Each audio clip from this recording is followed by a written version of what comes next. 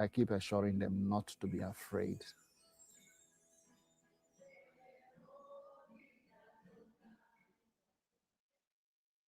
The Tyson. Salute, Pacho. What's going on out here in Nebraska? Oh, hey, Bobby. Thingy, there's a Tyson, like Tyson, the food, Yeah, the the chicken frozen. people. Yeah. So basically, they had a contract with this Nebraska town for them to basically build their processing, packaging, fulfillment, whatever. But then now they have to cut the they have to cut the what's it called? The contract short. So basically, all of Mm, the people in this town, they now are jobless, right? So of course, a lot of manufacturing plants going, oh, we're gonna give you guys jobs in this, neighborhood, blah blah blah blah blah. But literally, yeah, it's now over because things happen, right? They have to do what's best for the actual company overall. So I'm just showing this as a point of all of the things that are happening, right, in the different pockets of reality. But this technology, everything, you have to adapt, or you're literally going to just be there like these people where this is all they know. And my thing is, I don't know if you've heard me talk about this, but I talk about time when it comes to finances. And I'm like, if you look at this town looks like, and the people there, they look like they're stuck in the 80s. Like, let's be for real, right? They look like this is 80s, 90s. And when it comes to the development in that town, I'm pretty sure it's going to reflect that. And I want people to start understanding the correlation of that in terms with money, right? Where I say the only true unit of account when it comes to capital is time, right? And money as we see it is just a receipt of that. So my thing is, can you understand that most of the people who were probably working at this place, they were getting paid a very small amount, right? And they live right. in a town that obviously creates an environment for that to happen. So it stabilizes it if we're going to look at it as a market. So I'm saying when it comes to blockchain, crypto, all of that, I'm trying to give literacy from the point of agency, because what's happening in this small town, there's a ripple effect going all the way across, right? In terms of no matter what sector of the job market you're in. So it's like, how do you adapt, right? Because that's what people are going to need to do. You're only going to Correct. adapt the more that someone explains what's happening for you. And then also you have to upgrade like your financial perspective outside of just merely transactional, where you're only, you get paid for your time, and that's where. So yeah, quick little. Okay, okay. Um, Corporations flaking on their contracts with small town America. I get it. Mm-hmm. Mm-hmm. Um, how do you buffer yourself against that? And you saying the blockchain is the way to do it? Yeah, but before I say blockchain, I'm just saying that's what's being utilized to push this across quicker, right? Because my Okay. thing is when it comes to, because I also speak like from a macro econ perspective, where when it comes to this, we have to look at it in terms of time is a huge part of this, right? But most people don't see time when it comes to finances. So instead of just, okay, well, blockchain is the answer. Well, blockchain, yes, is part of the answer, but it is the infrastructure being built to make this move faster, right? Because it's the new technology. So it's no different to the Gilded Age. So then I'm like, before you understand the infrastructure, understand why. So that would mean we would have to start getting to a point of financial literacy that goes beyond when the dollar is in circulation for you. And that's why I say time becomes part of the issue, right? Where you have to understand what is happening, meaning that labor GDP is being outpaced by what? Time, because machines can compress time. So the amount of time it would take for me and you to do something, right, for a company, i.e. the packing, Right. technology can do it a lot faster. And we can switch. I just use this as an example with the company in Nebraska, but we can switch to the creative side of things, because you're a producer. So I know for Correct. you, you're experiencing it, right? Absolutely. So then we can go from that angle, and we can talk from that perspective more so. Because I know the perspective I was talking, I'm like, I know not everyone can, like, it's not as comfortable or palatable to everybody. Well, my perspective on it is a little bit more nuanced, you know, even because if I'm approaching it from the music situation, I always tend to lean on the side of new technology. You see that initial flood of usership, you know what I mean? But what usually happens is the ones that are the most imaginative or have the most skills, they always find their way back to the top. You understand what I'm saying? Yes. So even with like producing AI music and, you know, people making beats and using AI artists and all that, like it is a flood of it. Eventually it will get to the point to where somebody is going to take it and do something with it that everybody else wasn't even thinking of doing. And that's going to be the standard. And then that's going to be the skill set that not everybody is going to be able to do.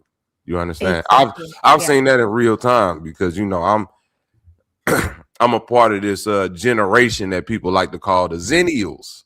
I just found you're one of them. Okay, yeah, so cool. I was born in 82. So I'm a Zennial. I'm a person that part of my life, part of my upbringing was analog, and then in the blink of an eye, it was like, oh shit, we got computers and this, and you know, I remember starting high school with a pager and ending high school with a cell phone. You know what I mean? So like that, I mean, for real, for real, within a 4-year span, 96, I started high school. Everybody had a pager. By 2000, we all had high ass cell phones with free after 7 o'clock nights and weekends. Right. Yeah. So exactly. You know what? That's the best analogy. Exactly. And I think again, children, you know, because they say like when you look at kids, you realize how much time goes by.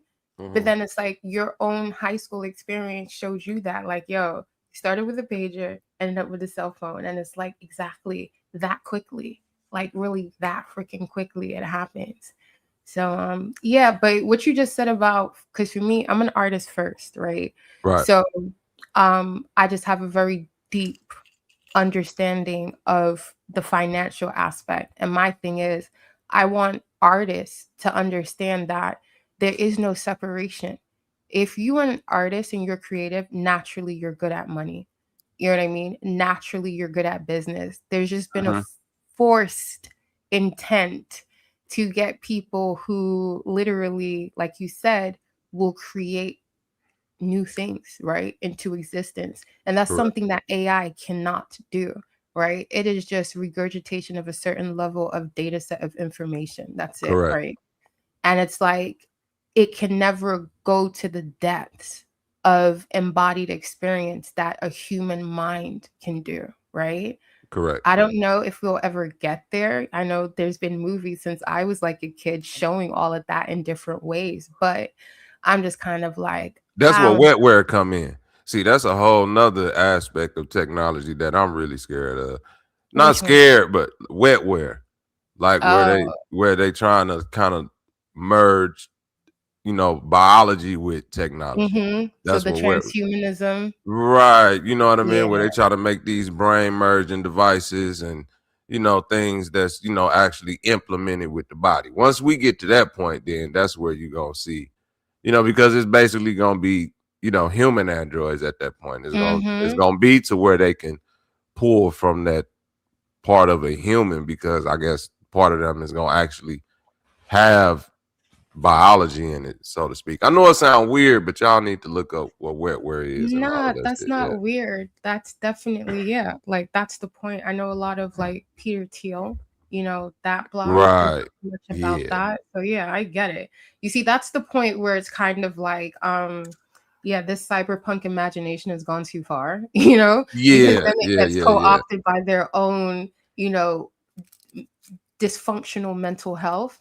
Right. And that's why I'm just kind of like, the more creatives, the more artists I can get to embody this space from a place of comfortability, and for them to really understand that you're at the precipice of shaping culture and shaping history. No, Like, that's a I fact. know, you know what I mean? Like, I know a lot of the time, you know, artists, they're just devalued on purpose, you know, because whole industries sit on your back. So if I can get you to devalue what it is your greatest, you know, asset, then it's like, I've done my job. You're going to be my slave forever, right? Because you're always going to sell yourself short.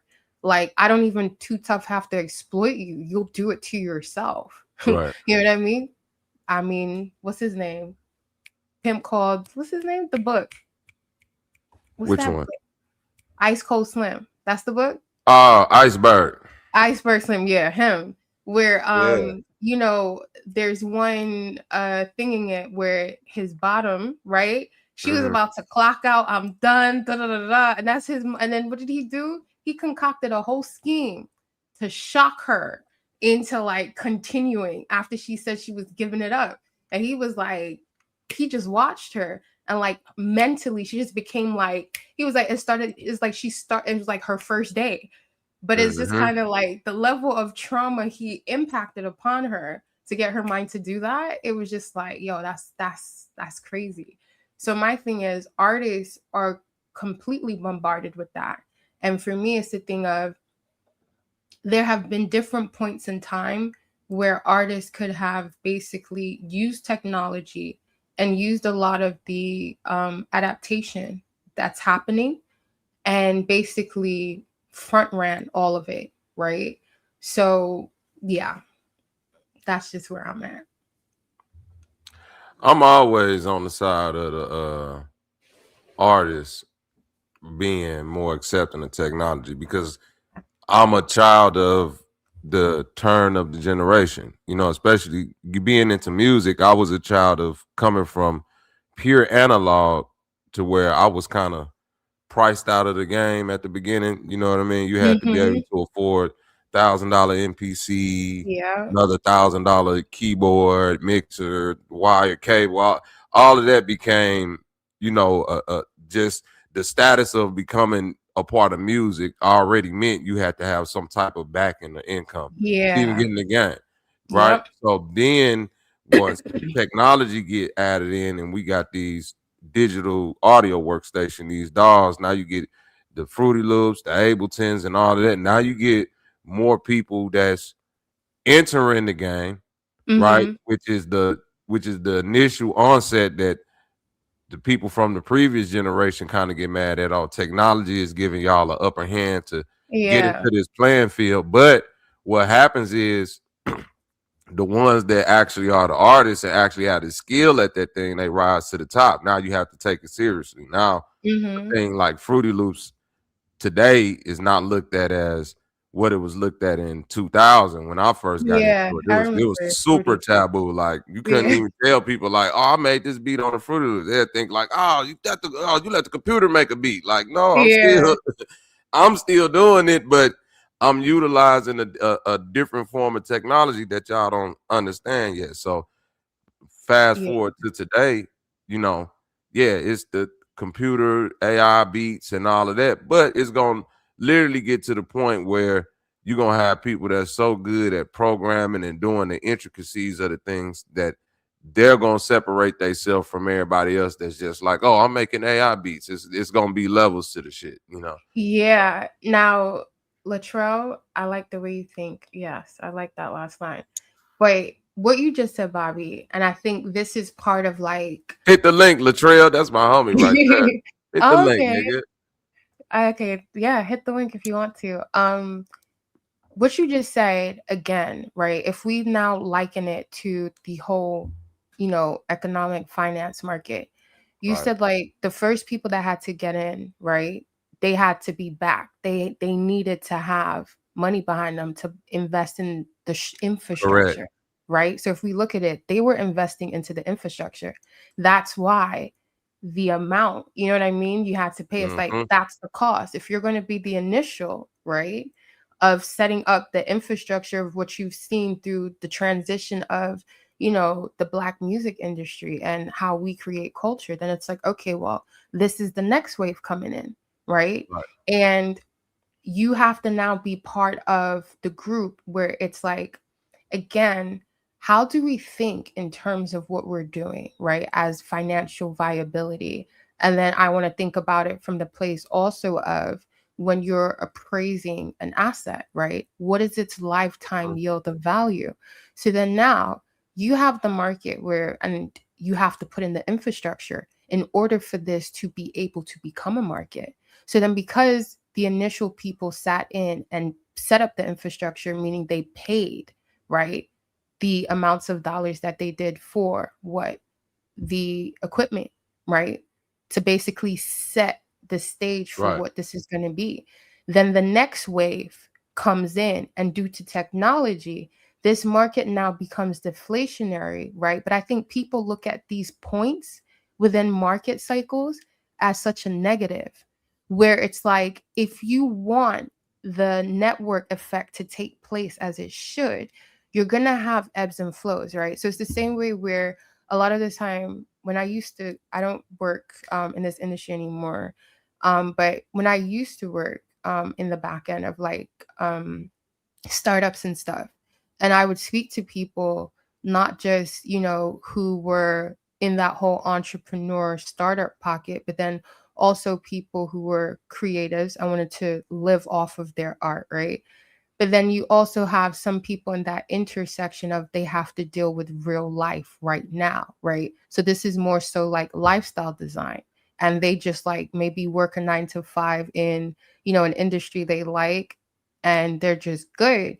So my thing is like, when we get to these next pockets of people coming in, the price is going to go down for a reason. But like you said, if you were part of the initial stock that basically cultivated the asset and put in the infrastructure, then your investment isn't going to dip, right? Because you could have a business where if I do ice cream, like, I mean, do they even have that anymore? The ice cream van, like an ice cream truck. They got them, but they ain't got them like that. Yeah, I'm trying to use an example, and I'm using another example of something that's faded out. Right. But let's just say this is the 2000s, right? So ice cream trucks still are around. Well, when you're in the ice cream industry, you know, like, you're only as good for the summer, and then that's it, right? You don't expect that market to stay up for the whole entire year. That's just not the nature of things. So I think when these deflationary moments in market cycle happens, people take that too much like it's a negative thing, because they're only ever invested in one side of that market. So therefore they're overly yes, exactly. Thank you. You see, Bobby, I knew we would. Yeah. So exactly. So it's that short-term outlook.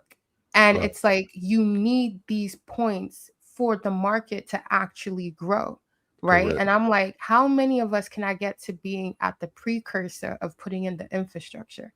Because now we're at a point with blockchain, decentralization, and the technology that we have. We're at a deflationary inflection, right? And most people, when they hear deflation, when it comes to the financial market, they've been tricked to think that it's a negative thing.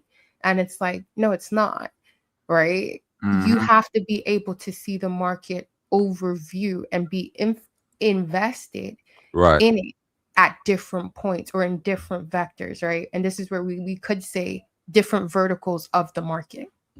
Right. And the cool thing about creating an infrastructure for digital markets that's different from analog markets, which is why I kind of see why the older generation is holding on to, you know, not pushing forward with change. It might be an ego thing because of how much was invested, you know, because when you're dealing with analog, you're dealing with actual tangible things, you know, things that got to get built, You know what I mean? You Mm-hmm. know, so to use the music analogy again, if I'm, you know, analog building the infrastructure for music, you know, we talking mics, keyboards, you know, processors, different things. Then we talking about the intricate pieces that it take to, you know, build those things. You know, it's a whole A&R. industry that got to get built around that, you know, certain Yeah. screws and stuff. But moving forward, Would when you you go into consider the A&R? Would you? That would be like a big piece of it, right? even like even like the actual jobs like A&R and things like that, you know, like these are positions that's starting to die out because it's,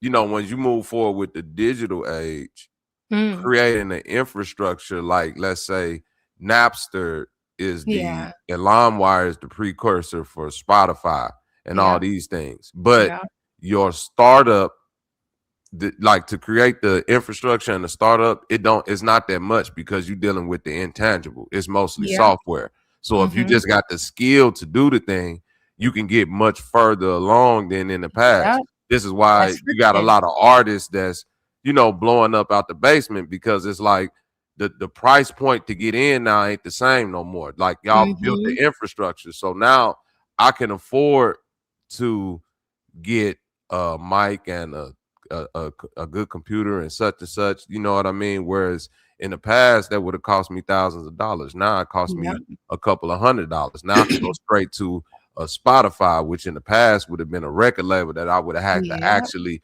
tangibly go to, get a flight, get a ride and go to. Now I could just get on a computer, do all of this from the back. I could be a completely established artist from my bedroom, and by the time I get the show, I ain't even got to leave.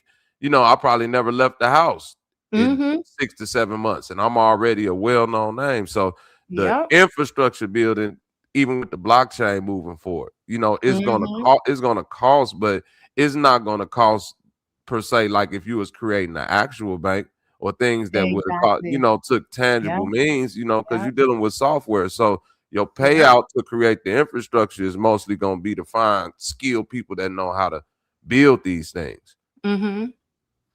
Yeah, so that's the cold part moving forward about just being at the turning point for a lot of this shit, because you can get in on it for, you know, if you got a nice little group of people that you put together that's willing to invest their money, you know, the same way they did with, you know, Bitcoin when it first started. You know, it was people that had the long-term vision. There was a couple people that, you know, understood what it was. Pieces, bought pieces and shit with it, and now they like, damn, man, you know, I paid $45 billion for a pizza in 2006. I just held on to it. Exactly. And that's and that's what I'm saying. It's like people who usually don't understand Bitcoin, how you just explained it, are people who think in short-term transactional perspective. And that's what they can't reconcile. So for them, it has to be some kind of con, because either they're used to getting jugs all day, every day, where it's like you got PTSD, bro.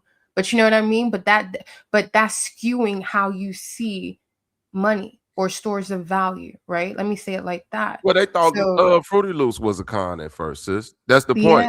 When something's new, the initial response to it is a pushback, because it's just like anything else. I have to learn a new thing. I've just become skilled at, like, a lot of people feel like they just become skilled at the thing they just got used to. Now it's like, I gotta learn something there. You gotta learn something new. You gotta update your skill. That's outdated. You know, and moving forward, it's gonna be more and more like your time of having skill in something is gonna change moving forward and generate. Like, you might only have a 4 or 5 year lifespan with technology in the future of being skilled at a thing, and then you have to update your skills because, you know, technology is constantly moving forward. So Leela, clock it. You hear what he said? Clock it. What? Guys, and you see, so everything you were just saying, everything is literally, you put it, there's time. Time is the variable, right? Every single thing you listed, from what you would have to do in terms of building, you know, your own career as an artist, from when you were young and you first had that aspiration or that, you know, dream, however it came to you, over time, for it to actually become reality, it's actually been compressed, right? Mm-hmm. Where literally what would take years to accomplish with a record label due to technology, which is a deflationary event, Correct. you now are able to circumvent a lot of that part of the industry, which caused a lot of people friction. And, you know, when you said like, you know, people, how they feel about it. And it's like, I just got good at this thing called life right now. And now you're saying the rules have changed. And it's kind of like, once again, I have to tell people who feel like that, you know, let's be real. You drank a little bit too much of the Kool-Aid, thinking that you have to follow an instruction manual. And you now feel like you're entitled to that instruction manual working by default, no matter what happens in society. That's a lazy way to be, and that's a lazy way to think. So when the changes do happen, it's like, you can't be so entitled to think like it's some, like, I don't know, someone's out to get you. Why? This happens. I mean, it's history. We only have history because things change. If things didn't change, why the fuck we wouldn't have a category called history? So it's like, for there to be events in life, well, guess what? Shit needs to change. Things need to shake up. You need to learn how to play both sides. That's what I'm saying. Like, people stay on one side, and because of that, you have a very tunnel vision, short-term level of thinking. And that kind of thinking, when it's translated to finances and just financial literacy, is a level of like, I don't even want to, like, can we even call it a limiting belief? Like, it's a level of dysfunction, if I'm going to be real, right? You know, we can kind of say it in terms of maybe if I use the word dysfunction, people may emote and put things on it. But I mean, in terms of like the way the brain is currently operating, right? It's no different to, let's just say, when someone has ADHD and they can't focus, right? Their focus is shot, right? It's a dysfunction of their neurons, right? And some of what's going on in their brain, how it relates, meaning the stimulation that needs to be created in order for them to basically stop, right? It's all out of whack. So that's what I mean when I say dysfunction. So when you're someone who you're overly invested in one way of the world being, and you're feeling like you just finally got good at this thing called life, and then things are changing, it's kind of an immature way to perceive what's happening, right? And that's what I mean when I'm saying, when you take that same way of thinking and then you now put it into the arena of financial literacy, of just finance, period, you're going to come up with the same kind of thinking where you limit yourself just based off of your lack or willingness to adapt in a moment. It's like staying ignorant for ignorance sake. It's not going to do anything. Facts. GQ, what up with it though? Yeah, just stand set in your ways. But that's been like that's been the catch-22 of life, period. You know, we probably could have been switched over to different fuel sources and stuff like that, you know, but we dealing with, you know, when you look at leadership, we dealing with people that's probably 3-4 generations separated from us. You know, there's a lot of people who, you know, run things whose lifestyle is based off of that purely analog world.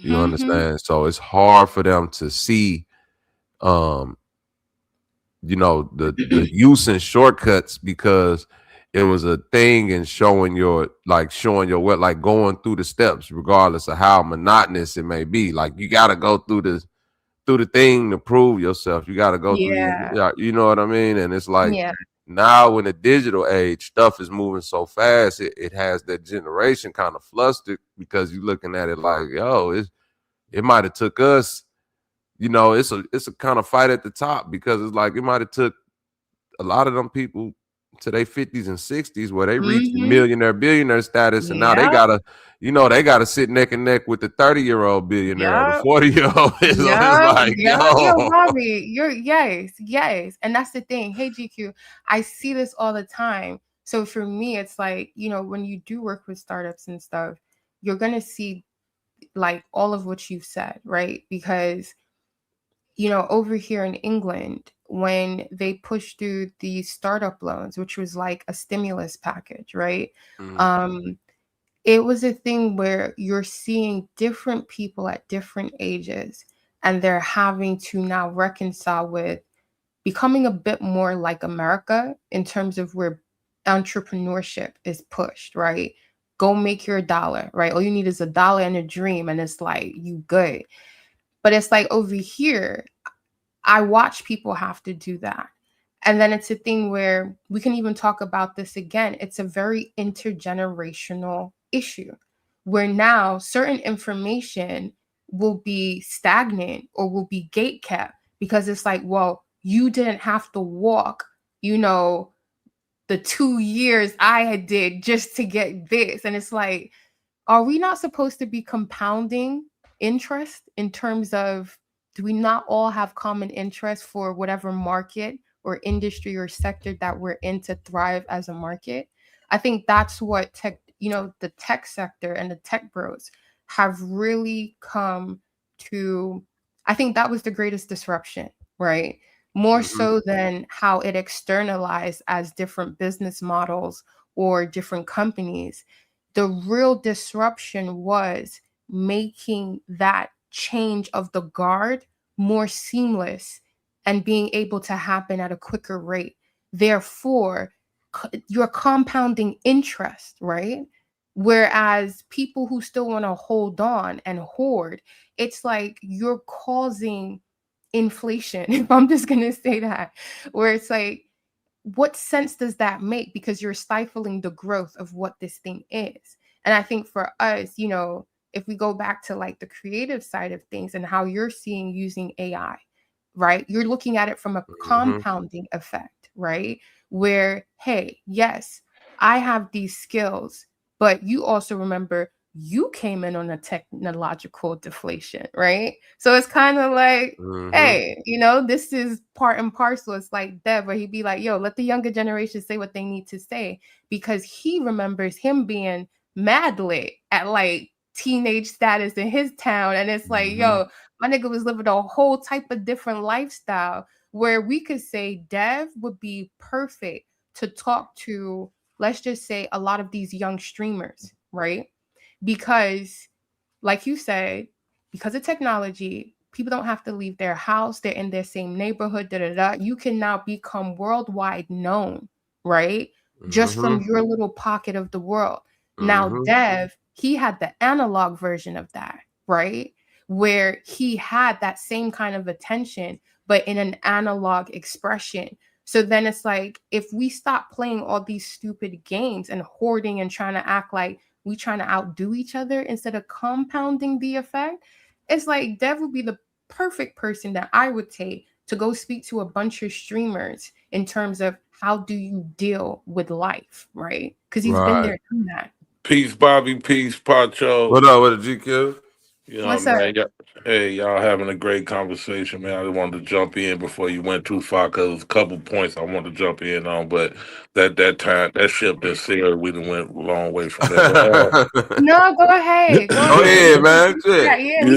Y'all doing a lot of information at one time, but no, it's all good. I'm enjoying the conversation, but I was just saying, as far as the hoarding, the financial hoarders, most of them black folks who do the financial hoard, they do it out of fear because they seen so much come and go, and they just never know. It's more of a fear thing than a I don't want you to have it thing. You know what I'm saying? It's more or I don't want it to work, and they don't. They do it because they know at a drop of a hat, how fast things can change. And they witness so much change. They witness the 50-cent loaf of bread go to $5. So, that's one of the reasons why they do the hoarding. But as far as, well, I won't say the same for maybe 70-year-olds or older, but like a 50-year-old who's made it, he definitely embraces a 30-year-old or younger sitting at the table that's then did their thing. I mean, they really is more or less like how should I say it? It's just more or less like they're glad to see him there. You know what I'm saying? Versus how the fuck you get here so fast. You know what I'm saying? I done went through all this, and I done had to do all this to get here. It's like, man, welcome. I'm glad to see you here, and I because we realize how easy and quicker it is for the youth to do it. You know what I'm saying? To get on. So we really expected more to do it than what we see. You know what I'm saying? What we feel bad for is the ones that jagging off, that don't know their worth, that's out here doing all kind of dumb shit and ending up dead or in jail.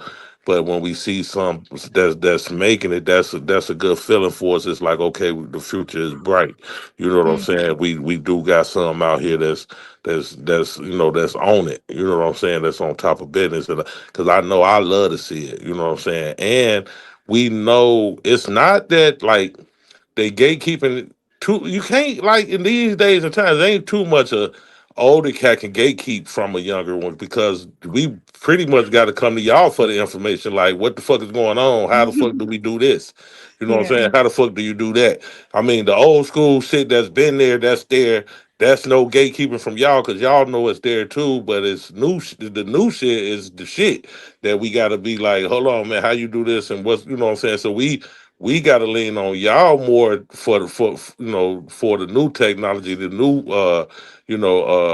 fintech and everything else. You know what I'm saying? But like, the old game is the old game. You know what I'm saying? And it's it's available, it's open for everybody, so it's not too much. You can't gatekeep no more. We was gatekeeped on when we was your age. You know what I'm I saying? know, and that's why I'd be like, I don't get why y'all keep on the same. I'm like, yo, bad Yeah, habits they persist. gatekeeped on it. You had to have a certain amount of money just in order to get in the game. You know what I'm saying? To And I get think in the it's financial because you market. might be a different type of personality, GQ, that you might not see it from your generation of people because of how you carry it. You know what I mean? Yeah. But it is a lot of that, Stuck on stupid. That's yeah, the term. You know that from because Chicago, probably. I That's can't, what we right. call it. Stuck. There's a lot of them that's stuck on stupid. That's a fact. Ain't no Yeah, because question. that's how I came in the game. Like I was saying to Pacho earlier, I came in the game at an extreme turning point in technology. Right. So the most of my pushback was from older people who was like, nah, this nigga not just gonna come in here with this computer and do this. You see what I'm saying? Like, nigga, like, his shit not better than this ain't better because of what I put in far as finances and time to get to this point. You're not gonna go from getting a computer at 18 and then by 19 years old you got a record deal, and you see what I'm saying? Like, you can't do that. You see what I mean? Like, I was the first generation of that, but now that's the norm. So it ain't that like you said, you can't gatekeep no more. So it's a lot of people that's salty that because that was their reason for existence. Like we were saying earlier, Pacho. Like, now they like, what the fuck? Like, I gotta learn something new. I was the gatekeeper. Like, ain't no more gates, nigga. Like, we tore down the, you feel what remember they Ain't tore no down the gates gatekeeping in the no more. That's project, what I nigga. was saying. Ain't no Yeah. more gates. We can walk Ain't no straight through the gatekeeping. field, nigga. Yeah. It's Fuck all like, that. right. Yeah. The gates is Yeah. gone. So now Motherfucker, it's they tore like, them gates right, down. I mean, the people who was the gatekeepers, they the ones that salty because it's like, what, like the A&Rs, the this and the, like, I'm saying that position is spread across all fields of the workforce. I don't know what it is for y'all specific field, but for the music, it's the A&Rs. It's the A&R, right? The this and that, like that's no longer needed. The engineer damn near ain't no longer needed. Like, a lot of these positions, it's no longer. And bro, I've engineered my own beats. I do it. I don't need to add in all these extra costs to justify X, Y, and Z. So now that clear it up, clean it up, right, have it how you want it. Yeah, you do all so your now shit it's yourself. all them people are salty because it's like, well, the only skill I ever learned was to be an engineer. I never thought to learn how to make a beat. or to, Mhm. go and, learn the business side of the music and see how to, go find an artist or do this or create a product or something like that might be needed, or create an app or anything like that. They never learned another skill. They just thought this was going to be there forever. And once it was taken away from them, again, no adaptability, which to a lot of people is the highest quality you can have as a human. When it comes to that IQ and EQ and all that, a lot of people flex their IQ, but if you ask any like most people will say it's your AQ that matters the most, your adaptability quotient. Like, your well, I call it the GQ. You know what I'm saying? This nigga crazy. You know what I'm saying? The game consciousness. The game quotient. The game quotient. Yeah. I like Nigga gotta get up on game out here. Yeah, man. It's the game And consciousness. that's the fifth element. Yeah, the GQ. Yeah. Real talk. Yeah. Nah, that's not. But you know what? I got a high GQ, so that's why you know what I'm saying. That's why I can stay, I can stay relevant in the demonstration. I move. I need just to come move out with a fluid with mixtape called the GQ, man, for OGs. That's all. No, that's gonna be my channel, Bobby High GQ. Yeah. I got the artwork for it and everything already. 𝘾𝙈𝙈 did my artwork and shit. Okay. Shout out to 𝘾𝙈𝙈, you know what I'm saying? But yeah, I got so it's this been in play. But yeah, man. It's just about time and getting in and just setting it up right. You know what I'm saying? I want to do it the way, you know what I'm saying, a certain way. So, you know what I'm saying? I'm just working through the kinks and shit. But that's neither here nor there. But yeah, as far as the conversation though, man, yeah, I mean, like I say, you gotta get up on game, man. You gotta figure out what's the new what's the new thing? White collar crime, computer hacking. You know what I'm saying?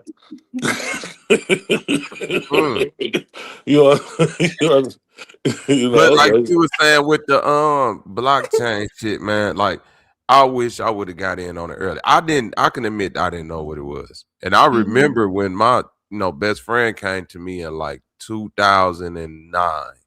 And he was like, you know what Bitcoins is? And I'm like, nigga, get out of my face. Like, what are you talking? Like, cause it's just like, it's still a baby though, Bobby. Right, you know what I'm saying? At that time, I know it's still I'm gonna let you finish and then I'm go ahead. No. I know it's still a baby, but it's just no. And I didn't got in on it since then, but I'm saying just thinking back, like that's the mistakes that that's we everybody. make. That's everybody, man. Just that's everybody.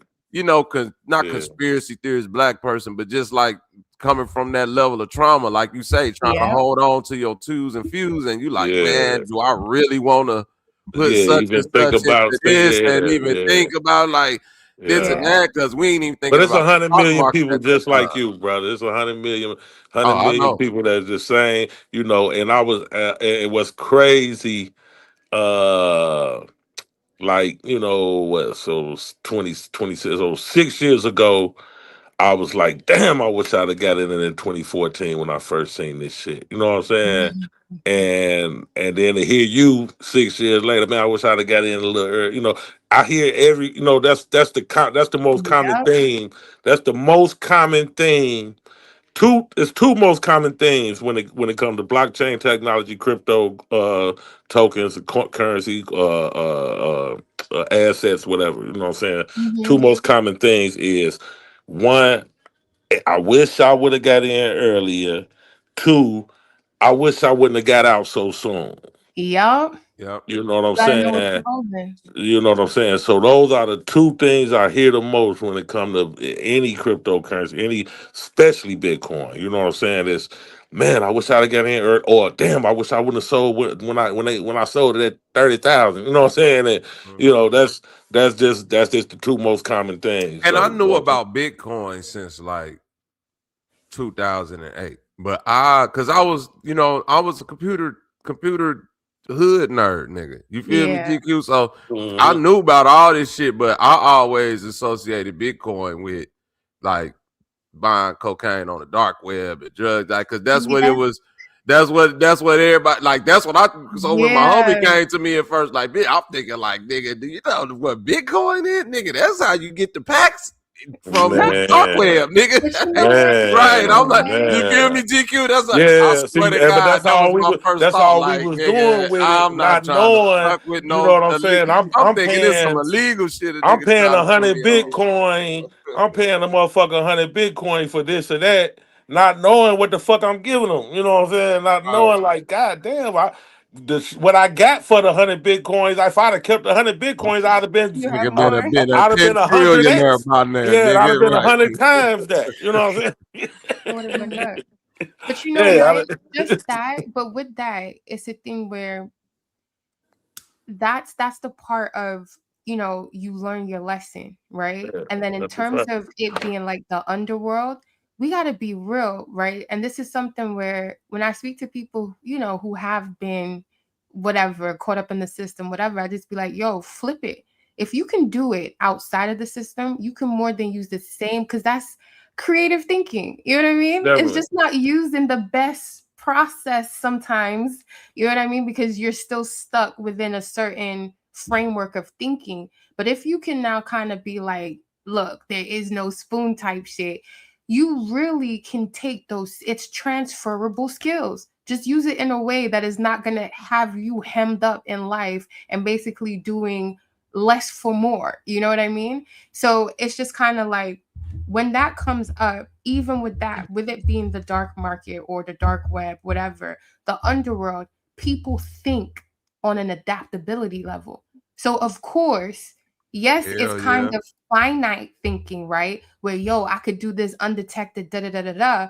But then I listen, because there's a lot of scammers in Brownsville that was using Bitcoin. You know what I mean? Yeah. So it's a thing of like, but so that's look at the dummy right here, right? So just to show you, right, on the bullshit, like, dude ever had 100 Bitcoin, right? So, dummy, when I had 100 Bitcoin, the Bitcoin was $60 fucking. Yeah. Okay? I didn't have 100 Bitcoin last week when they was $100,000, motherfucker. The motherfucker was $60, nigga. I had $600 worth of Bitcoin. It was 100 Bitcoin. You know what I'm saying? It's the motherfuckers just know everything but don't know shit. They can't keep up with the conversation. But that's the thing. Where now, because of what it is, because the market has it's matured, right? So the way it's being used in terms of it as part of underwriting a market, you're seeing it now, where someone has to tell you, you didn't have that back then. But that's because this person probably only knows about Bitcoin from the point of it right now, for its most recent maturation within the marketplace, right?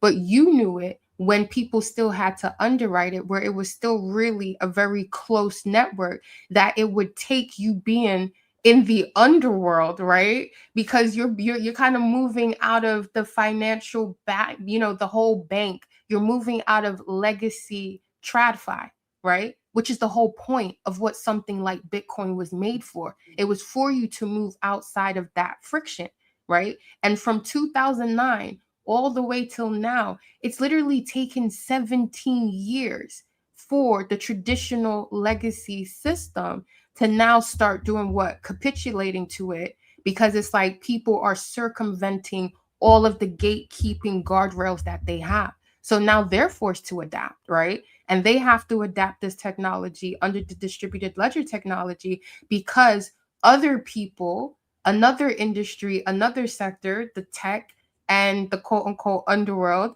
merge together to front run this technology so that we can have it, right? So that a market can grow. So it's no different to hip hop, where someone had to take the risk in the beginning, but you have to understand, is this a calculated risk? This isn't just, this is what I'm saying, where we have to go from speculation, gambling, to now knowing how to appraise a risk, right?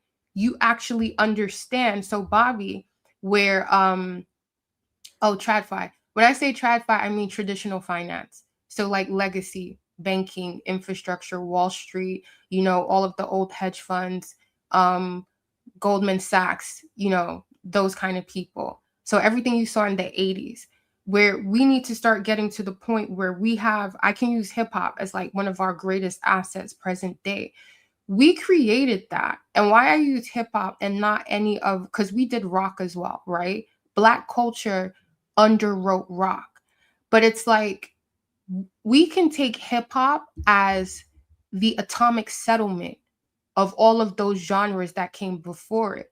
Because there's something that was said, I forgot who said it on one of these panels, but they were saying kind of like how hip hop is kind of, I think what they were alluding to was like how catchy hip hop is as a subculture, that it was able to be commoditized, right, at such a quick rate. If you actually think about how long hip hop has been, right, dominating in terms of it as an actual, you know, I want to take it outside of just being a quote unquote product, because I think that's the that's the devaluation that someone in venture capital who knows what they're doing will say to the person who has the asset that they can see the long-term vision for. Do you get what I mean? So I want to take it out of the product pocket, and we have to look at it as a whole. Who Samo streaming? You, Bobby? Who? You streaming, Pacho, or is that Bobby streaming? No, what do you mean streaming? Oh, it must be Bobby LinkedIn. All right. Oh, the thing on the side. Okay. No, it's all good. All right, go ahead. I was just wondering who it was. All right. Okay. Yeah. So we have to look at it and we have to understand that hip hop was that for us, meaning that in 50 years, it was able to compound interest at such a rate where it became its own self-sustaining economy. The only thing is, we created it, but then we didn't understand how to collateralize and tokenize our own asset. Therefore, we kept selling our asset, which is hip hop, for pennies on the dollar. And then we were coming back in, meaning like all of our next generations coming in and having to go work at the beginning to try and get back to where we were in the first place when we created the culture. Do you know what I mean? So this is why I'm just kind of like, we need to start understanding how to appraise, not just, speculation of what something can do in terms of, can this flip a profit if I hold it or I trade it? How do we start thinking about how to assess a whole ecosystem, a whole market, a whole economy? That's where we need to get to. And that's what everything in terms of blockchain, the technology aspects of it that you can use, especially as a creative, it's through the roof, right? But you have to know how to utilize it to the point where you actually are you're actually helping solidify the market that you're in. And I think that's where, what is it? Is it hyper individualism that 𝘾𝙤𝙤 say? Something like that, where you're not thinking about what you're doing and you're putting your time into every single day because you're coming from an extractive perspective, right? So if we can go back to that, and then we can now understand, like, when you had Bitcoin, you didn't understand fully what it was, right? But the key thing is, you understood how it worked for you in terms of it being a currency, right? That was undetectable. And you can buy and sell and get what you need and whatever. But then even that experience, now I understand why you said ICP to me the other day when I was like, so what do you hold?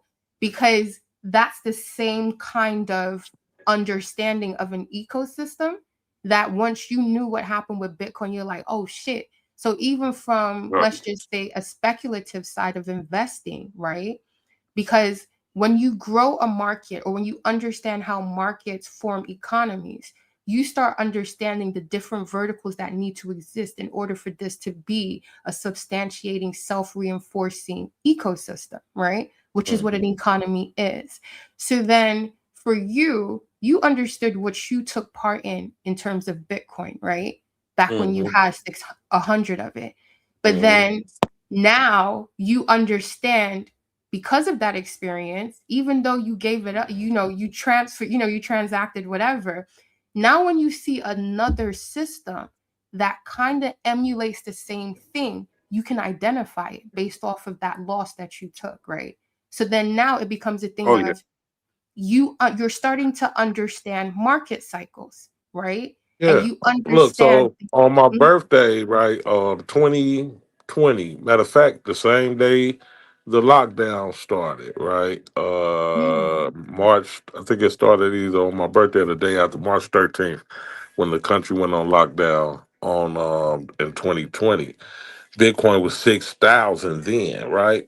mhm, 6,000 a coin. So one of my partners from Cali, he called me. He's like, man, I know you finna grab you some of that Bitcoin, man. You know, you see that motherfucker that dropped to 6,000. I think it had dropped from like I think 25, 24 to yeah, 6, something like yeah, that, yeah, yeah, to from 6. 36, Yeah, yeah. yeah, yeah, something up there to 6,000. So he's like, man, I know you finna grab some of that Bitcoin at 6,000. So I'm like, no, you know, I already got some. You know what I'm saying? So I'm like, I'm gonna wait, you know, to see. You know, wait to see the bottom. You know what I'm saying? I think it might come Mhm, down. But of course, like Bitcoin do, it never that motherfucker just start flying up. But I jumped back into that probably about 12 when I started grabbing some more at about 12,000. But yeah, that boy had went to $6,000 in 2020, man. That was gold right there. That was a bird nest on the ground. But yeah, I mhm, definitely understand like you know how quick these assets can jump in value. So I stayed lingering around them and grabbing a few here, grabbing a few there. See, and so I hold a lot of different ones just for that fact, because you never know when they gonna green light. Oh, that's right. So did they vote on the Clarity Act? Oh, what happened with the Clarity Act? I'm not sure. Let me look because I know the Oh yeah, bank you in has it. London, right? Yeah. So some of this stuff, I won't get it straight away, but I'll get other things that's going on in Europe. So like with the European bank, where they've actually, they have a lab and they are adopting blockchains. And Swift is also adopting it, where they've set now the standards for it. But I'll find out the clarity, and then at some point I'll upload the whole ECB file for you to have, and Bobby can if he's into it as well. But yeah, I'll put that in the back chat for you. So let me check the Oh hell clarity. yeah! I didn't know she was in London. Yeah. That's what's up. That's where Yeah, you yeah. originally from. You don't sound like you from No, London. she's from Brooklyn, right? Yeah, I'm from East New York. Yeah, Oh, but okay. I'm yeah, finna but I say am that born. ain't no London accent, nigga. No, but you know what? Bobby, It's you streaming right now? You linked in? Yep. Okay. That's why all them crazy motherfuckers popping in. I got that. Yeah. I see I got it the hooked. I got it hooked to the vertical stream as well, and that's more like people that's searching through like the YouTube lives and stuff like that. So yeah. Okay, cool. That's cool. That's all. It's all good. I just wonder. I should have known it was. I figured it was you anyway. Um, yeah. I was trying to. I forgot to. I think they voted on the joint today. I don't know what happened with that Clarity Act, because I that's gonna think be a big deal for crypto. yep, yep. But then this is the part of it where when all of these when all of the policy is going in, it's a thing where you have to now understand that the market that people were underwriting in the beginning, right? Let's just say with Bitcoin being like the OG or whatever for this space, it's a thing where the more regulation you see going into effect, it's the more it's being centralized, meaning Fact. that, you know what I mean? So it's like it's a double-edged sword. And I want people to understand that, because a lot of the time people associate regulation with safety. And I'm like, yeah, but no, right? Because my thing is it safety or is it codependency?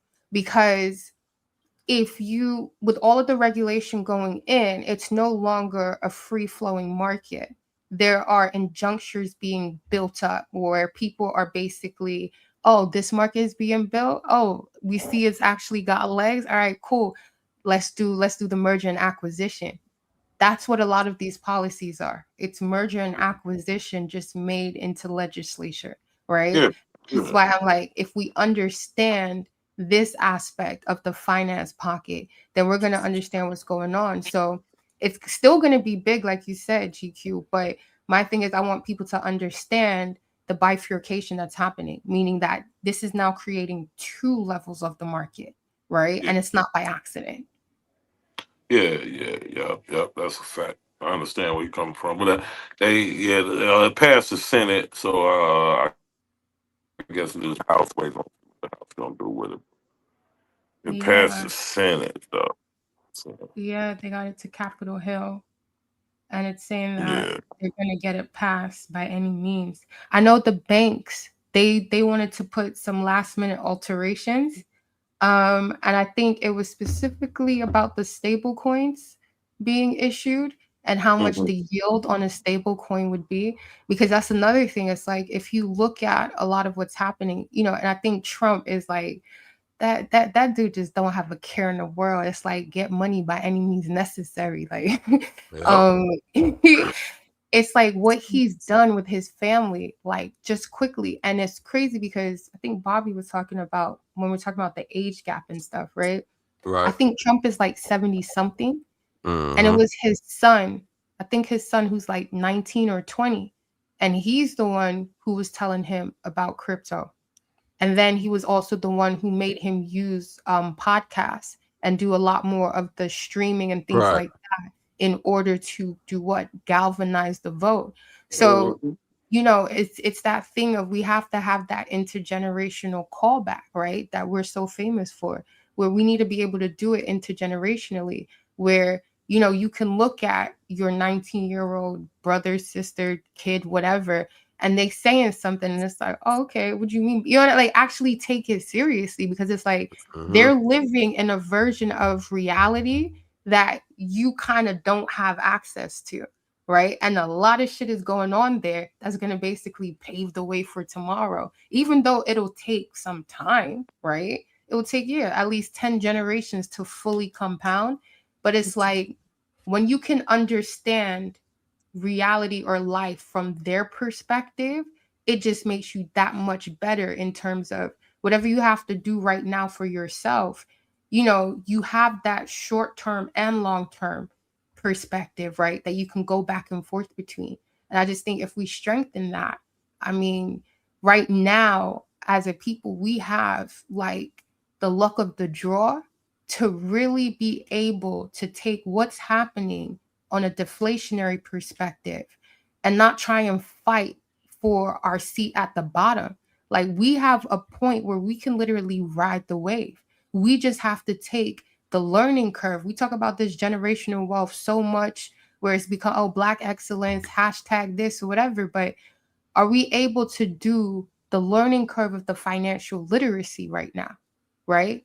Because the floodgate has opened, where people are looking at it from a, you know, just trading perspective when it comes to blockchain and crypto. I'm like, nah, I need y'all to start looking at this shit from intergenerational wealth, like from family office levels of things, right? Where we're talking assets, we're talking collateralization, we're talking tokenization, you know, we're talking private banking, routing, settlement. This is what we're talking about, right?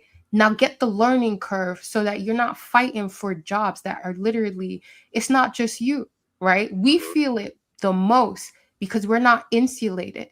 We're not insulated, right? We feel everything body shot first, ain't nothing else. But my thing is, for all of us that have taken the body shots, right? We're all right, cool. We've done that. We're now at the point where you could literally ride the wave again. This is like, if we can say YouTube, right? When it came just before social media, but YouTube, and when like blogging, right? Before all of what we know as social media and that market was made, blogging is how we all got here, right? Tumblr is how we all got here. This is how everything happened. So it's like, if we can recognize this now, you can just jump on and you understand your learning curve is letting go of that fear to now learn something else, where maybe you're not 100%, STEM, where you need to get into developing. Okay, cool. What other aspect of this whole entire economy that is being built can you sit in? So this is something where I've had conversations with some of the people in the chat, especially in the Discord, where we talk about, I let them know, you can't buy Bitcoin in England. As much, yeah, that's what I'm saying. Like, when you start sharing information in terms of macroecon, what actually happens, and people who live in different countries, it's a blessing. Not every time it's got to be you got to go fly out there, but you have access to the internet, and you can now speak to people from different countries. And in England, no, we don't even have Cash App, Bobby. Why is that? Because over here, they like to keep their classist system in play. There's an illusion of a free market, but after that, that's it. You're not getting Cash App, because now that means you are now routing yourself outside of the system. Right. Yeah, and that's one thing England doesn't play about. It can do the whole cosmopolitan veneer and PR, but I always tell people it's very different to live in this country, and it's very different to live in this country and you're part of the working class. It's not as, over here financially, they got everybody on lockdown. It's not, and there is no freedom of there's no freedom of information in the 2010s. There's no freedom of information. And for me, obviously, I didn't grow up here.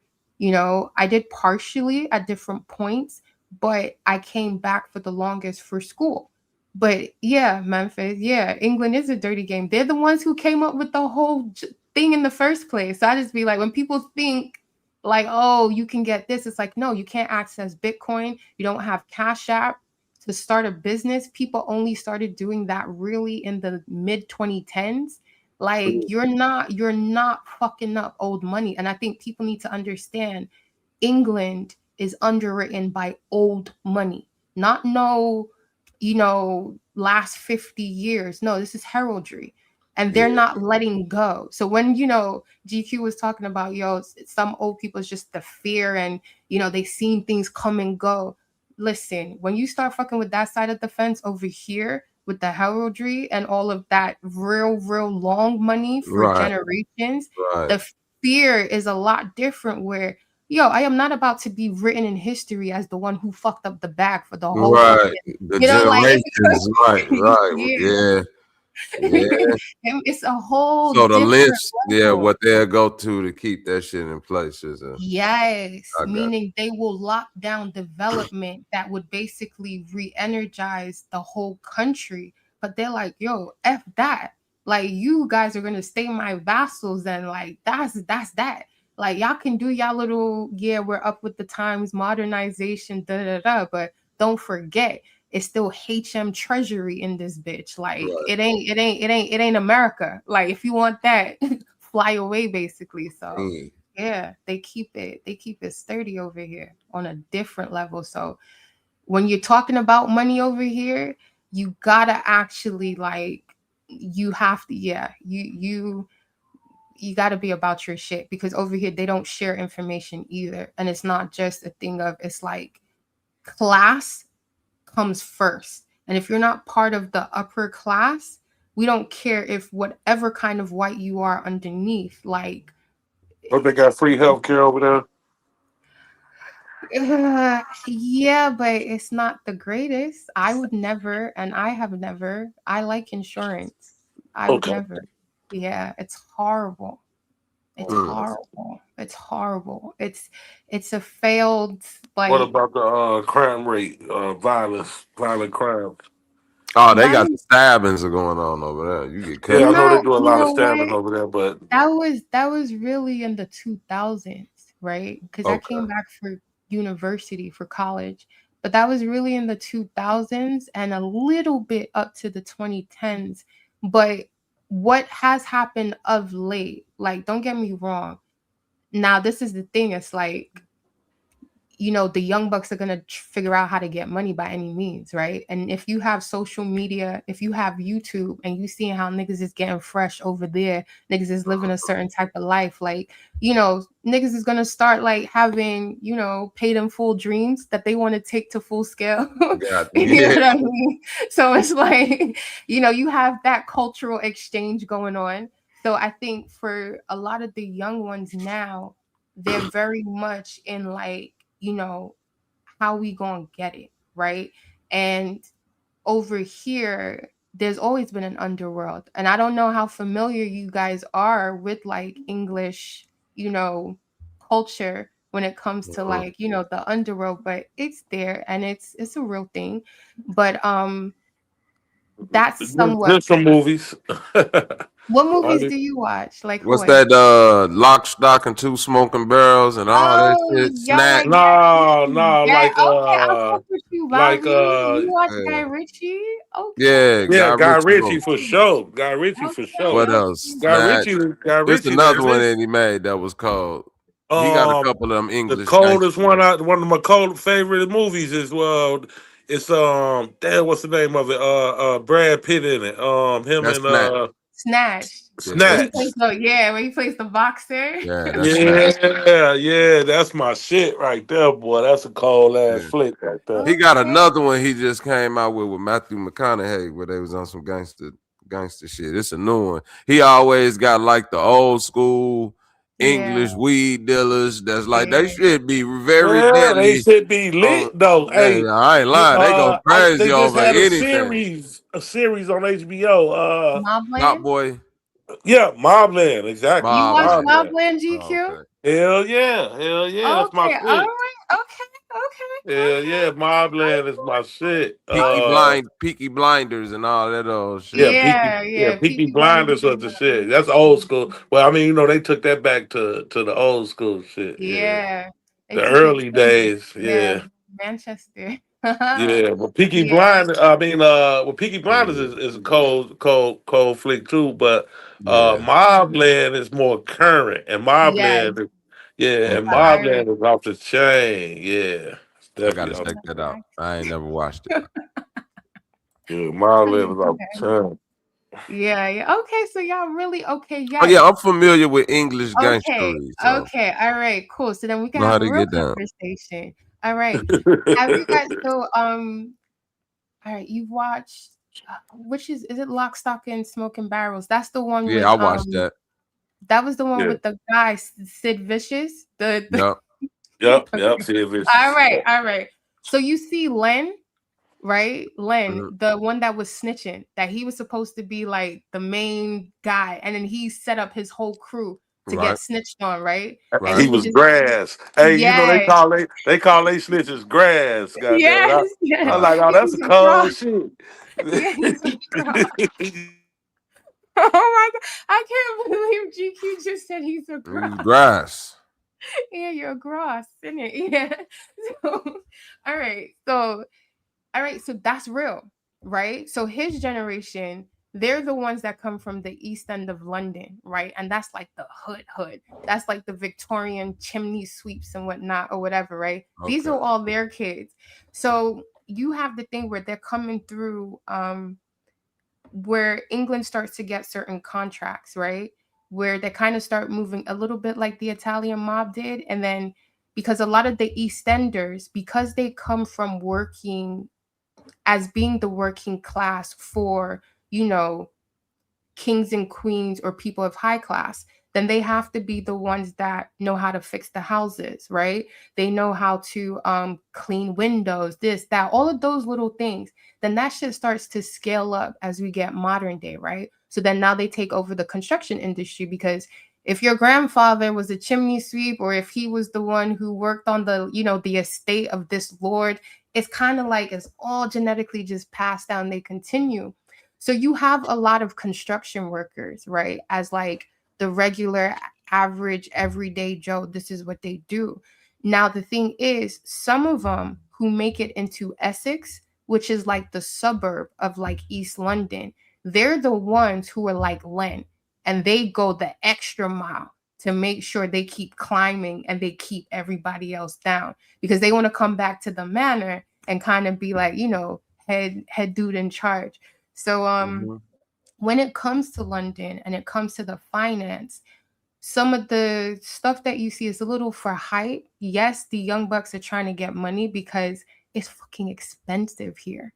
And it's like, you don't have a bottom floor in terms of how much you get paid over here. They get paid very low. Like the starting salary for a graduate across the sector is like 30,000. And what you mean? A graduate that graduated college or high school? College. What? Yes, that's what I'm saying. Like I tell people, I'm like, y'all don't understand over here. When I came back, right, it's just like almost like how many years now? Like a good almost 20 years. You could get a job making 30,000 straight out of high school in America. Like, nah, but over here, nah, you gotta understand, they still do things for the public sector, meaning the average person, working class. It is trash. And the thing is, they've placed it in point where older people would just be like, oh, just deal with that, right? But then the younger people, because they're getting exposed to YouTube and social media and what people get in the States, they're like, nah, fuck that. Like, I want in on this YouTube money. I want in on like all of this shit. Like, fuck going to college. Like, nah, forget all of that. So it's a thing where for us over here, it's either you're in the creative industry or you're in finance. So if you're not in finance, working in the city is what we call it. That's where you make money. If you work in any other sector, it's kind of like, you're going to be living on that 30,000 and then like leveraging credits to basically try and get stuff, right? And it's gotten better over time, but only because more American companies had started to come in to set up shop. And either there's expanding, you know what I mean? And then that's how zillennials had been able to get paid more in a shorter amount of time. Right. Jesus. Yeah, it's just a cold game over here in London. So if you meet someone in London, right, and they're not from pedigree, and they're actually like making money and they don't work in finance, that's someone you should keep in your Rolodex. Yeah, and you should keep them as a friend, because for them to be able to do it, shit, even if it's illegal, I don't care. They're moving and they moving and shaking around that. Yes, yeah. So this is the thing. It's kind of like, you know, and I think over here, people also have to take into account that some of the different immigrants that come in, you know, they're coming in from Corsica. They're coming in from like certain parts of Italy. You know, they're coming in from, you know, you have like mainland Europe. So they're coming in from there. So there are certain old world things that they have access to, like it's, you know, so it's kind of like things can happen. So you can have someone where a Turkish friend and maybe like their uncle owns a factory back home in Turkey. It's not one of the main premier ones, but you know, they can still get stuff moving because that's part of the industry there. So yeah, if you meet someone, legit or not, and they've been able to link up and do something on their own, because in London, you know, just in England, period, you would have to do a lot of things, even though we had access to technology. If the person didn't have like a New York state of mind or American state of mind in terms of understanding how to utilize the technology, they would still have to do certain things on the ground, right? Like you were back in time. So that's what I'm saying. Like when you start really understanding the asymmetry that happens in every single country, even if it's called a first world country, England doesn't move like a first world country. It's an illusion, because everything is still very bureaucratic, more so than the States, because the States was built up on what? Free enterprise. So the objectives are different, you know?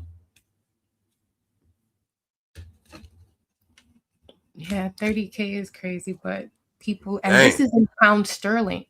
That's what you have to understand. This is in pound sterling. So when we're talking about inflation, oh wow, like there ain't no swimming. You just been set to sink and maybe float if you're lucky. That's it. And you ain't lying, Memphis. It is kind of like that here for people that graduate college, so it ain't too far off. Motherfuckers who. Yeah, but then that goes back to what I was saying in terms of, you know, we call these things markets, but then we expect them to not behave like markets.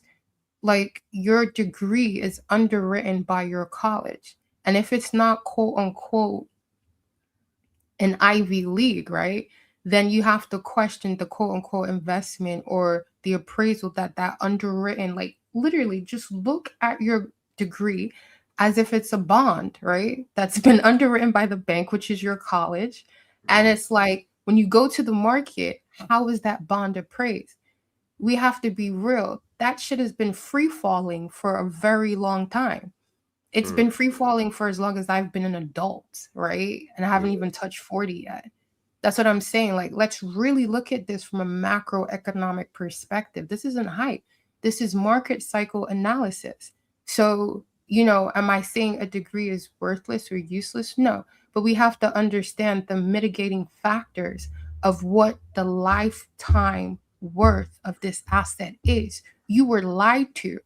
If when you were given that and they told you, oh yeah, this instrument, because basically a degree is supposed to be contingent to an asset, right? For an average working class person, this is something that you've put your thermodynamic energy into to mint via your college, right? And then they underwrite it for you so you could present it to the exchange. Let's be real about what it is that we're doing and participating in every single day, that we just want to chalk it up to like, oh yeah, as long as you have good grades. Nigga, that can't do shit for you. Let's be real. It don't really stretch. It don't stretch that much. You're gonna have to step on that a couple of times, or you're gonna have to do what? Learn how to move up in the whole ecosystem. You're gonna have to figure out a vertical for you to climb on. You can't play this game. So this is going back to adaptation. You have to know when to pivot in the market that you're in. This ain't just you open up a storybook and, oh yeah, at this age you get this, at that age you get that. That don't work. Maybe if you were born in like the silent generation, and even then, it wasn't promised. The fuck? Dust Bowl, Great Depression. Like, let's start with the shits. It's just real.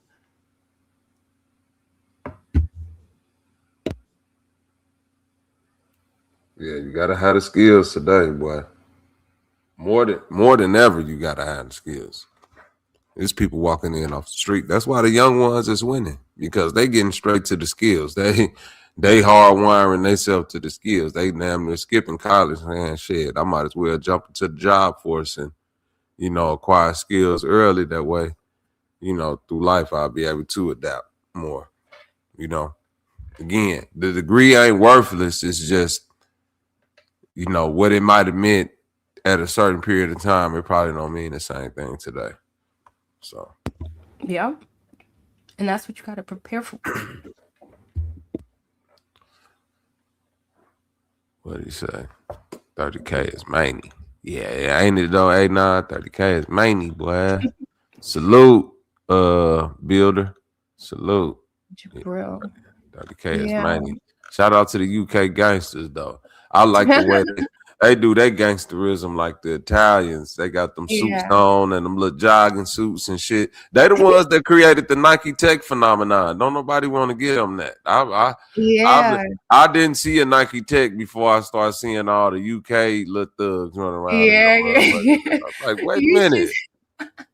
That's that little Nike outfit they got. They got them over here. Then all of a sudden, you start seeing Nike Techs flood the US. Everybody got a Nike Tech, but I get a UK that one. They the progenitors of the Nike Tech. Nike Tech.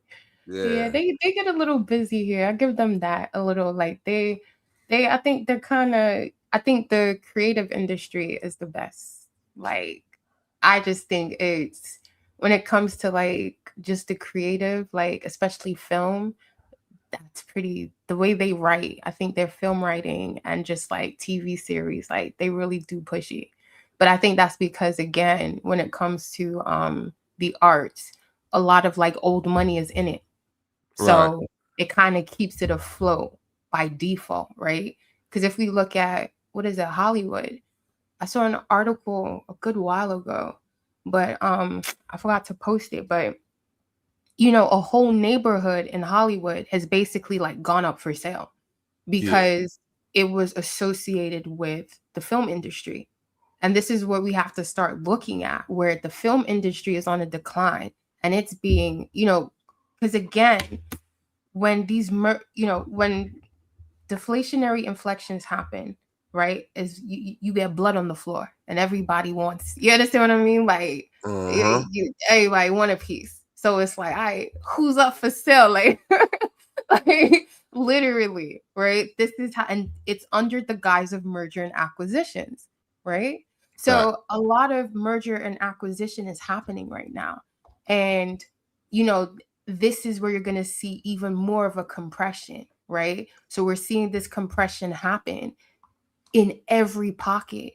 But sometimes you see, and I tell people this a lot, where if you want to understand market making and how economies are formed, you should definitely always look at the creative sector, because one thing about working in it, you realize how tech and finance do a lot of their R&D within the creative space, right? Because again, you can give something to a creator. And that's why I'm saying, like, the amount of conversations I've had with creatives over here, right? Especially when they come from the working class and they really have their shit together. I just be like, yo, you got to understand that you can, I would literally low key start teaching them how to be strategists and consultants on the low, because it's like, I'm going to show you how to do this for your own career. And then I'm not saying you got to go out here and go do it for every, no, that's not your pocket. But the more you perfect it for yourself, I'm like, I used to keep like a roster of like creatives, right? So then when I'm doing certain work in terms of consulting with this firm or that firm, whatever, I have a bunch of creatives where they're real creatives. They're dedicated to their craft. But then I had to persuade them to understand you have a transferable aspect of that mastery that you think is in just one pocket, right? One subject. I'm going to show you how to actually create a fork off of that, where you can work interim at different points as a strategist, or you can work interim at different points as a consultant, right? Where you don't enter the advertising firm only as, the hired hand, even though they couldn't move none of the ads without you, right? I'm going to teach you how to work your way up into becoming part of the art direction. Or even if you don't want the title, at least consult the art director, because most of them have no clue, right? Most of the people who are at the top in the creative sector in terms of the business aspect of it, which would be advertising. Yeah, they don't know shit about what's actually keeping the company going. Right, exactly. They're not creative.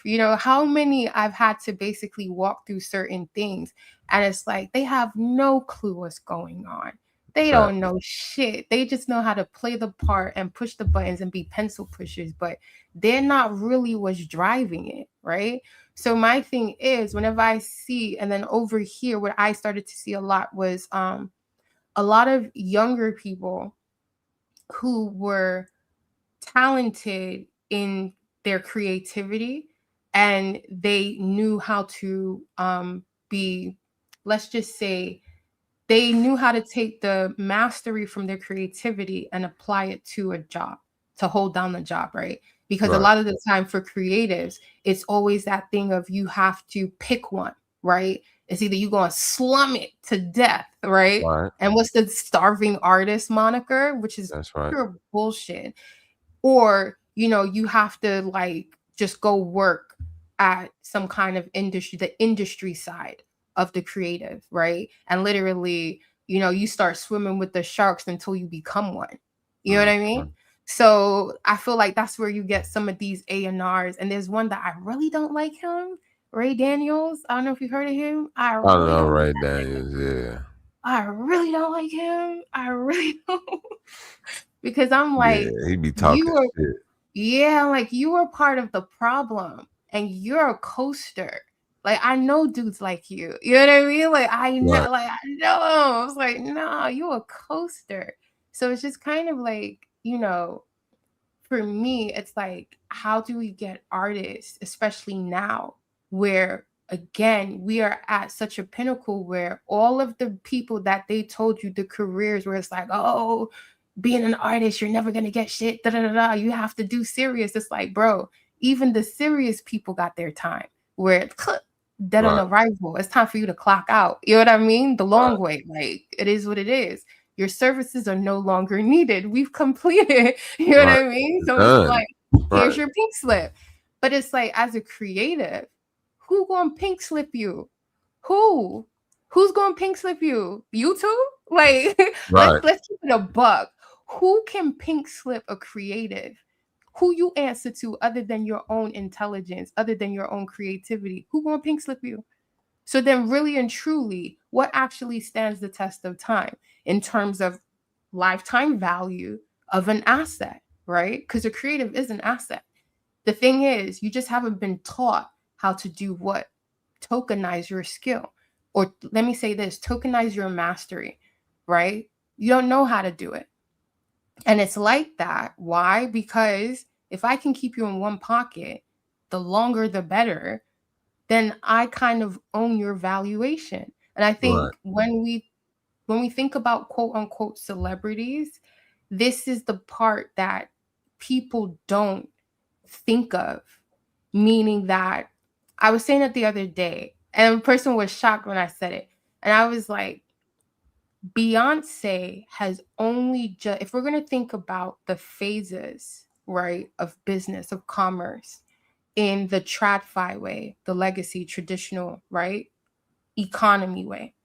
Mm-hmm. You have like the entrepreneur, right? Then you have the family business. Then you have the startup, right? And then you have the multinational, right? If we're going to think about the progression. Now, someone like Beyonce, I was like, she has not become a full-fledged corporation. Like if we're going to think about her career, right? She's only just got there in terms of, and I say startup loosely, right? So we could say even like, and people would think, oh no, but da-da-da. I'm like, no, if you look at her career, she's been market making for most of her career, right? Every album, every album, every tour, every movie, every cross promotion, whatever you want to say, right? She has been market making that whole entire time. And her career is what? I don't know, 15 years or something? I'm not sure. Who, but Beyonce? Yeah, I don't know when, like how long her career is. I don't know. So I'm just going to say 20 in like, the game. Yeah, like 15 maybe. Like I'm not saying, because then again, people be like, oh, but she was a kid. Yeah, but that doesn't count. You know what I mean? Right. Market making is when you are actually building the infrastructure for an economy, right? That's the precursor. You need to market make. You need to set the terms of the environment in which your economy is going to thrive off of, right? Correct. So you're making all of the routes, you're making all of the inroads. That's what she's been doing for the last 15 years. But people will now take that as solidification of, she's created an asset. She hasn't. Her career has not turned into asset. I know people want to say she's an icon, but she's not. If we're actually looking at it as, and I know, a posthumous perspective, it's not going to last. You know what I mean? Her provenance has not gotten to master level, right? If we're talking about the old masters and stuff like that, it hasn't reached that point, right? And if I bring it back to the finance economy side, she has only been market making. I see. She's not at asset level. She's not, and even if we're going to say about generation, it's not at generational level either. And you can see it at a smaller micro scale with the Kardashians, right? And it's like, you see how their mom she started to stack each child as an option, you know, like as a right. Right. like, Yeah, you that's know, some let's real be shit. real. Psycho, what up? Dr. Femo, what up? Yeah, that's a fact. Okay, that's what's going on. So it's like, I need to, you know, this is the conversation I want to have in terms of creatives and understanding what's available to you right now. But you have to understand the market cycle. This isn't just going to be some static event, especially when you weren't there in the beginning underwriting the infrastructure. So then now you have to, now you're at the behest of the volatility of the market. You know, let's be real. YouTube is a volatility exchange. Let's be real about that. If we're going to now start really doing the pattern recognition of understanding where you're walking into and how every part you're walking into of the internet is a part of commerce. Just because you don't own the block, it don't mean somebody ain't collecting. Like, let's just be real. Like, we have to be very real about this. Everybody's eating. Y'all just locked off to it because it's not the ways in which you've been informed. And that's what I'm saying. There's a public market, there's a public exchange, and there's a whole private one. So when people see volatility happening in terms of, you know, people, and this is what I say about, I'm gonna bring it to blockchain and crypto, because this is the part that I'm like, people don't understand because you don't understand Wall Street trading exchange. You don't understand it either, right? Because the transparency that people expect from all of these institutions, I laugh, because it's like these people show you generation after generation where they don't answer to you, right? Their gains are private, but their losses become socialized, right? By who? Who has to underwrite the loss? The public, right? So it's the thing of, you have to understand what's going on. So when we're flipping this and we're now looking at the crypto, right? What is called the crypto market, for lack of better words, right? You have to understand, like I said, crypto is a programmable financial instrument, right? And its infrastructure it's been being built. It's just become visible now. Because if you weren't in the industries where it intersected, you won't know about it. Or you'll hear it in passing and just think, okay, whatever. But now that it's shown its face, you need to understand something in terms of the transparency people want from institutions like banks and hedge funds and everything else. You actually get that with the blockchain and crypto, because everything is minted, right? It's thermodynamic output. Everything is put in place and you can go and account for it. You don't have to be a shareholder to be able to look at the books, right? That's what a blockchain essentially is. If you understand what you're looking at and you're not jumping off the roof because they've shown you nothing but scammers, thieves, and cheats. Yeah, that's what happens when the roads get open. There's some people waiting there from the underworld to eat, and that's the only way they know how to. And that's their short-sightedness. So if we go back to what we were talking about in the beginning, that short-sightedness of when a deflationary inflection happens and you're there as an early adopter, but because you can't get your mind right to the point where you can now deal outside of short-term impulse gratification, right? You can actually look at this, be like, oh, this is a whole wave you could ride, right? And the fact that you got here in the beginning, even if you are from the underworld, fair is fair. You got there. How you going to ride this wave out? Because you're going to have to start understanding the market. And then the transparency that comes from crypto and blockchain. My nigga, this is why you see things crash and burn mad quickly. Where guess what?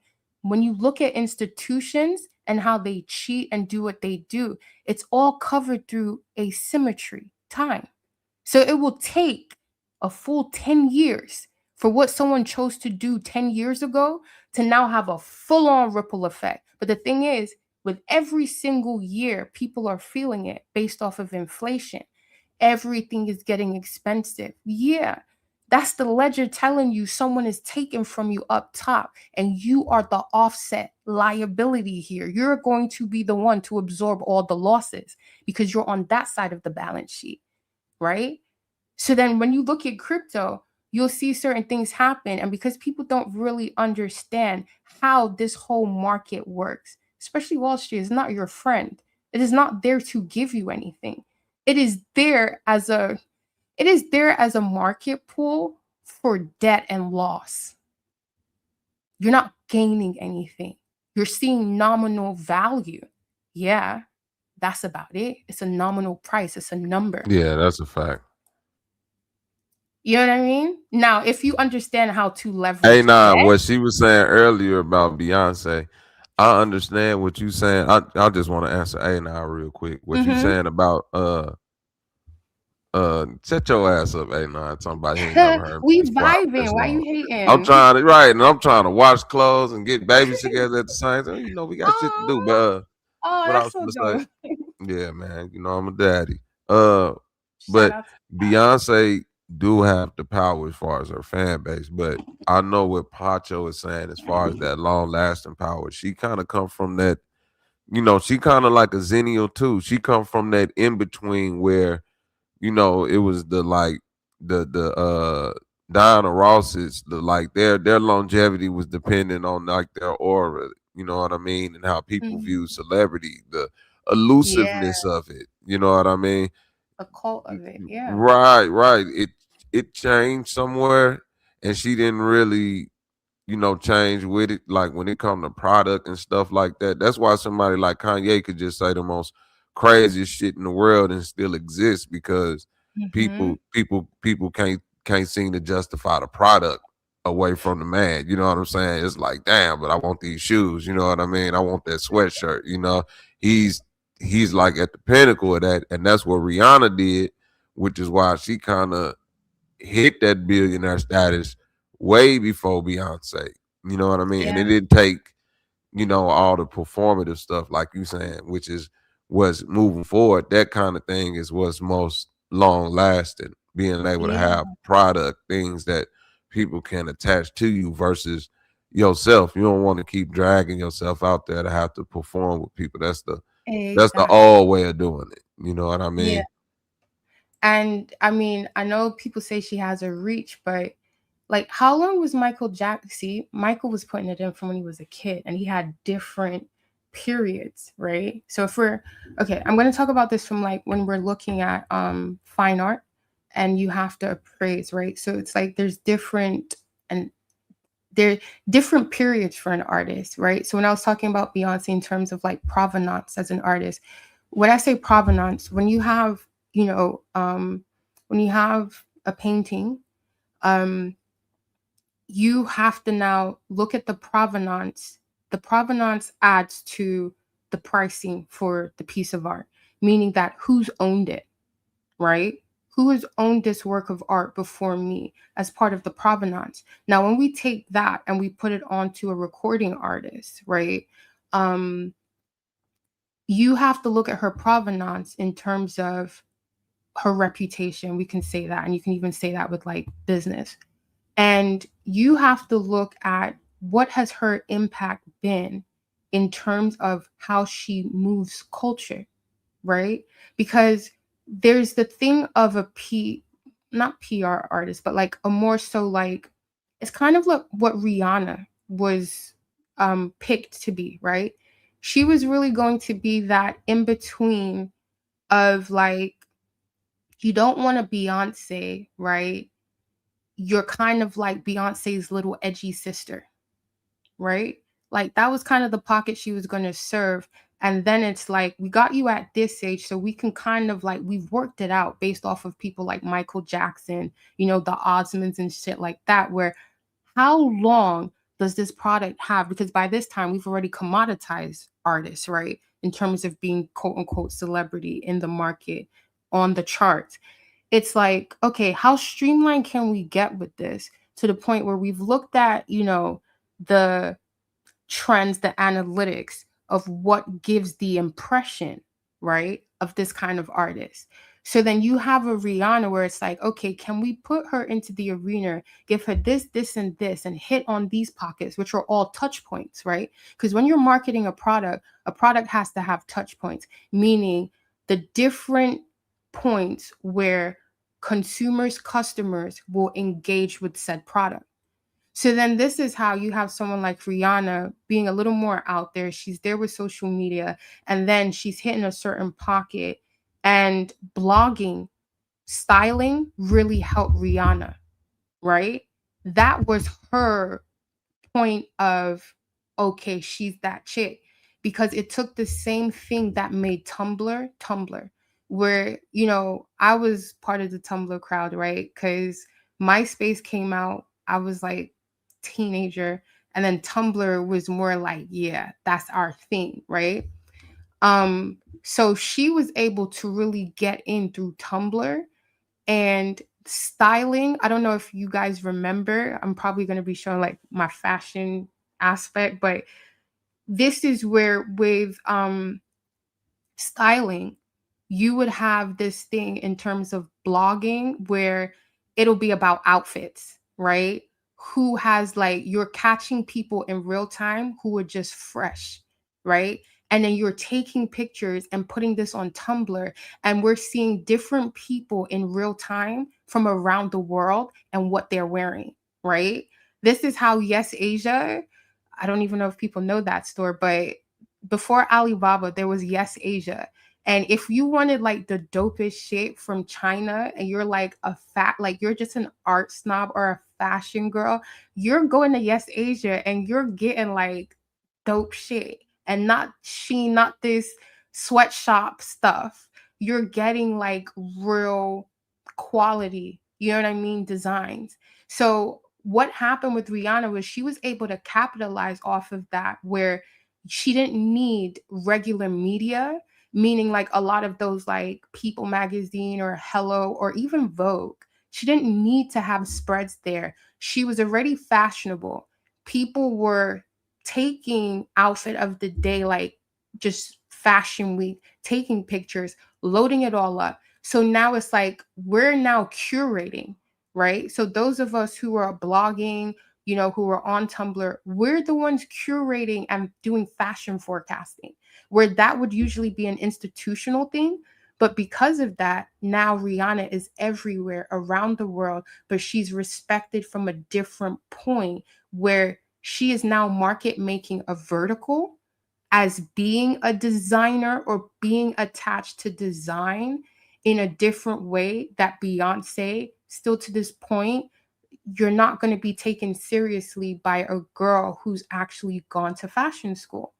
Like, damn, that's you're true not. too. Y'all don't understand what she's saying is true, because my wife have said this before, and she fucked with Beyonce, and that's true. I like your wife. Yeah. So it's, you just see the same thing with the market making and understanding how, you know, again, what else can we bring this to? We can bring this to like so much in terms of what are we saying? Just, yeah, how artists need to, you can now set your floor price, but you have to get into thinking like an exchange. So when it comes to all of the technology, you can literally, you don't need to build, because, all right, let me say it like this. So when I was saying about like how, you know, the phases, right, of business and scaling, right? Yes, the same with athletes. I'll talk about that 𝘾𝙎𝙧 guy, because I think he did something with his likeness, and then yeah, he tried to claim bankruptcy, but yeah, whatever. So when you see the different phases, you have the entrepreneur, which is the startup, you know, you're doing it, da da da. Then you have you going into a family business, and I love using someone like Nipsey, because you could actually, That was his really brother that tried to claim bankruptcy. My fault. Who? Shiloh, not 𝘾𝙧. Oh, okay, yeah, I know it's one of those Coach Prime children, right? Yeah. But Nipsey, he was smart, and I think it's because, again, as a kid, he didn't stick to it, but he, I mean, coming from where he's from, he had access to what? Computers. He had access to a certain pocket that I had access to, right? In terms of us being able to use computers, break it down, da da da. I remember garbage in, garbage out, like my computer. Yeah, like, and I was like, what? 8? Hell yeah. You know what I mean? So it's like I had that. Now Nipsey, he had it where if you look at some of his old photos as a kid, he's fixing computers, da da da da. Now he never got to actualize on that, right? So it's the same way GQ, you weren't able to quote unquote actualize on this asset that's come your way, right? So it's like, okay, cool. Whatever got in the way, y'all had to make whatever decisions you guys made, right? But then years later now, you and GQ can both recognize, right? And you've gotten back in pocket and you can both recognize from that experience any other opportunities that are basically Bitcoin coming back again, right? So Correct. then when you look at someone like Nipsey, he went the rap route. He went the creative route. First, he was on the corner doing what he's doing. And this is what I'm saying about creatives who always have to pick and choose between whether you can be creative or you just have to like, ugh, you know what I mean? I just gotta be part of the book, you know? Well, if you actually start to utilize and understand what you're really good at, right? Meaning that whatever form your creativity takes, you're cultivating certain tenets of mastery that can transfer to anything. And most importantly, it means you can build almost anything, right? Just from a critical thinking, creative thinking perspective. And Nipsey, he didn't actualize on the tech stuff. But then when he was on the corner, did what he was doing, got caught up, then he's like, all right, I'm going to take this shit seriously, all money in. Then after that, what is he learning now? When he's now going into like the family business phase of things, right? They are now doing what? They're building the marathon. And then when he's thinking about it, what does this kid know? From being on the internet, from seeing things and curating and cultivating his palette as an artist. So this is now art direction. It's, you know, it's informal, but he's mastering the skill of art direction. He now takes that and he sees Apple and he's like, I'm going to follow the business model of it, because he also understood from watching Dame, watching Master P, I need to do what? I need to understand what they've done. And I now need to reroute it for me right now in this day and time, right? That's the game. But he understood I don't have to totally replicate it in the same exact way, right? He understood how to take that, but then also take in the innovation of the day and time that he's in right now. So therefore, he was able to leverage tech, right? Because I remember Nipsey back on certain blogs, World Star Hip Hop, all of that kind of stuff. You know what I mean? And it's like he was able to take advantage of that. He didn't have his blow up period totally then. Why? Because he was able to take in what he was taking from Silicon Valley or being in LA and being that close and being an undercover nerd anyway. And he was able to take that, use business, and be like, oh, family business, all money in, the marathon. So I'm not waiting for X, Y, and Z deal when I literally have drop shipping with Amazon. I'm going to do this shit now, right? And that actually is what helped market make. So he's market making a lot earlier in his career. And then you have someone like Kanye, who, based off of him coming from art school, right? I think that definitely has set him in a certain more so avant-garde perspective at how he would approach his career. But at the same time, Dame gave him a lot of game, right?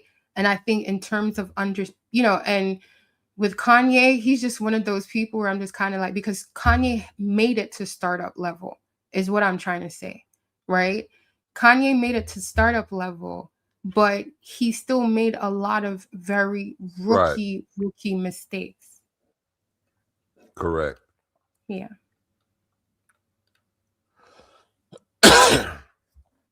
Yeah, that's definitely true.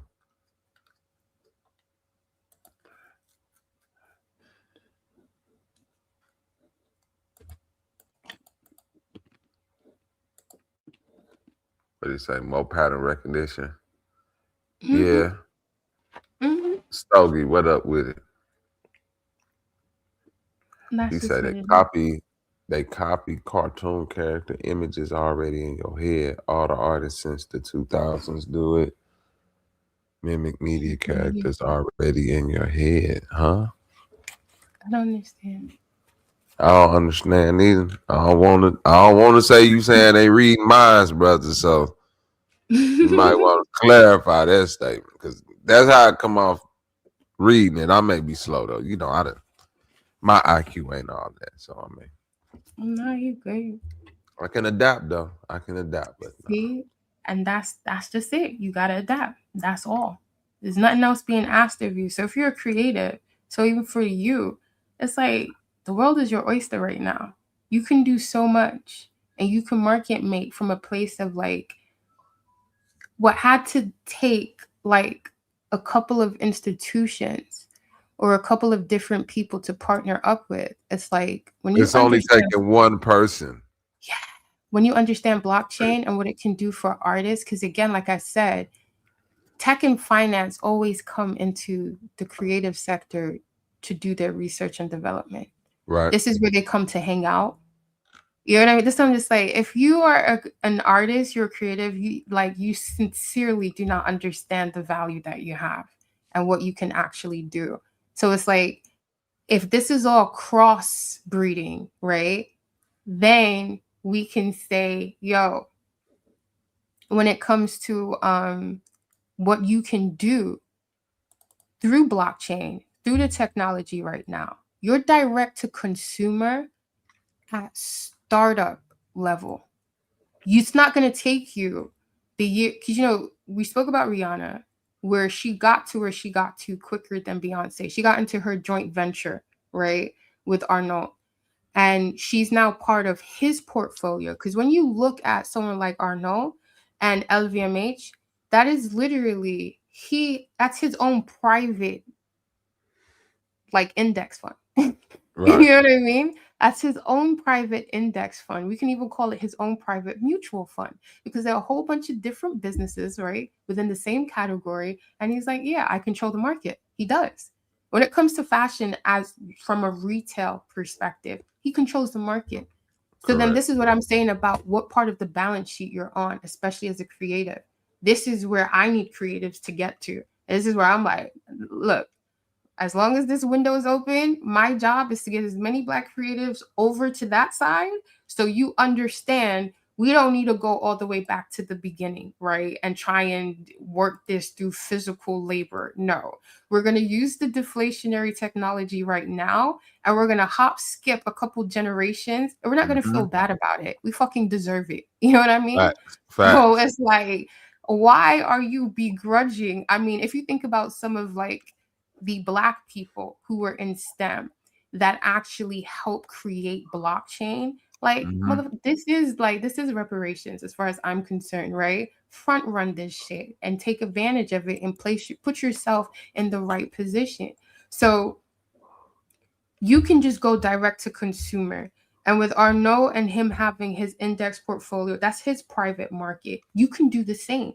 You need to create your own private market, your own private hedge fund based off of your creativity, based Correct. Off of everything, you know? And then I understand there is that thing of like, oh, but how do I make it right now? You know, the liminal space, the in-between time. And it's like, okay, cool. You now have to start thinking from a place of what is the fork? What is your fork? What is the market you can make right now at where you're at, where you are not stemming too far from your mastery? So it's the same way where I said that I would put certain creatives that I knew into like strategy and consultant space, because if one guy's a videographer, then it's like, okay, go work with Havas as, you know, this strategy. This is the person to like talk to, and like you, like they'll call you in because they don't understand subculture, you know? So it's that thing of like, what can you do based off of your mastery to quote unquote help pay the bills for it to be more sustainable? So if it's that you're into AI workflow, whatever, you know, I don't know, but it's just kind of like, it's doable. right? You don't have to just be locked into one sector of things or one market. You can actually create your own and plug and play. I'm not going to say if you have a YouTube following, like, oh, fuck that shit, no, but you can plug and play, but you still have to build your own exchange, right? Correct. That's just important. It's an important way to anchor yourself. Yeah, I'm more on the side of what you're saying, like as far as the individual being able to circumvent and jump a couple of generations if he's, willing to do, the work, which is not a lot. It's just that you have to make yourself abreast to the skill set that it's going to take to do that, and they giving you the tools to basically walk you through it. So it's almost like, the diligence of teaching yourself again. All of this stuff is really at your behest to learn, and you can create the skill set yourself. You don't even need to actually go and sit back and wait on nobody. That's what I like about it. I was looking into this thing that help you build apps and all of that shit. I'm like, man, hey, give me like a good 6 months. I'm gonna have an app store, somebody over here making t-shirts and all that. I ain't gotta do shit for real. Yeah, you know what? Get into look at NFTs. Oh, that's my thing right there. I fuck with the NFTs. I'm holding on to them. Yeah, I got a couple, but even for your art, like to turn them into NFTs. Mm-hmm. Oh yeah. Yeah, because that in a way is like that's because I don't know like exactly how you do your stuff, right? But it's a thing where I think I was talking with Titans Chill, and he actually created some coins for his project. And he was just messing around on like Solana and stuff like that. But a lot of the things in terms of like, let's say Patreon and some of the YouTube stuff like super chats and things, like you can through blockchain get that directly to you without anyone taking a cut, right? Based off of a certain project. So if you did it as like an NFT, do you know what I mean? Where, I don't know, you now start, let's just say, for Titan, he wanted to do like an album and we were going to collaborate. I'll do like, let's just say like the cover, right? The album cover. So then if we put it up as an NFT where it's art market, then we can basically say 1,000 NFTs off of this one product, right? Or instrument. I would rather say financial instrument because we're now talking about like the art market. So you would now say, let's just say you did 1,000, right? I don't know if you've heard of the 1,000 True Fans by Kelly. No, I never heard of that theory before, but I think I know what you're talking about.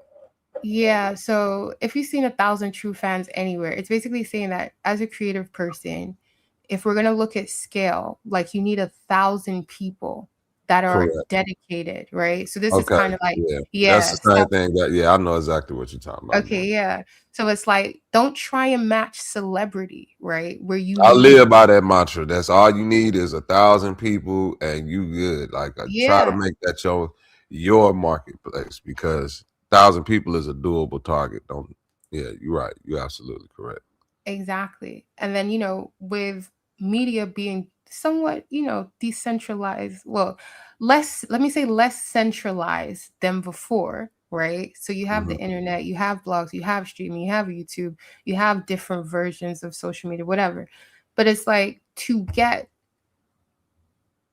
1,000 people to basically rock with you as like real hardcore fans, it's not that hard, right? Or meaning it's not as hard as it was before. Maybe there could be other things that you now have to like think about. Well, yeah, this is new technology. This is new constraints. So therefore, by default, it'll be like that.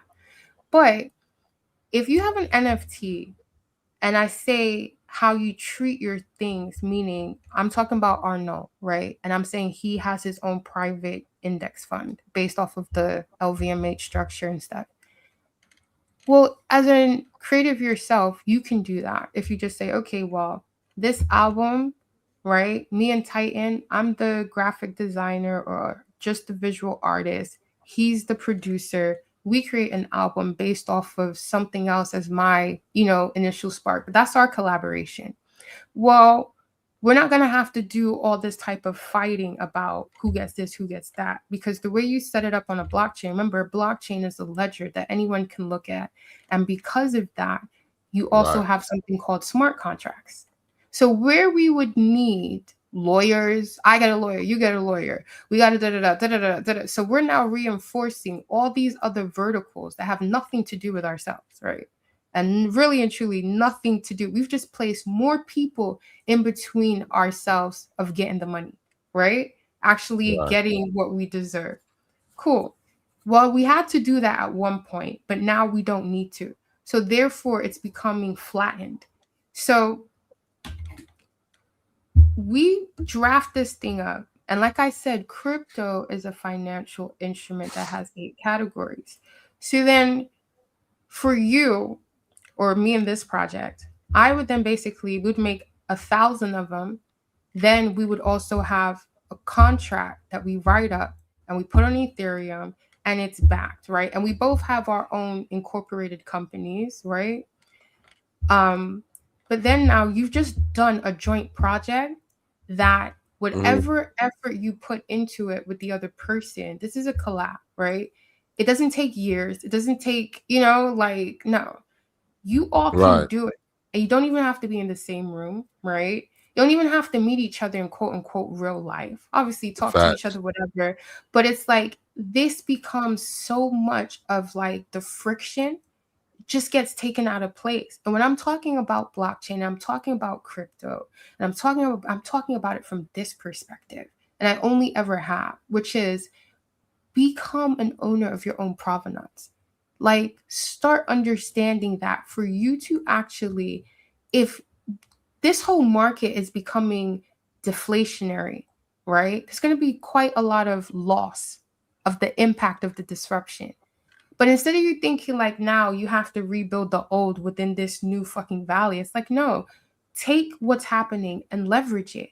Where now you have to understand economy, right? Not just how to do a bit. No, you have to understand economy more so than anything right now as an artist, right? Because you don't have to deal with those middlemen if you don't want to. And you know what I mean? And it's like, you can do the 1,000, put it on the exchange, whichever blockchain you want to put it on, or whatever user interface, right, that you can use to host your stuff so that people can come and buy it. Now, this is the thing. You can do like different projects. You can test things out. And a lot of the time people think like, oh, how am I going to get this? You start getting the whole thing of like market making, right? Oh, how am I going to get this done? And I don't know anything about art. This is your learning curve, right? If you want to be able to jump 2-3 generations, you're going to have to give something, right?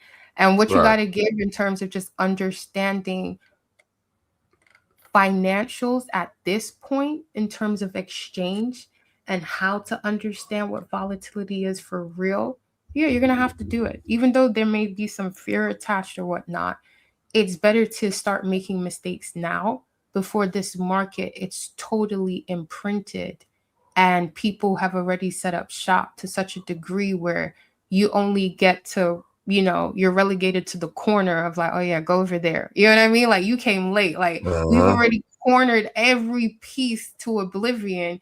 You just got that little 0.01% over there to play with. Like that's your 100% because we did this. You know what I mean? So I'm just like, you just got so much available that you can put things in order. You just have to understand you're on the different side. And it's just like Drake. He woke up to that. As much as Drake has done, quote unquote, in terms of the industry, numbers, whatever, he still got devalued, right? His stock got devaluated on purpose. And that was the whole thing with Kendrick. So it's just kind of like, even him, how long was his career? 20 years? I don't know, something like that. So it's like, and we could say he is quote unquote more of a market made than like in terms of celebrity, right?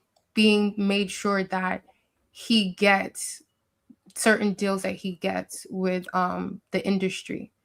But then even for him, you start to see where he leaned a little bit too left in terms of what else was he underwriting? Because other than his name, his career, which is all what bought and paid for and underwritten by these record labels, right? It's kind of like when they want, now it's time for you to clock up like, okay, yeah, I've done my years, right? It brings us back to Iceberg. No, not Iceberg. What's his name? Iceberg Slim. Iceberg Slim. It brings us back to Iceberg Slim. Bottom bitch, Drake. He thought he was, number one. I'm in this is partnership, I'm that nigga. It's like, no. Didn't think he could be replaced. Yeah, it's like, no, you're still our bottom bitch. Watch what we do. Because now they have to pay you, right? He's done his contractual obligations. He's done everything. And they're like, okay, well, you don't understand how this works because this is war, right? So you're not going to walk out of here a free agent after we nah, bro, you've now become our competition. We're going to devalue your stock. So by the time we're done, you can't make money like that without us. That's a fact.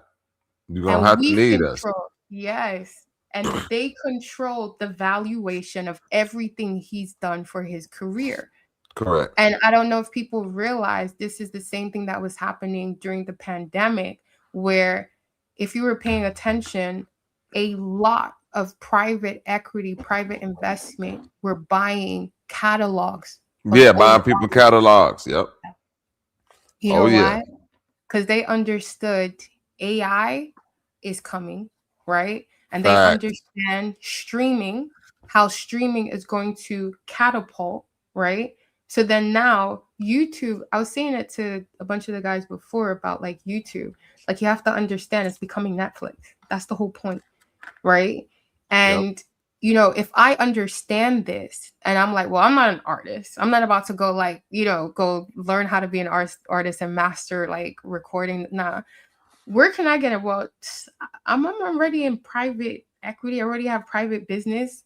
You already understand when there's blood on the floor, like, oh, okay, it's a sale. You understand this deflationary impact of, you saw it with Spotify, right? Mm-hmm. Like Spotify was the precursor to everything you're seeing. And when you look at Spotify, you have to understand how they're evaluating how they price a creative, right? Meaning that, again, Spotify is somewhat of an exchange in the way that they do it, right? You're going to start to see the pattern forming, meaning that each stream is about what? A sub penny? Each stream is like 0.00 exactly 1 or 3. It's something like that. I don't know the exact number, but it definitely below a penny. It's 0.00 something.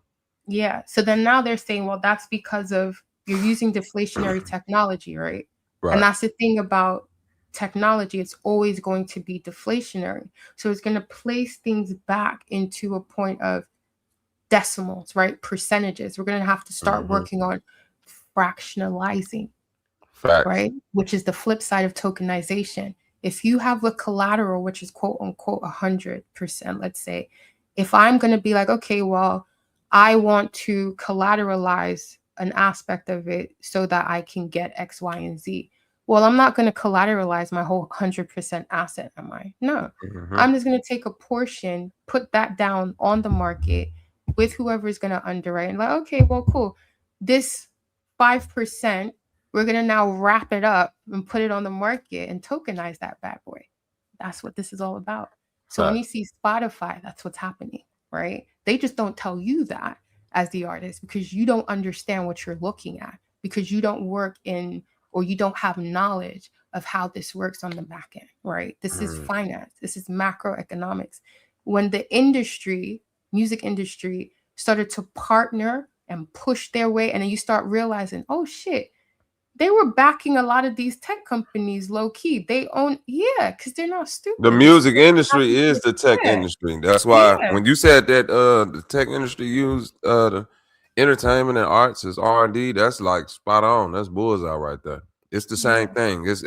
And it's not now. It's not even hidden anymore. You know what I mean? There's no more music industry. I look at it as all the tech industry at this point. It's all recursive, Memphis. But yeah, so it's like you see what's going on. Snake Man Pat, what's up with it? Cuz salute. Go ahead, Pacho. My fault. Yeah, no, it's cool. So so I'm just saying, like, when you start looking at the numbers will start telling you what pocket of the financial market you're actually looking at, right? Because it works on certain metrics. So even when it comes to the 1,000 true fans, that's what it takes to underwrite an artist's career for a certain longevity, right? These are now your patrons, right? We're going to have to look at it from a place of how the art market originally started. You had it within the Renaissance period of patrons backing artists for their whole career, right?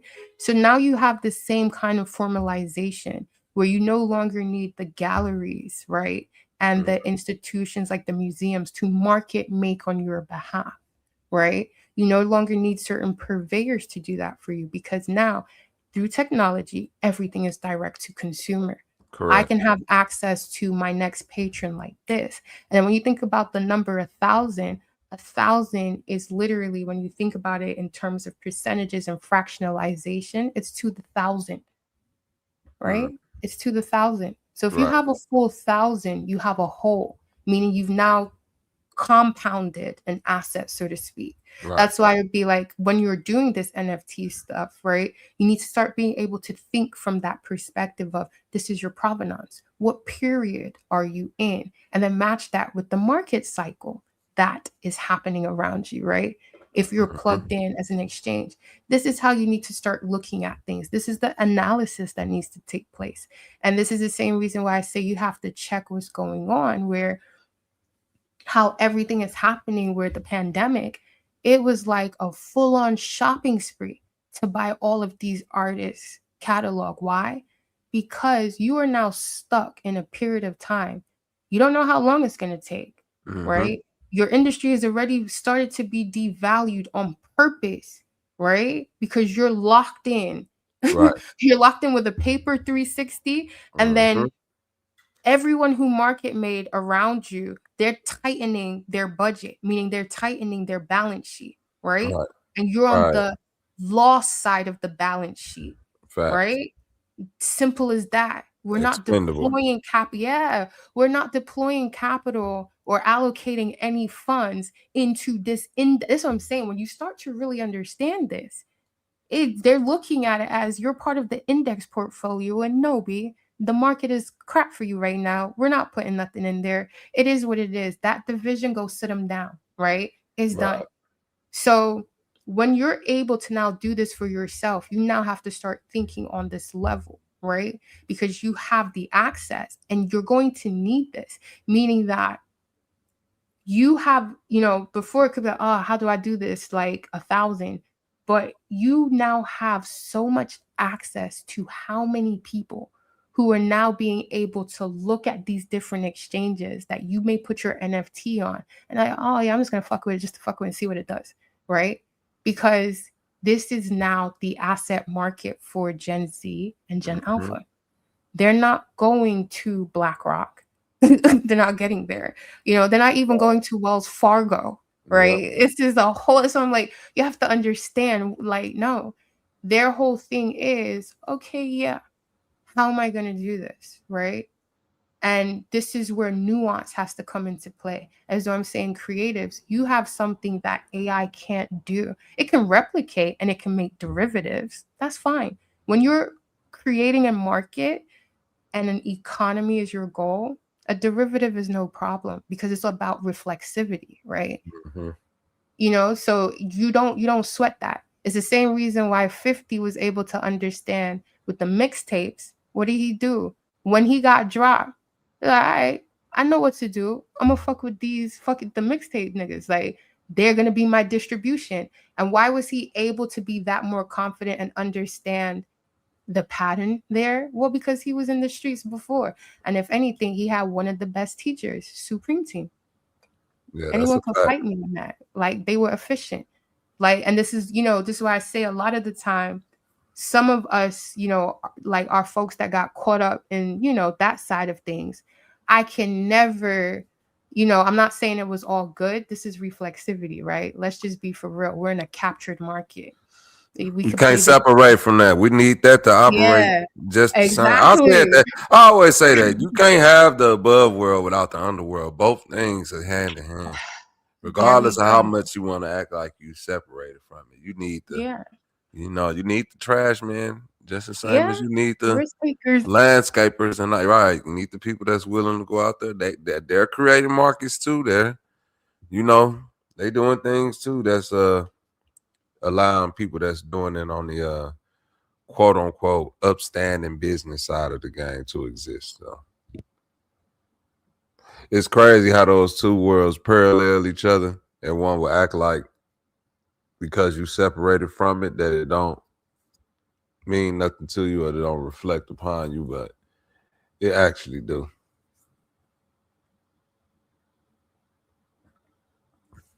And in Memphis say the Medici family got their start in a similar way by buying different art collections. That's how they built their power. Yeah, that's called the Medici name run deep too. I didn't know exactly how the Medicis became the Medicis. I thought it was some old wives' tale about how they tied in the Jesus bloodline and all this other shit.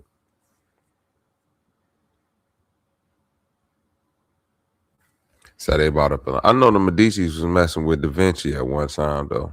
One thing. They probably stole all his art. That's probably how they came up low key.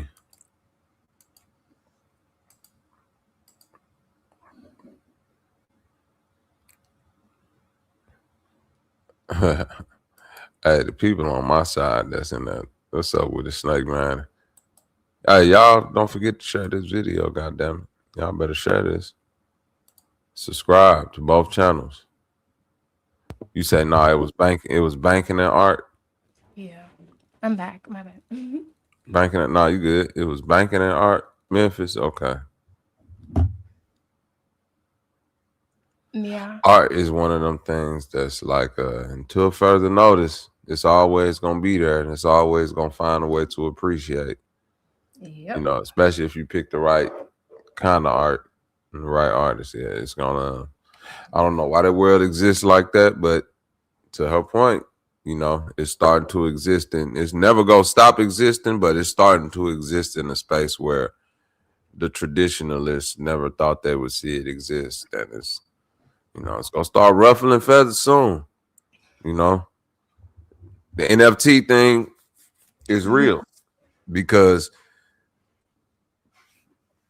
I didn't understand it at first, but once I started like running scenarios through my head, like in the future, I don't think people, it's gonna probably be a generation of people who just, kind of project images on their wall or, use like big art pieces that's like LED screens and stuff like that. And if you own certain NFTs, this is what you displaying in your house, you know what I'm saying, versus getting it from like I just see little weird things like that opening up a whole new market. Like, and they got it now with the digital photo frames and stuff like that, but I think eventually that all of those things might get to a whole new level. Just like this AI music, it's gonna get to a point to where it's gonna have to get regulated. But for now, they leaving it open.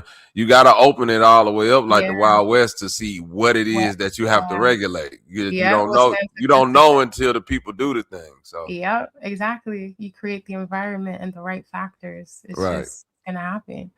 But yeah, so I mean, even what you're saying with what did you say? You said like a lot of what you said, like this is where artists who do certain exhibitions and like the art scene is like over here is crazy, right? So you will have so it's like I remember showing them in the Discord there's this artist and he has like this lobster, but he does hyper-realism, but he does it in pop art, right? So you'll look at some of his artwork and it literally looks pop art like what's my man Warhol? Yeah. Look at Okay. you, Bobby. Yeah. You are. I told you I only play a dumb Negro on the internet. I know a little something, but you can't let them know you know too much. Everything. Okay. Knock on your door. But yeah, exactly like Warhol. Literally, when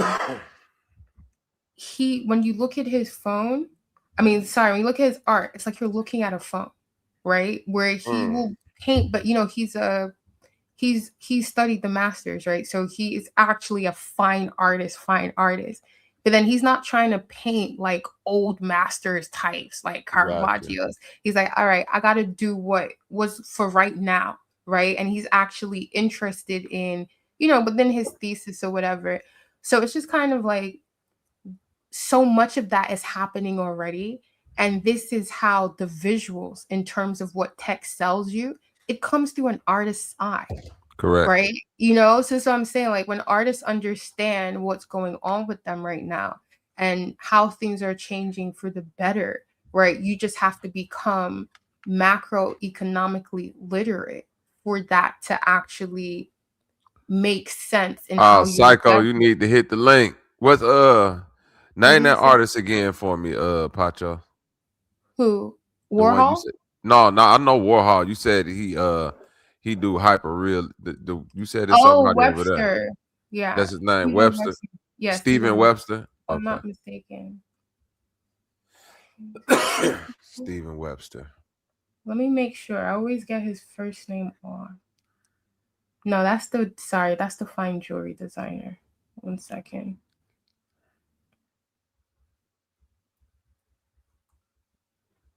Where is it? Philip. It's Philip. Yeah, it's Philip. Philip 𝘾𝙬𝙎. I always mix up. 𝘾𝙬𝙎. Yeah, he's Irish. Philip 𝘾𝙬𝙎. Irish or Scottish. Yeah. 𝘆𝑝𝑠𝑡𝑒𝑟𝑜polis. Yeah. And they used a lot of his work in terms of when had to do the what's it called? Like the this is tough. Yeah. When he had to do the what's it called? Oh shit. Too many people to remember. When he had to do the, what is that joint? Like the Google glasses, but the clunky, what was it, Oculus? Is that what the Oculus? Yeah. So it's like they would use a lot of artists who so there'll be artists who, like, in terms of like the thesis of what their exhibition is about. You'll have a lot that are doing like hyperrealism or simulacra, right? Where it comes like, so they would use a lot of kind of pop out a little bit. I got you. Yeah, they would use their exhibitions exactly to start to test a lot of the product. The 3D. Yeah. I got you. I see what you're saying. There are artists already kind of in the vein of 3D, so it would, you could just take that medium and put it in the Oculus to test the 3D effect without needing to create something that's already there. Yeah, that's cool. Because I'm looking at his art, and this is like some old Beatles Yellow Submarine. Goddamn. Yeah. So it's like out there. This way beyond some shit that Warhol was doing. That's lobster aesthetic. Yeah. I can see where his Warhol influence come from, but he taking this to a whole nother level. And that's part of it, and that's in terms of, when we look at things, how culture will, people need to understand culture precedes the market is pretty much, let's just keep what it is. AI replaced the need for art? No, it didn't. I want to see what he had to work with some hip hop artists. He didn't design something for some rapper, because this is he had to. Yeah, he likes pop culture. He likes hip hop. He did. I remember he did thing with Mercedes-Benz, and then even his wife. Yeah, his wife. She does a lot more like what's it called, like video, right? Her thing is like video art projection. So even in terms of like at some of her, like one of her exhibitions, she had different TVs, right? Doing live. I don't know if you've ever seen like someone like Andy Warhol, where he'll just film something for like 3 seconds and put it on loop repeat. So it's kind of like still life. Yes. So this is still life brought into the digital world, right? So you're seeing that through the TV screen that she sets up through every exhibition. You know who you should also look up? There's this lady called Es Devlin. So you spell it E-S, and then her last name is Devlin. She's the one who did the set design for Kanye and Jay-Z's Watch the Throne. And a lot of her work was used in prototyping, And she comes from could see this set because I think Nas used like this first one that I'm looking at. I think Nas used this set for that video Echo. This is tough.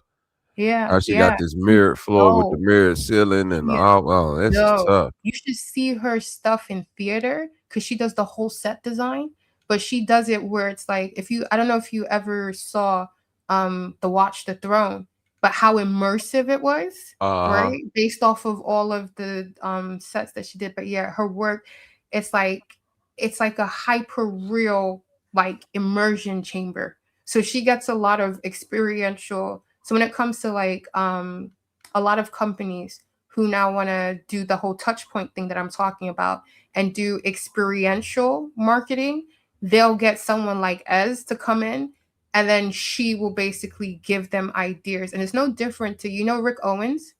I know Rick Owens. Yeah. So Rick Owens, he is, I think, the most long-lasting private equity contemporary fashion brand.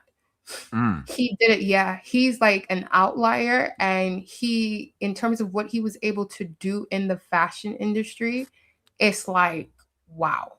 It's like what Kanye is trying to do, right? Or what Kanye said he was doing. But yeah, it's like he did that shit flawless. And he did it with Lame, but yeah, it's just like, and that's what he's been getting Rocky, right? To start to understand how to do, because when Yams was still alive, that was how ASAP Mob was put together in terms of like Yams, he understood what kind of like how to set it up, right? But I think he got that from Eastside Stevie, where he kind of, was giving him game, right? But then it's like, because we were up there in like Soho with the Tumblr era. So then we started to pick up on certain points of like, because in Soho, there's a lot of artists, right? That's a fact.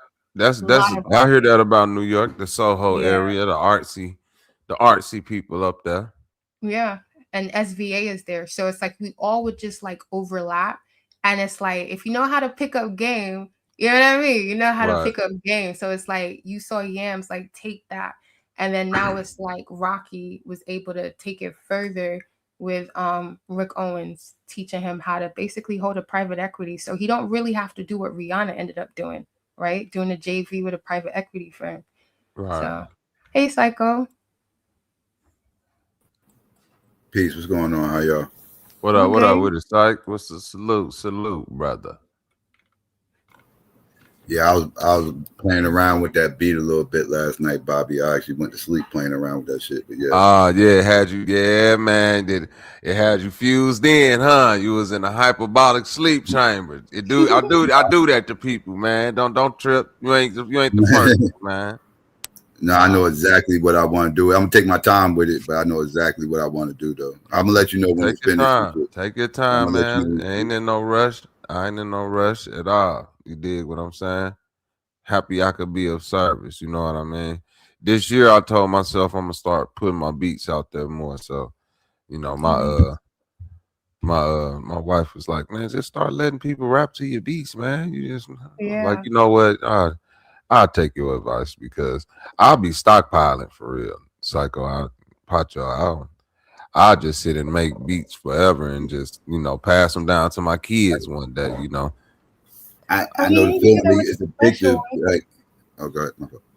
No, I said he could do that with the special ones, but also you got to distribute. Well, they all special. It's just that I'm looking. I look at it like how you talking about this. Just holding on long-term assets and stuff like that. That's how I look at my music. Like eventually, it's gonna be a time where if imagine if a dude from Mobb Deep just held on to a bunch of beats from back then, like if he just overly made beats and held on to a bunch of them, then right when Griselda popped, he was like, man, guess I got. You see what I'm saying? Look what I got. Okay, I see, got that sound that just yeah. came back. I got the original shit from when it first. Yeah, Now listen, and it'll be flawless. So I kind of look at it like that. Like I just stockpile through the generations, and eventually things will come back around. Like how it's coming back around now with sample beats and stuff like that. And now whereas I got a little brother that's 10 years younger than me. And for the longest, he'd be like, man, you got to make beats like this and make beats like that. Okay. And now he coming to me like, hey, those beats that you made a long time ago, guess what? Those are the beats that people want to hear now. So now he want to come to me and get the beats. You know what I mean? So everything eventually comes back around. And in my book, especially in art, you know what I'm saying? Because art, like everything else, is cyclical. Even if it's slight variations to change, it's pretty much the same thing. We smack dab back in the 90s. We almost fully back into the 90s. Psycho, like I'm looking at the baggy shit and all. I'm like, almost back into our sweet spot. I've been begging for it. I've been begging for it. Like, yo, seriously, we gotta get back to 90s style. Niggas were more masculine in the 90s, dog, than that fruity stuff he was heading in the direction he was heading to. Like, we gotta get back to some masculinity. Like, I'm sorry. Like, but I don't know if it's masculinity that we getting back to, but it's definitely bagginess. So we got one of the two. But they still wearing the baggy, fluffy shit, but it's baggy for sure. You don't feel like AR has murdered art, like art kind of has like put a death knell. I don't think so.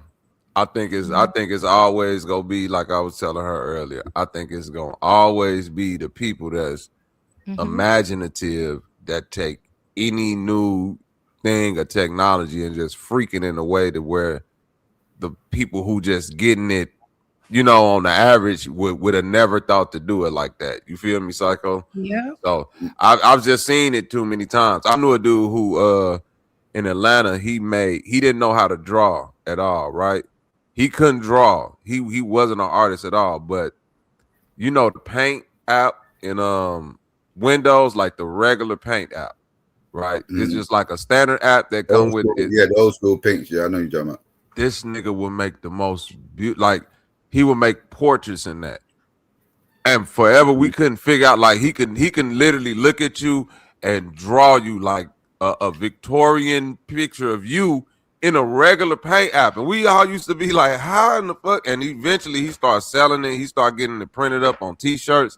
He'll make like big in there, and they'll be like. It'd be wild because he'd use different colors and stuff. So to the point, that's what I mean. Like I'm pretty sure other people before him used the Paint app to do things, but they didn't take he used it in a way to where nobody else probably would have used it. And it's the same way with AI. It's gonna be a million niggas that make an AI beat, but eventually it's gonna get to the point to where like, but these 10, 20 niggas over here, what they're doing is different from just what y'all doing? Type it in. Hey, give me a right now. Yeah, I would agree. Right, as far as like AI hasn't caught up yet. Right, like with certain things or whatever, but it will. I think it will. It's like we're gonna get to that point.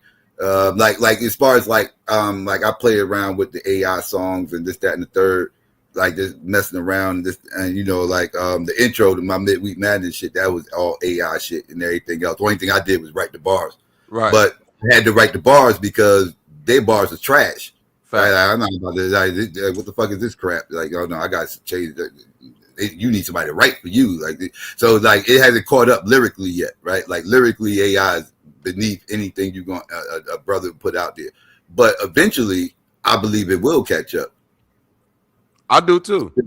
Yeah. And how I look at it as because I view art and industry as two different things, Psycho. So I think I look at it like if I'm attacking it from an industry perspective, it's great for old niggas like us.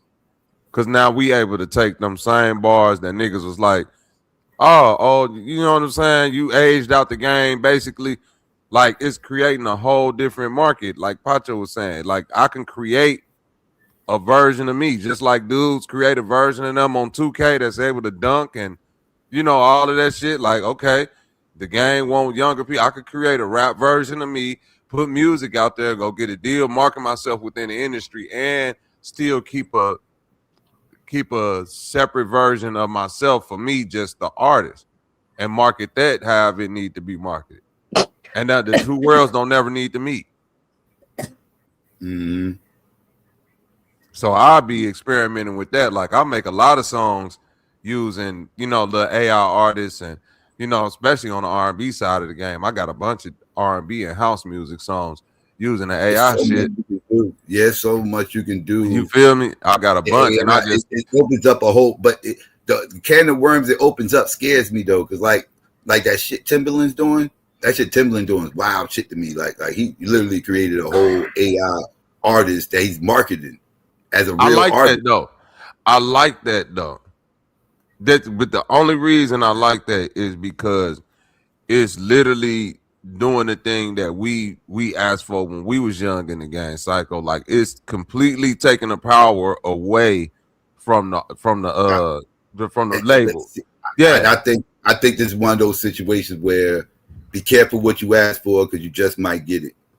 And I think we got it.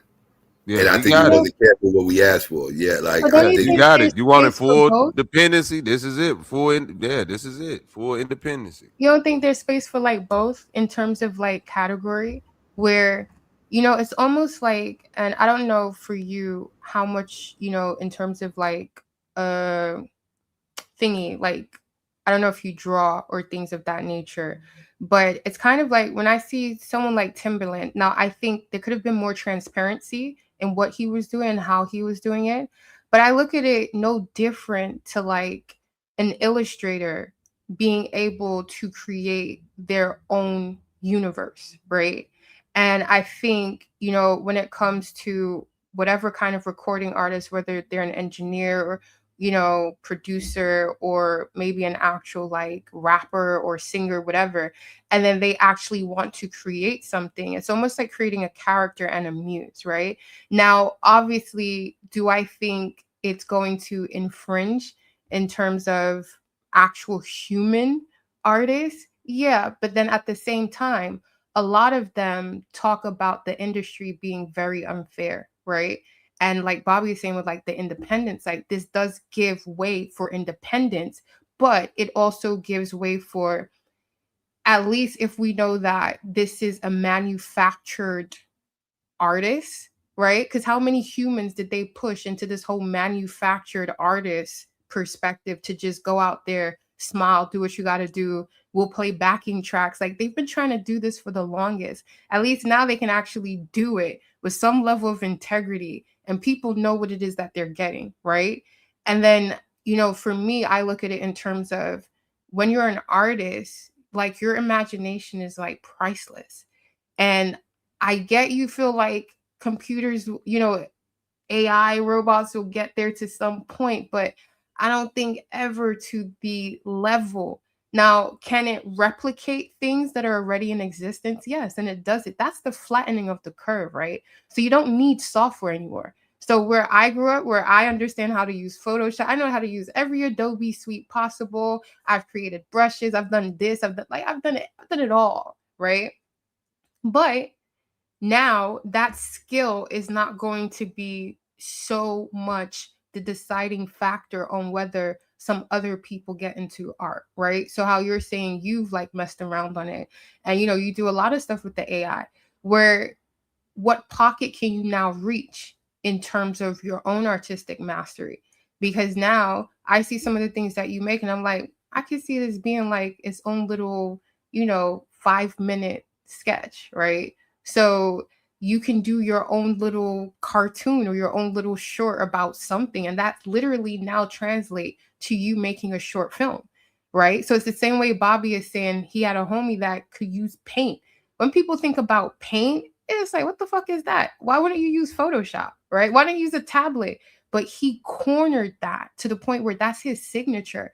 And just of that kind of ephemeral nature of it, you can place whatever price on that you want. And the fact that it is so like you use Windows Paint to do some masterpiece visual, nah, someone's gonna pay for that. And the fact that it's digital, he can put that on the market and be like, yo, the original costs this, but the fractionalized version costs that. And how many people can have access to buy it? Like, because at the end of the day, Psycho, you know just as well as I know that all of this shit, when it comes to art, it boils down to who got the best imagination. You know what I mean?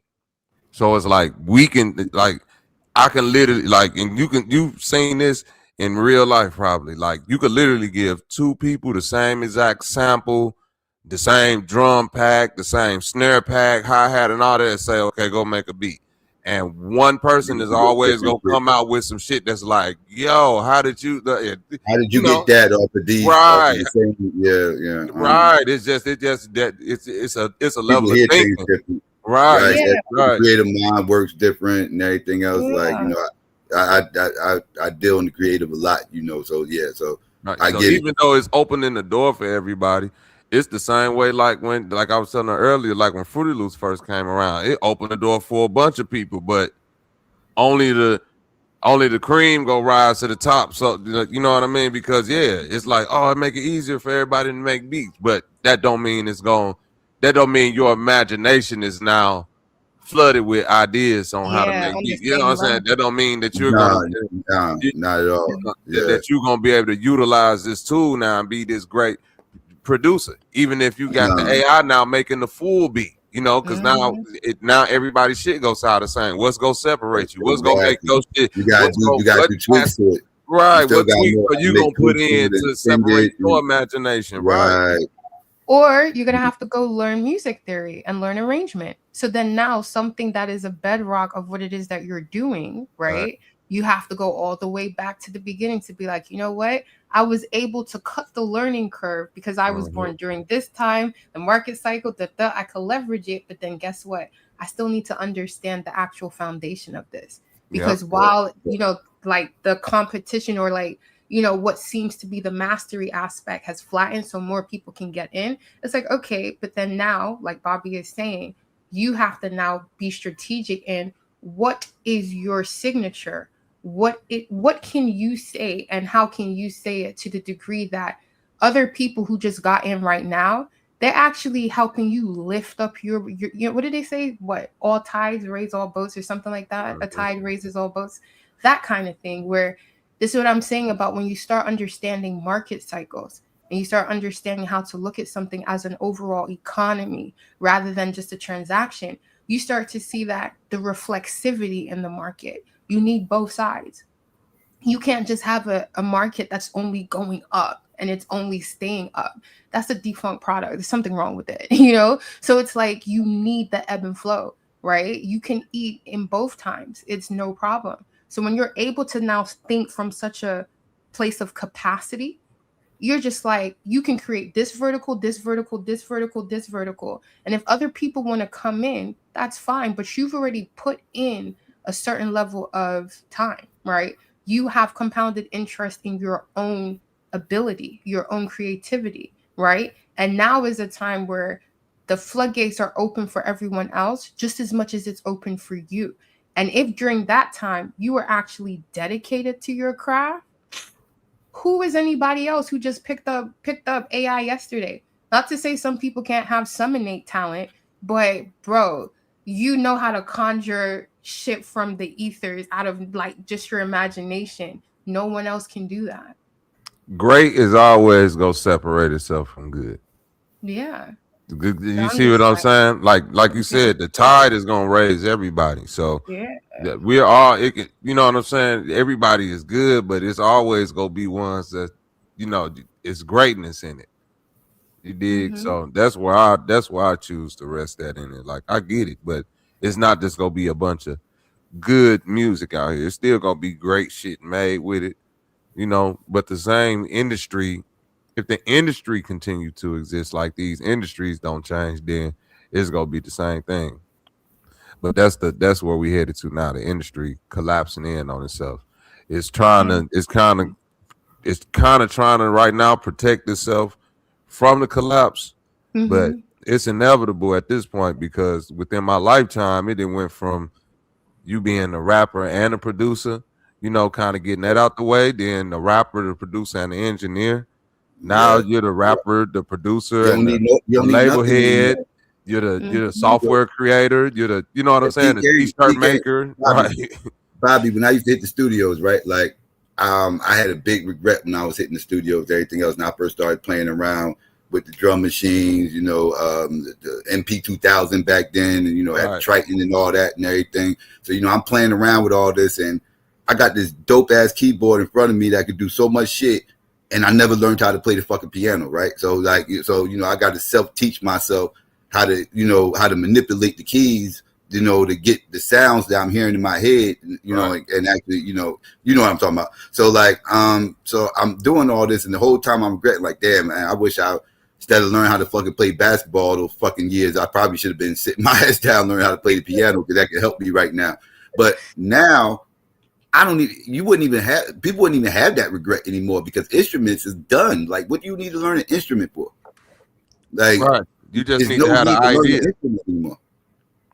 It's all about because at the end of the day, it was all about your creativity and the idea. So people who learn instruments is always going to be a person to where we can be the same skill level, but my imagination of what I'm going to do with the skill level is always going to surpass the next person. So now that we at the point to where any and everybody can, quote unquote, learn instruments or program instruments or whatever, it's always going to be that person that programs it or tells it or has an idea above everybody else. You know what I mean? Whether they learned the instrument or not, because they could have been a person born in the 60s to where, okay, it wasn't no choice but for us to learn instruments. And then we all learn instruments, and I'm still, you know what I'm saying, or this person still is greater than everybody else because their imagination of what they want to do, we not thinking like that. Yeah. Our grandparents grew up listening to bands. Right. They had like real bands, right? Like musicians, right? Like, you know, like now, you know, with hip hop, I gotta say hip hop kind of started this trend, but hip hop kind of eliminated the need for musicians.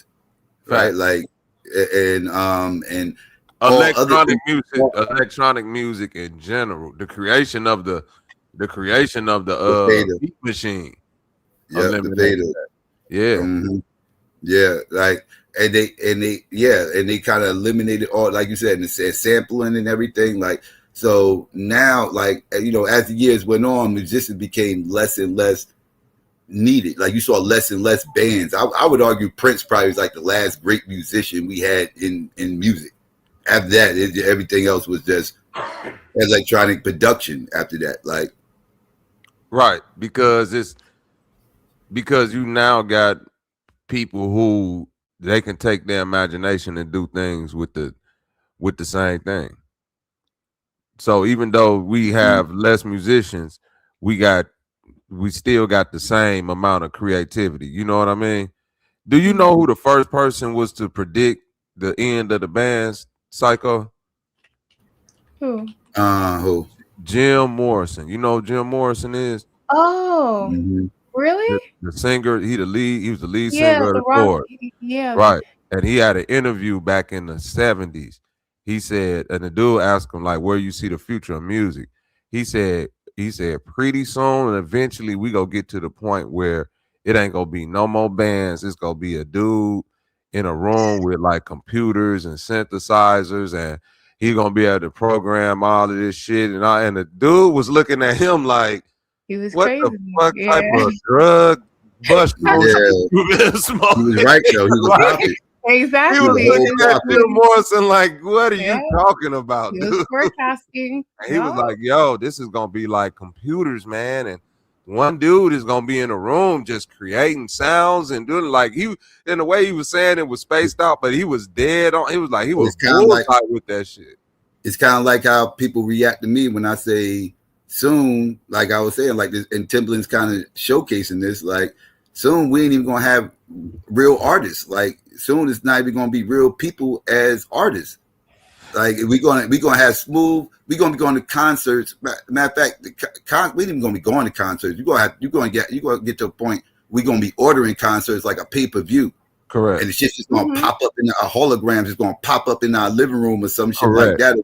Correct. And we get to watch that shit as a hologram. And it like that's what concerts are going to be headed to, like hologram images, because it's you kill the traveling expenses, right? You get multiple concerts in multiple cities at the same time with the same exact artist. Timbaland can have his hologram, his AI artist perform in 18 cities in the same night at one time. Because of goddamn AI artists. Right. Now think about what you're saying, Psycho. To what the point Pacho was saying earlier. We on the precipice of this, right? So even though we the older generation looking at our quote unquote reality kind of come to an end, it's like the youth have the vision and the, you know what I'm saying? The youth have the vision and the elders have the wisdom. Like the fact that you got the wisdom to see where it's going is the thing she was saying. Like this is the point to create the infrastructure to control shit moving forward. You dig what I'm saying? Mm-hmm. Where it's like you know, obviously, let's just say like for like your generation or like anybody who's a creative, right? Where, you know, a lot of things come into play about how you can live your life as a full-fledged creative individual, as an artist. It takes a lot to be able to live your life fully as an artist. So there's a lot of compromises you have to make, right? So let's just say a couple of artists, they became parents at different points in time. They weren't able to do what they wanted to do, but they always had this in mind. Like, I want to do X, Y, and Z. Now, maybe some of them are too old to hop on stage, or maybe their kids are too young where they can't do it, Now, if they have AI as an outlet, right? And it's kind of like, you know what? Let me just put this out there and do it. So it's no different to like the Gorillas, right? And they played what's it called? Wireless Festival. Like they were one of the first. I don't know if you guys know the Gorillas, where it's literally a fake, it's a cartoon band, right? But it's created by an actual artist. So it's just kind of like you're seeing these things take root in real time and you can utilize it. So if you had to put your creativity on hold to deal with real life and you made that sacrifice, you can come back now and you have more access to do it and you can make money off of it, right? Where you can create your own universe based off of any idea you had maybe for an album. It's the same way like Andre 3000, right? And what's his name? They do that as Outkast, especially like their album, what was it? The Love Below or something like that? Speaker Box, The Love Below, where they did like a joint album. They had each one side, but if you added like the kind of like AI conversation on it, they could literally, as Outkast, release that, right? So if we had AI back then, when they did that album, that concept, they could literally make that concept even more fleshed out by using AI, right?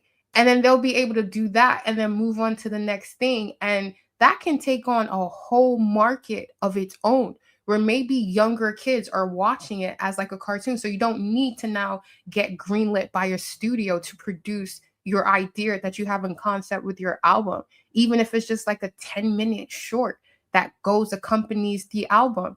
These are all things that you can now interpolate with just a basic concept, and you don't need that much, you know what I mean, in terms of like investment to get it off the ground.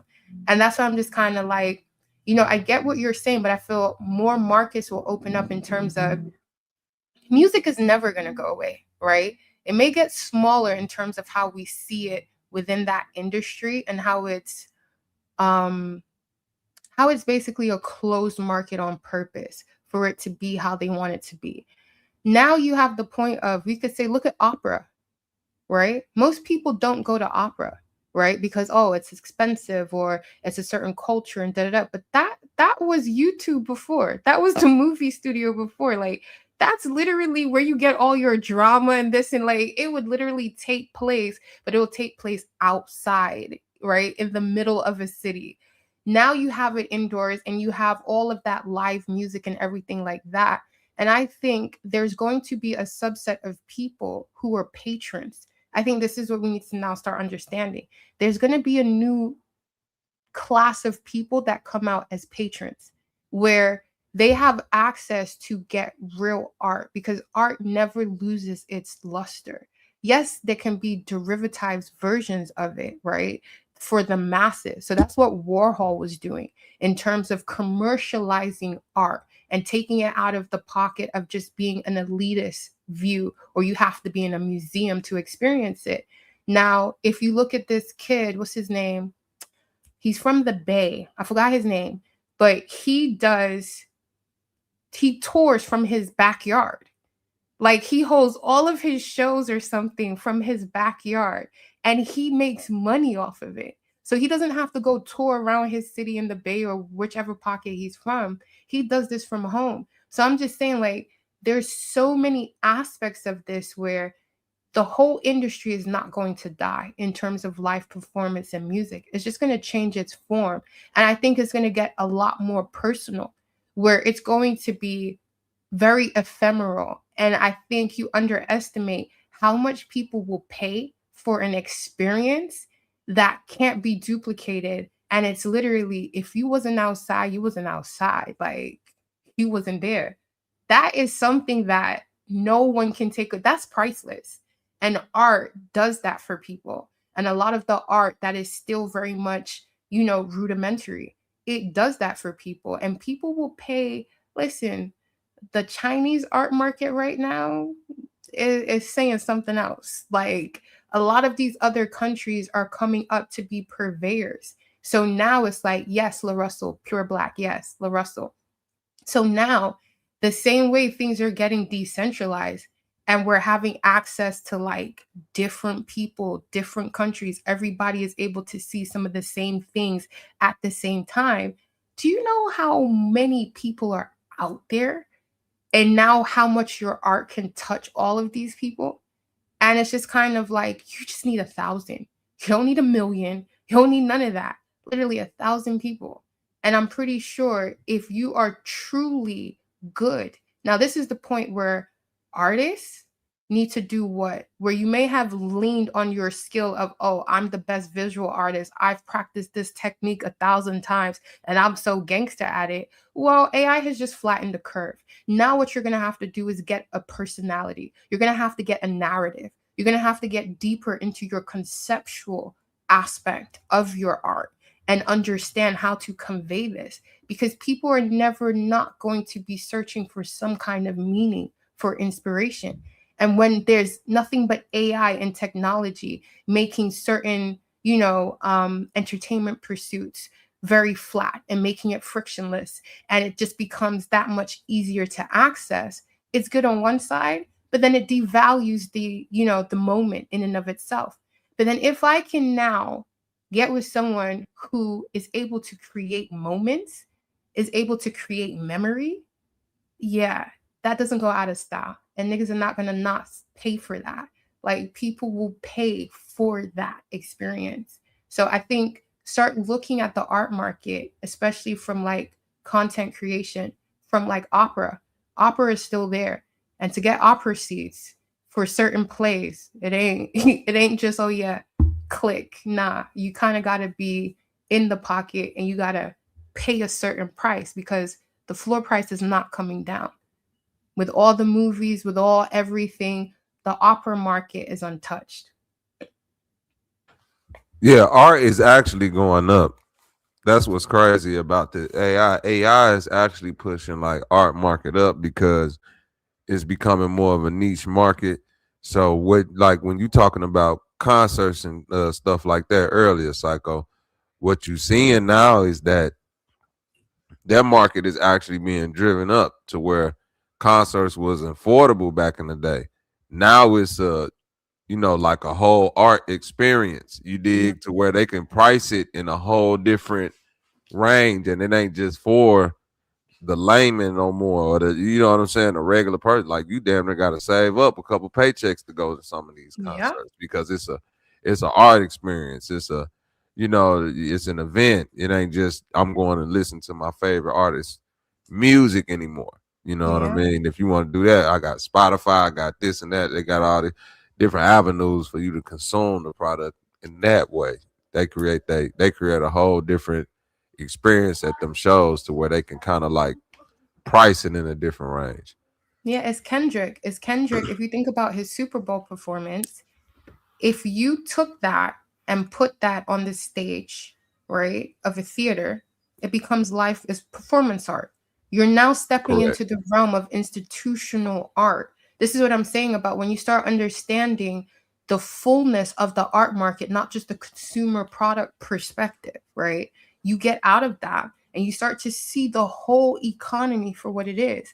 What Kendrick did for the Super Bowl, literally, you can translate that in so many different pockets, but that is opera. That is performance art. You're watching it. Now, we're watching it on a TV screen, or unless you bought the Super Bowl tickets, but it's to that degree of when you do want to do a show now, the level in which you have to have mastery to now have people, I need to go see this person's live performance. It's like, it's like an exhibition at a museum. You now have that level of provenance associated with what used to just be a concert.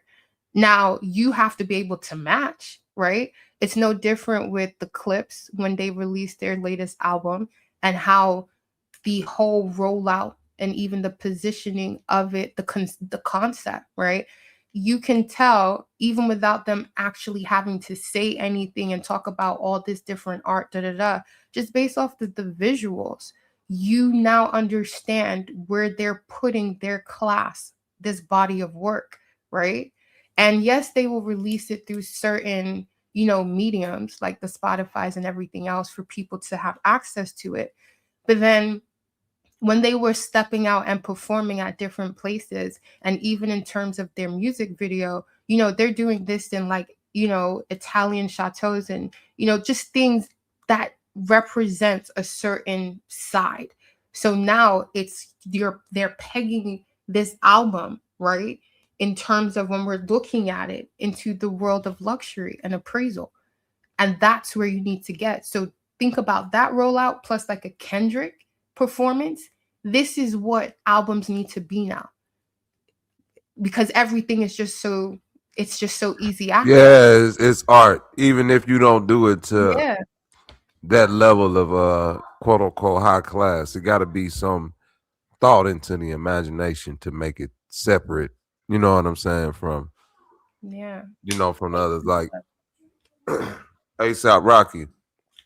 I really don't rock with his music like that, but I had went and like listened to his songs on YouTube on his new album, and his rollout is so cold, because as I'm looking at the video, like the little I guess the little visualizer, I'm clicking it with my mouse, and you can like move the screen around and see different scenes and this and that. I was like, this is dope. I'm like, I didn't even know. Then when his videos came out, how the visuals is all like some type of video game, GTA, but it's still realistic, and it's a lot going on. I say, yeah, that's dope. That's dope. You know what I mean? I respect any side of the art that people put any form of imagination into. You know what I mean? That's dope. Yeah. I think that's something that he's underrated for, meaning his visual score talent, in terms of he really pushes a lot of the trends that end up coming through in terms of like that whole psychedelic experience of film, of when you're watching something and you can tell he's kind of inspired by Guy Ritchie. That's a fact. Yeah, you can tell he's inspired by Guy Ritchie and a lot of other, I don't know if you've ever seen this movie called La Haine. It's like a French version of like Paid in Full, like their hood classic, right? But You I can never just, seen it. It's yeah, old. Like what year it came out? yeah, it's probably like 90s. Like 90s. it's an old, Lahane. yeah, it's like 90s. It was like their version of, their street classic or whatever. But it's interesting, and just like the filming of it's in black and white. But with Rocky, he definitely has pushed the visual experience of what you're looking at when you're, when you're listening that's to a his fact. music. Yeah. So it's kind of like he doesn't get the credit. And I don't know, his music, I guess it's kind of like, maybe I'm just used to it. But I think even sometimes when it comes to the music picks that he does, so how he kind of like will blend rock and roll and somewhat a little punk. I think this album, it's a lot more like punk rock type vibe. Oh, it's right? all the way punk rock. It's all the okay. Yeah, he haven't punk listened to rocking that it. Oh yeah, yet. he going there with it. That's what make it dope, because he on the ones where he going punk rock, he going all the way there. He ain't blending the line. Okay, yeah. So I think it's a good, yeah, I think now we're gonna see a lot more creativity, which I mean can only ever be good in terms of, yeah, art, hip hop. I wanna see it become performance art. I think that's what I'm most excited to see, because Kendrick definitely set the bar of like, okay, we're really, really, really gonna go into this whole performance art. Like, you guys are gonna be deducing this 3-5 minute like you're watching a film almost, right? So that's the next wave.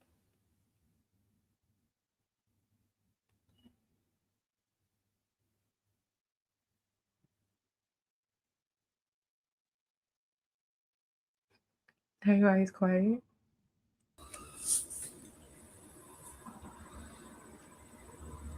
Now Dev is there. That Trunks beat is by ASAP. You like foreign flicks, Ola? Watch Lahane.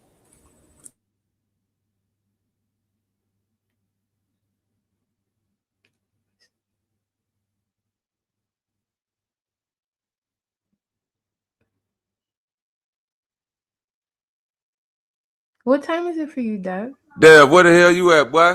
That view, all right? Yeah. Yeah, man. That is beautiful. What time is it that you're getting Time to get up. Did you see that damn light? I think I said it's time to get up. Yeah, That's man. That's some old man. Probably Central Time. Wherever he's at, it's probably Central Time. Yeah. Oh, okay, yeah. It's sunrise in the west side of Chicago. Yeah. Oh, okay. Oh, yeah. You at home, baby? Yeah. That look like my projects right there. Robert, I mean, no, Henry Horner, baby. Horner in the house. Yeah, you know I'm a Rockwell, Henry Horner, baby. Man. Fontaine said it was going on before Kendrick. Y'all know what was going on before Kendrick? The theater, you know. Yeah, that kind of performance art. Yeah, the performance art. Look at GQ. I would say it was definitely going on before Kendrick, but I would say he probably is like the poster child of it now. You know what I'm saying? It's like always somebody that's gonna push it to another level. So like you got to think this nigga done won a Nobel Prize. So it's like when you do, you know what I'm saying, win Nobel Prize for writing and you know, with the way that you put together your visuals, and you know, even when you go back and look at old Kendrick stuff, like all of his videos kind of like have a storytelling aesthetic. Money Tree is the perfect place for shade. You feel me? Yeah, so he always been ahead of the time on the visuals, but to say like nobody want to. It's like when people talk about R&B GQ, you can't say R. Kelly, even though it's like we all know it's R. Kelly. It's like when you talk about stuff like that, Pacho, it's Kanye. You know what I'm saying? Yes, he set the trend for all of that. You see what I mean? But it's like you so don't want to think about it. Just like it is Kanye. You know, I mean, you know, he's kind of like so I ain't right, you know, way before Kendrick Lamar, that was a Kanye, and that was his like whole aesthetic. Yeah. So then I wonder if like old, because I know like James Brown was quite theatrical, right, on stage. I'm trying to think who else, because I know that's who Michael Jackson got a lot of his performance outside of like like certain tap dancers and stuff like that. George Clinton. George Clinton. Okay, yes. Oh yeah, Boosie Collins. Who else was theatrical on stage and stuff like that, like dancing? Because James Brown got it from somebody. What did he say? Sam Cooke or something like that? That they got it from? Yeah, Jackie Wilson and them. Yeah. Jackie Wilson. Yeah, there you go. Jackie Wilson is who they say they got it from. Yeah. I remember him. So yeah, I guess everything comes back around.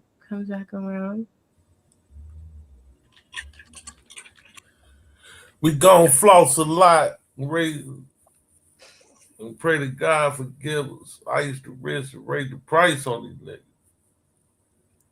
I don't know, that boy Jay-Z was different though, man. That nigga did it all. He had the performance art, the lyrics. He's just a god. That nigga cold. You know what? I disagree. I gotta listen. Reasonable Doubt. That's it. Jay-Z checked all boxes except performance. Yeah. Them concerts was lit, bro. He used to have some performances. Oh, wait. I didn't say he didn't know how to put on the show. I didn't say that. Eventually, he got to the point to where he realized he had to know how to put. Bro, Psycho, the first time I ever seen Jay-Z perform, and I was a Jay-Z fan, this was in St. Louis in like 96 or 7 on the No Way Out tour, the Puffy tour, right? And this was a young Usher opened the show. Then after Usher, it was Jay-Z. Then after Jay-Z, it was Busta Rhymes. Then after that, it was Puffy and the family and all of them, right? So I remember clearly Jay-Z coming out performing with like the bulletproof vest on, and Dame Dash was out there with him, and he had the energy, but it was like he was just standing there. You know what I'm saying? He got better after a while with that. But he still was only standing there, but he still had a lot going on the stage. He ain't never not just stood there. That's what I'm saying. He got better at putting on the show, but him as a performer, like when you talk about when I say a great performer, I'm thinking DMX, Busta Rhymes, like them some niggas. You can put them in a pool hall, and them niggas go put on the show. Yeah, the performance art in hip hop is like what Red and Meth did at the Up the Smoke tour. Hey, when them niggas came flying in the air, they was spitting how high, and they was up in the air on being hung over the air while they was spitting it. That's performance art. Yeah, that's a fact. Everybody I know that went to that show said they had the best set. You understand what I'm saying, GQ? And they wasn't even the headliners, and they was like, that was the star of the show when Red. Yeah, that's what you went home. Their performance. You see what I'm saying? There's certain niggas you don't want to get on the stage. Yeah, that's a fact. No, I feel you on that.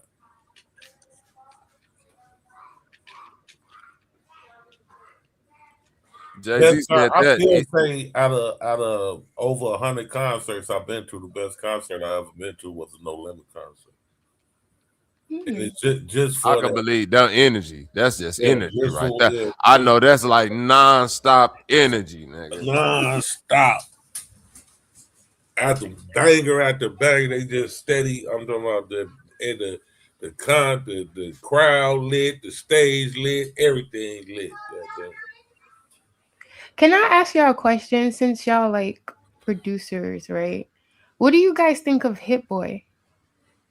Where he's done the producing, I think now he's rapping. I'm not against album. Yeah, I'm not against a producer rapping. I just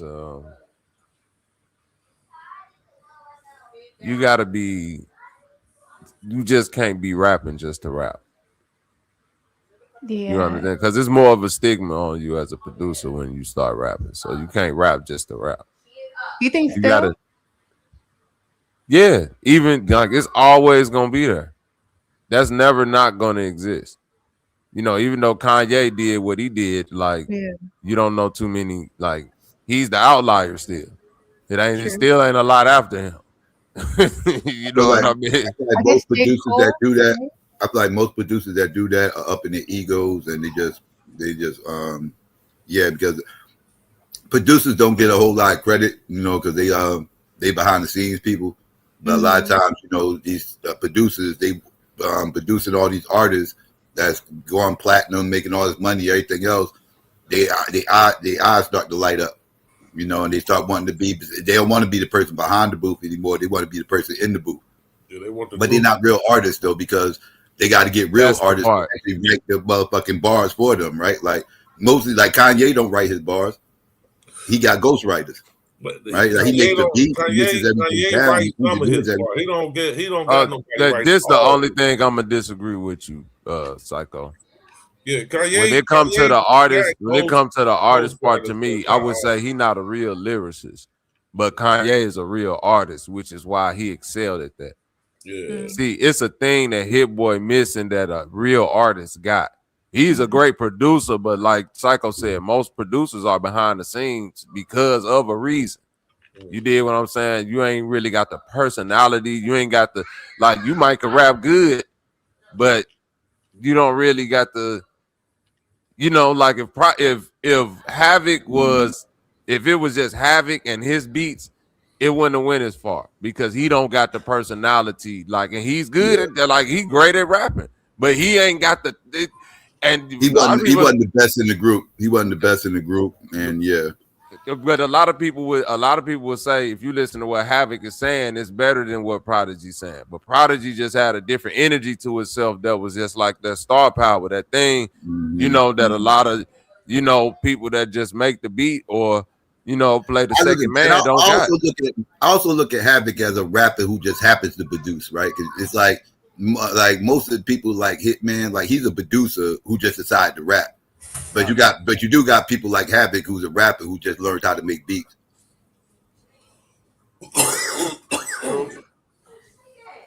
That's like Kanye. Kanye always been a rapper that's making beats. You know what I'm saying? Kanye can rap his ass off. He you know, he get the stigma of somebody, you know, having a ghostwriters, which he do, but he write most of his own shit. He got a ghost, you know, he got motherfuckers in there, they a creative team and shit like that, but Ye can actually rap. But another one is Daz. Daz, a rapper who make beats. You know, he's a rapper who just so happened to make beats, right? He learned how to make beats, and But I would argue Havoc and Daz are better beat makers than rappers, though. Like they found their niche once they started making beats. Like they kind of found their niche and kind of I definitely agree with that. Daz, because Daz got some raw ass beats, way better than his rapping shit. Mm-hmm. Not that they trash, it's just they beats outshine they raps, like they, you know. Mm-hmm. And that's where the rubber meet the road, Pacho, because at some point the rapper gotta outshine the beat. You understand what I'm saying? So if you're an excellent beat maker, you know, but the beat always winning in the battle, then your raps just go always be like, yeah, that was cool. You know what I'm saying? You ain't never go create those moments to where like, oh, did you hear what he said? Or it's never gonna happen. So Hit Boy is good. He's a good rapper, but he don't need the rap. Yeah. And I don't want to say that because, you know, I ain't saying like he don't need the rap. Like he good at rapping, but it ain't gonna accomplish. You know what I'm saying? It's just like if you're doing it as a passion project, I get it, but it ain't gonna really, you know, nobody gonna look at you no different one way or the other. Ain't no wrong passion projects. I get that. Yeah. It was just I kind of saw him start to get on the circuit. So I was just like, oh, he's released the music. But I kind of quickly just looked at, I think he has like a YouTube channel and stuff. And it's just interesting to me, like just seeing that happening more and more, where it's just kind of like, you know, I don't know if he's paying for it out of pocket and like trying to hit his own lane, because I know he was like in some kind of bad deal or something that he just got fixed. So it's just kind of like, okay, like it's interesting to see that, you know, he's kind of doing the YouTube thing now, but like how people who are just getting onto YouTube are doing it. So it's just really just like, I just feel sometimes like what's the missing translation for someone who's in the industry and someone who's been in it, even though he was in a really bad deal, which, you know, we kind of expect, then it's kind of like all your time in it. And when you finally get out of it and we're at the point where we're at, it's kind of like you're starting doing the YouTube, you know, rapper thing. And I'm just kind of like, is it going to work though at this point? Like, is this kind of like bringing down what you've already done? I guess I'm looking at it from more provenance, right? Is this now bringing down what you've done as a producer because your execution on the rapper side isn't at the same level, right? No, it ain't gonna break it down. Okay, I was just. If you're a raw ass producer, it don't matter how garbage your raps is.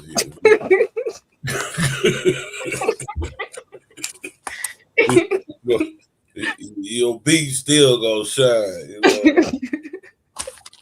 I guess that's true. Yeah. Ron said he's been doing it for 10 years. I never knew that. I did not have a clue that he was a rapper. That's interesting. Interesting.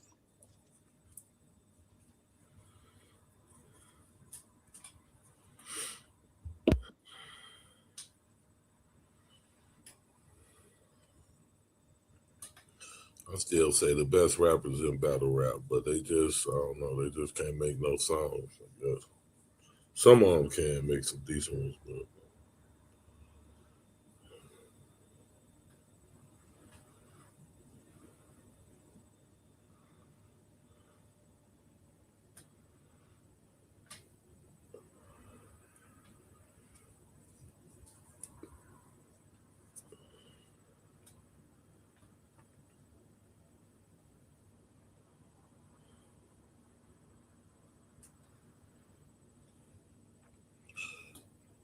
Yeah, Pacho, I was listening to you the whole time, dog. I heard everything y'all was saying. I just couldn't get it. I had a whole party going on in the background, so I couldn't even. Oh, right. You stay having. How did your family?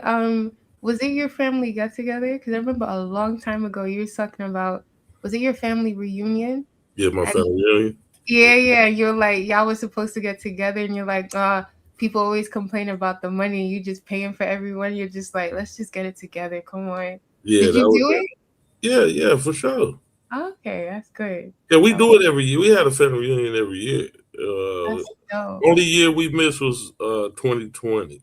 Oh yeah, for the lockdown. But yeah, since I was born, we'd have had one every year. So yeah. But you know, the ones who've been sponsoring it forever, well, the main ones passed some couple years. Like my uncle, my daddy's older brother, and my grandfather.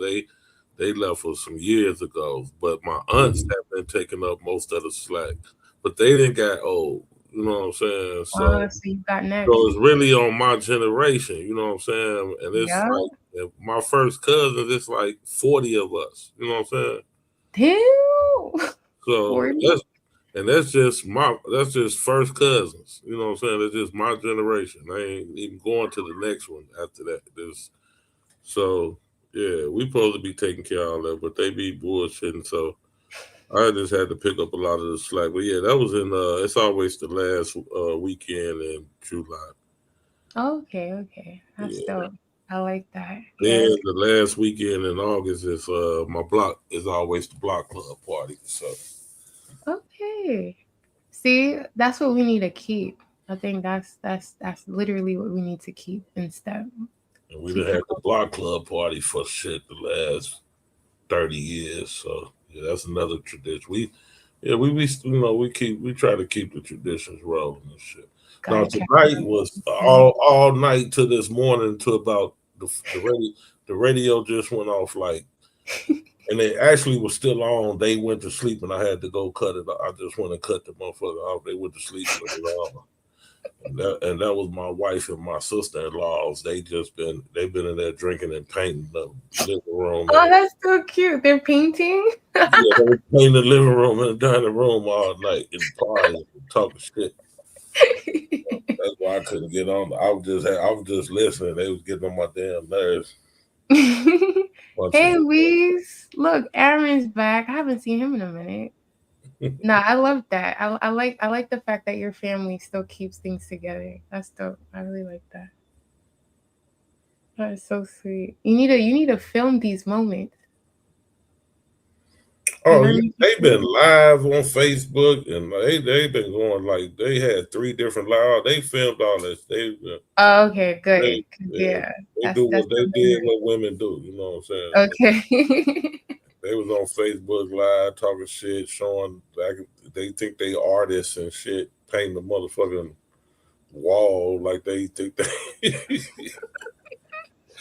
think they Picasso around this motherfucker.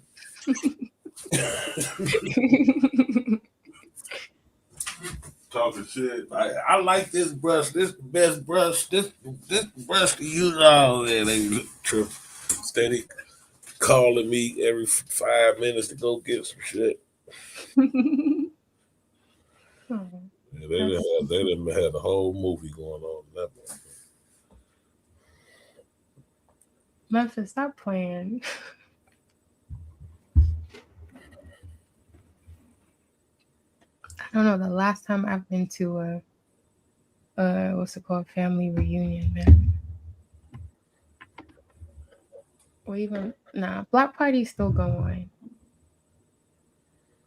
I think that's still going on. Yeah, that's my father's side. Now my mother's side, shit, the last time we had a family reunion on my mom's side was some years, man, probably 20 plus years ago. See? Oh, you wasn't here, Dr. Mo. She was driving to Mardi Gras, so that's like her family reunion plus block party. Yeah. Yeah, so she's on her way to a party too. That's crazy. On my father's side, they've been doing that shit every year for a long time. Let them be great, GQ. Huh? Nah, Dr. Mo in the comments saying let them be great. Oh, for sure, Dr. Mo. You know, I ain't got no choice in the matter. Shit. I go along and get it along. Yeah, I'm seeing GQ. While you scoping everything, you remind me of what's that song with Jay-Z with Reasonable Doubt? Is it Regrets? Where he's talking about I'm in the how does it go? Sitting in a remote location in the BM. What is it? I haven't heard of it. Metamorphic as the don't turn to 𝘾𝙤𝙤. The chink got eyes on me like a binocular. Something. Yeah, I know what you're talking about. Yeah. I know Dev had been up all damn day and night, about 12 hours straight. I was trying to give him a little relief break. For a minute. I think me and Bobby gave him the break. I think I came up at 4? Did I come up at 4? Nah. When did Bobby come on? Oh, Dr. Mo's almost there. Oh, she headed to the end though? Yeah, that's what I'm saying. That's what's up. I was on here before 4 o'clock. Nah, Lee, that's crazy. Yeah. You passed out at 4? Yeah, then Memphis came. Psycho came. It was me and Bobby for the longest. I did not know it was that many hours. So I'm saying this thing is dangerous. I be telling everybody. Time fly on this motherfucker. Yes, but it's even crazier if you're 5 hours ahead, and then it's what the hell? It feels like 2 days have just disappeared. I'm nah, I can't do that. Time be flying by here. Some people have family reunions in New York. If you having like a smaller one, but I think everybody usually goes down south for the family reunion, right? But then I think Most people, that's usually yeah, what they, that's where most of the family is at most of the time. But now that's starting to flip though. That's starting to flip because a lot of people don't even got a connection with their family from the south. At least up north, they so many generations deep up here, and Big Mama been gone. Cause Big Mama used to keep people going back and forth to the south. Yeah, like when my grandmother was still breathing, we went to the south every year, once a year, automatic. When she passed away and everything else, those trips slowed down. Yeah, right, because Big Mama kept people going back down to the south. And, once Big Mama go, then, people lose the need to really go to the south. They kind of just stay where they at. Yeah. Yep, man. That's going to be your thing, GQ. You're going to have to be able to get all of your 40 cousins. Yeah, because my grandma 98 years old. She just had her 98th birthday party in June. That's another tradition. She had her birthday party every June 3rd of every year. She's 98, and just being able to keep, trying to keep that tradition going is going. I don't know. We're gonna see how it look coming up in the next couple of years. Yeah, you gotta keep it. I guess maybe get the younger generation too. Maybe I need to try what's it called? Roller skating rinks. Try to get everybody to be like. Yeah, we do something different. I mean, we do. Well, we ain't never did a roller skate rink, but we do. We go when we do Atlanta. We go bowling alley. Okay, so y'all be going state to state? Yeah. We go to different states and shit. Like last year, in August it was here in Chicago. Last year it was in Memphis. The year before that, Atlanta. Yeah, it switch up to where all the most of the family at. Yeah, we usually switch up between Atlanta, Chicago, Memphis.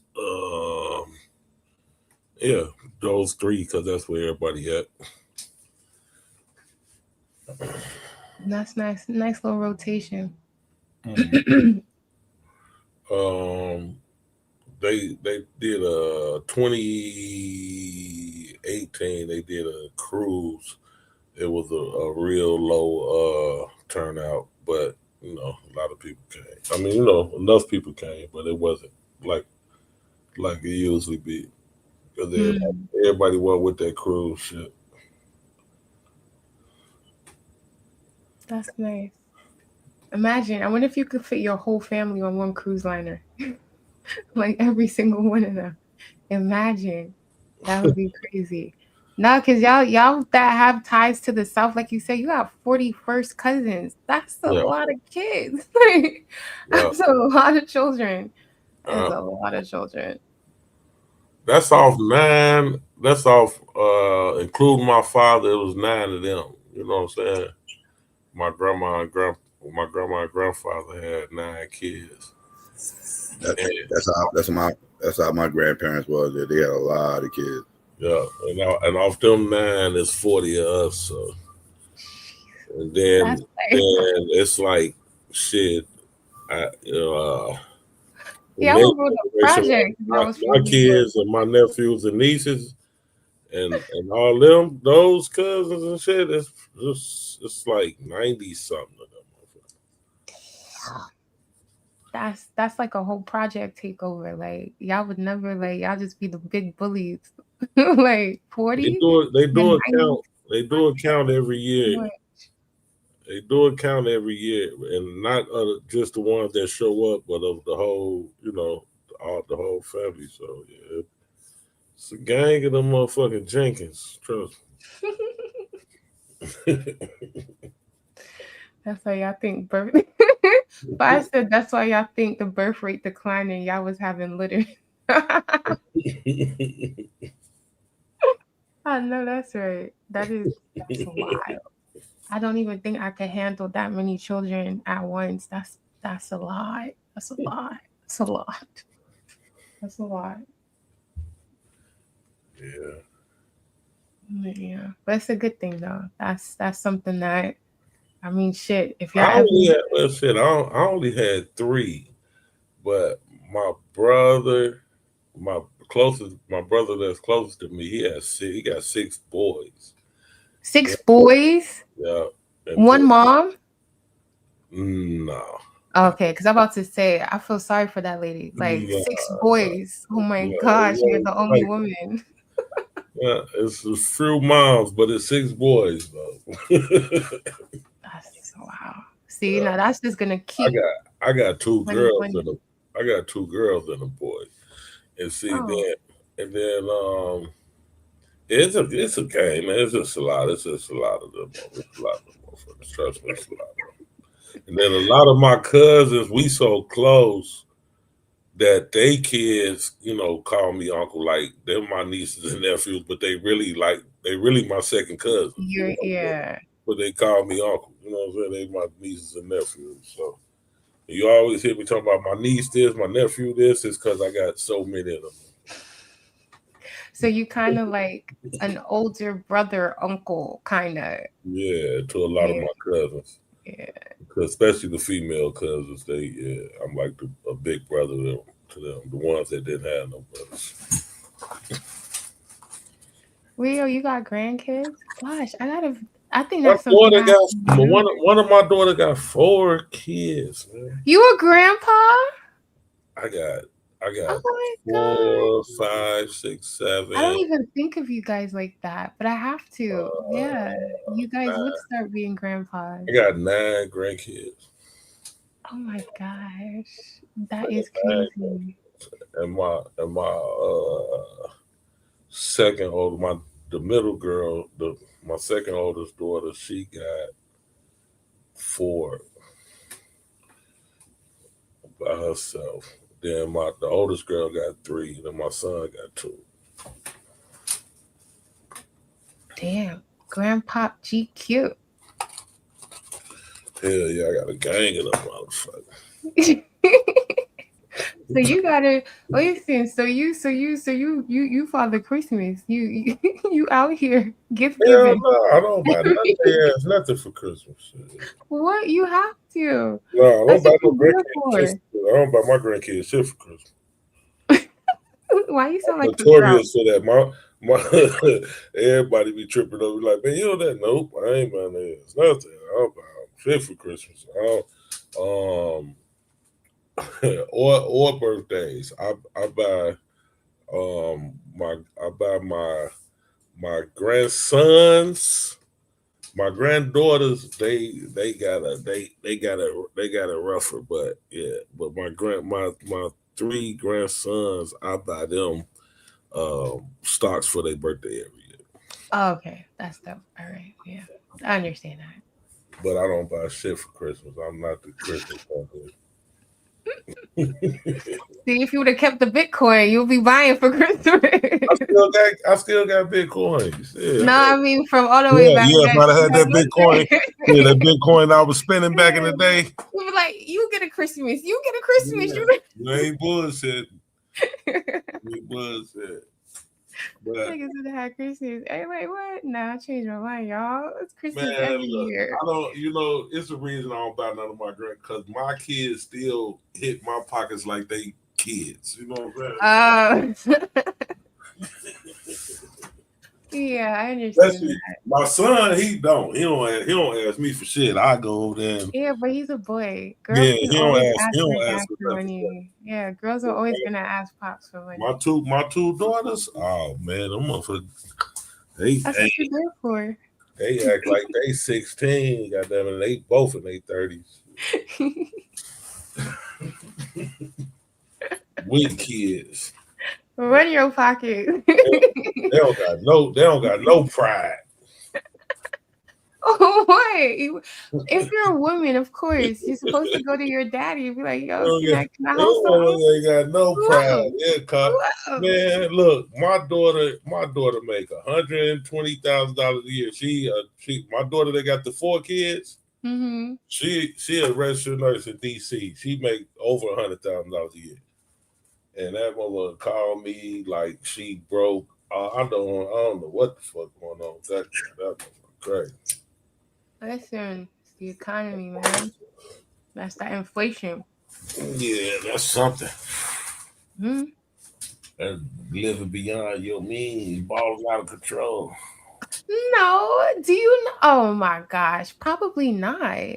If she has 4 children, that 120K after taxes, yeah, it's not gonna be a cakewalk. Y'all forget. I don't even think she probably living over her means like that. It's like, listen, things get crazy out here. Like, yeah, I know. Like what? 1 bedroom apartment? She probably appreciate you taking up for her, but yeah. You're like, I know my daughter though. I think she definitely living beyond her means, but it is what it is, man. Like I said, they ain't got no pride. I tell them all the time, like, fuck is you calling me too much you need some money? You make more money than I make. I don't even I'm retired. I don't got no job. Yeah, but I guess you put in work before, so you got more dollars stacked. She's just stacking hers. Oh my gosh, you're a grandpa. I gotta look at you a little different. It's your grandpa.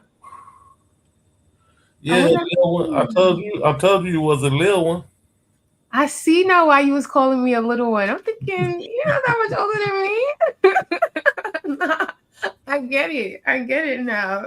Salute. I get it. That is so funny. I wonder who else. Most people know I was no grandfather. If I didn't tell them, they would never know I was a grandfather. Nah. But I guess maybe that's what's gonna happen, right? Because Rio was saying he was a young father. So yeah, it is gonna kind of overlap like that. But I think my oldest daughter, I was 16 when she was born, and I was 17 when the next one. And you ain't learned the first time. You didn't learn the first time, did you?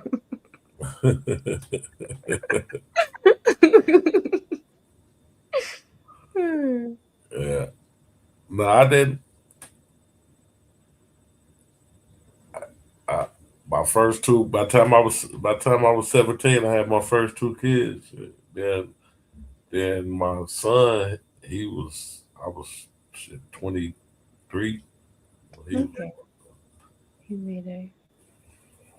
So how is it different, do you feel like, being like you were a teen parent than you were an adult parent, right? But like a young adult parent. How do you feel like the differences were?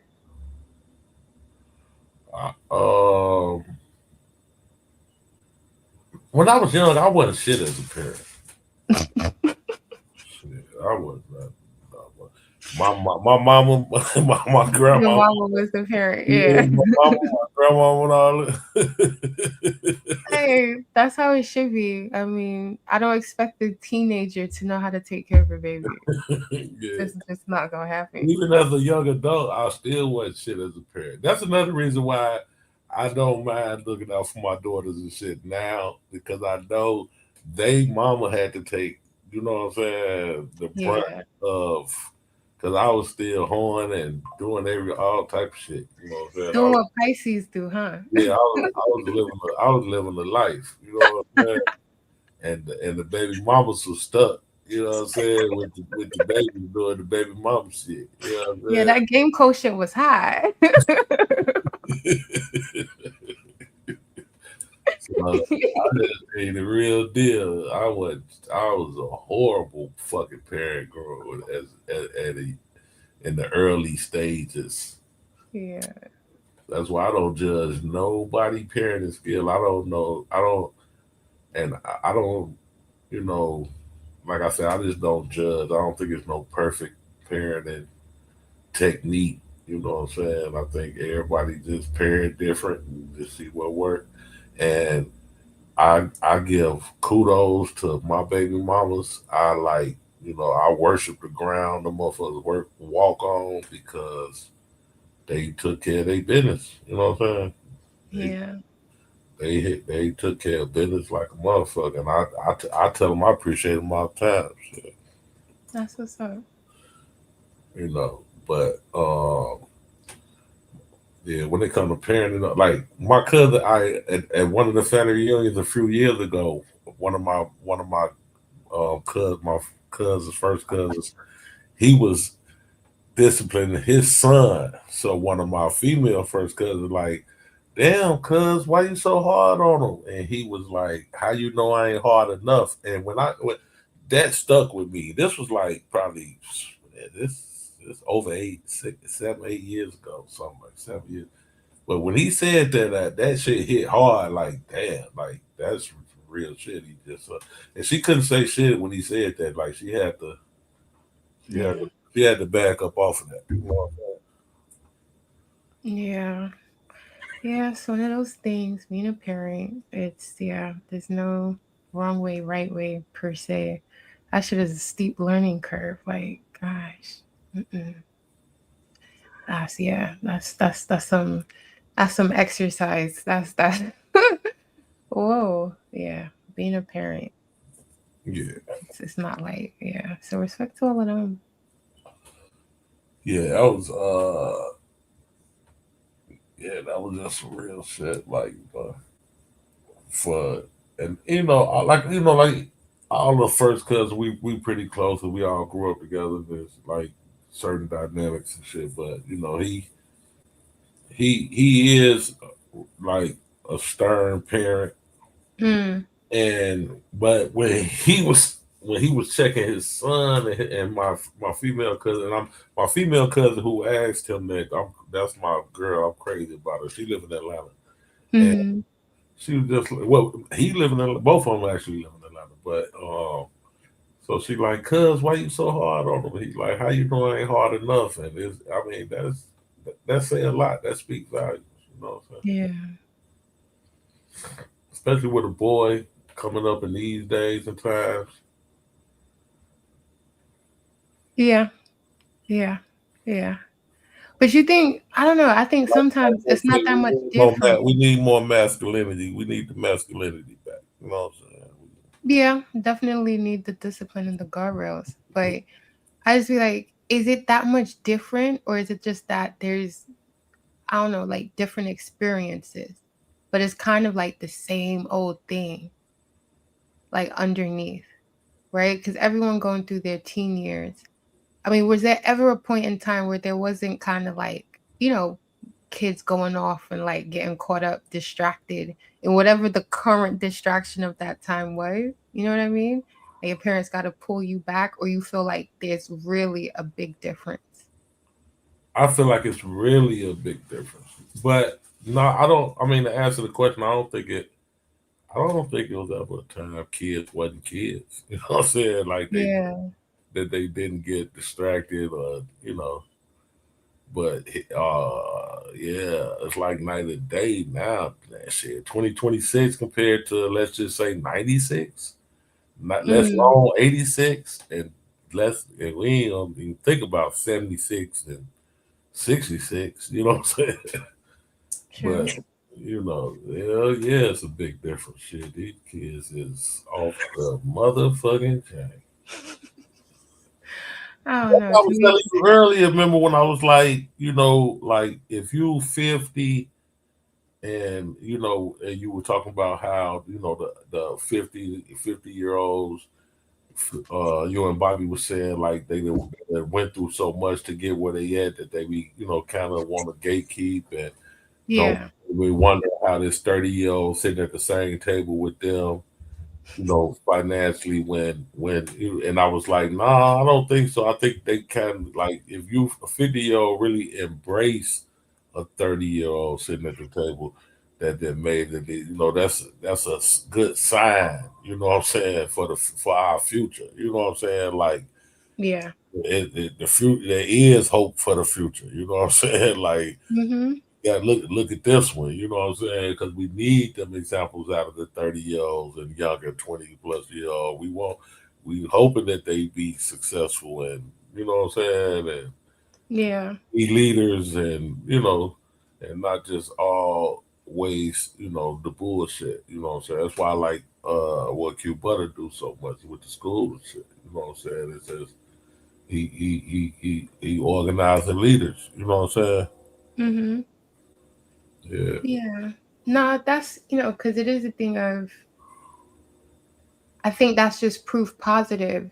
Like, if you have a younger person sitting at the table with you, it's like you did something right because you part of that effect. You know what I mean? Mm-hmm. Where at a grander point. So it's just kind of like, for me, I'm like, yeah, we should want as a table to be different ages, because it's like the more we have different ages, the more we know, yo, we're actually, as a people, we're getting our financial literacy across the board together. Something's working, you know, and from that, it's like there's so much more we can do just off of the strength of that. So yeah. And the 50-year-olds, 60-year-olds gonna have to lay it on y'all, like I said, for this for this technology and shit. You know what I'm saying? Yeah. Just the learning curve at this time. You know what I'm saying? Yeah. And you know, even the interest in, you know what I'm saying, and you know, y'all own it. So shit, we gonna have to like, hey, what's going on with this right here? What's going on with this blockchain? How do I set this up? You know, you know what I'm saying? So AI and all this other different shit. Better be in tune with some youth, because if you ain't, your ass gonna be burnt up around I it. Luckily for me, I got 100 nephews and nieces. So True. You got a whole research development lab. I got all the resources right there. You know what I'm saying? I got research and development. I got all that. You know what I'm saying? I got them in every facet of life. All from the, what did you call it? I forgot what you said, but the underworld, from the underworld to the overworld, you know. So shit. Yeah, let's say decentralized to centralized, right? Decentralized to centralized. I got a nephew about to, my baby sister's son. He about to graduate high school this year. He going to school for media, so okay. You know, I'm on his heels. Yeah. Because media is going to look different for him as soon as he comes out, or even while he's in college, university, doing that. Right. Yeah. Multimedia or whatever it is, something like that. But yeah. I know, like, they're using a lot of AI in schools in terms of like research, allowing it. So I wonder, in terms of like multimedia, I'm pretty sure they probably allow it to some degree. They have to, because they're gonna have to start learning how to do Kling and all this other stuff.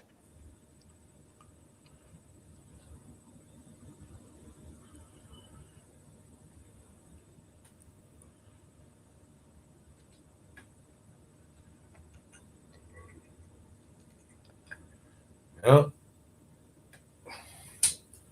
Yeah, that's why I said when you was mad at me, I'm like, what the hell are you talking about, girl? I don't know what the hell. Nah, y'all be gaslighting, GQ. You can't play that. Y'all be gaslighting. Look already, I've already been called craziness. We're gaslighting. I've been called craziness just for telling the truth. And I ain't never asked nobody for $1. And yet I still ain't asking for nothing. The truth is a crime in the world of I know. That's why I'm just kind of like, niggas will call me everything with no proof. But I got proof of just like, yo, this is happening now.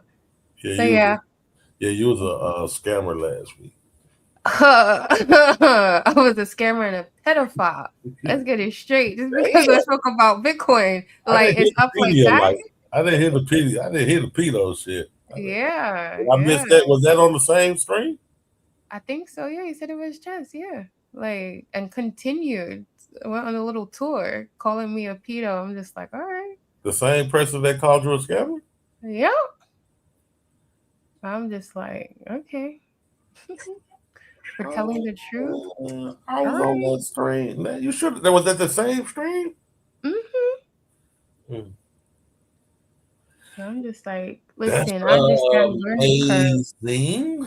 Yeah, but this is the thing. So when you're like, y'all gonna have to rest on us, yeah, we know that, and some of us are actually coming back to try and like, yo, this is the game. But then it's like some of y'all want to take it like niggas are trying to tell you ain't shit, and it's like, no, this is what's happening right now. Like, you know what I mean?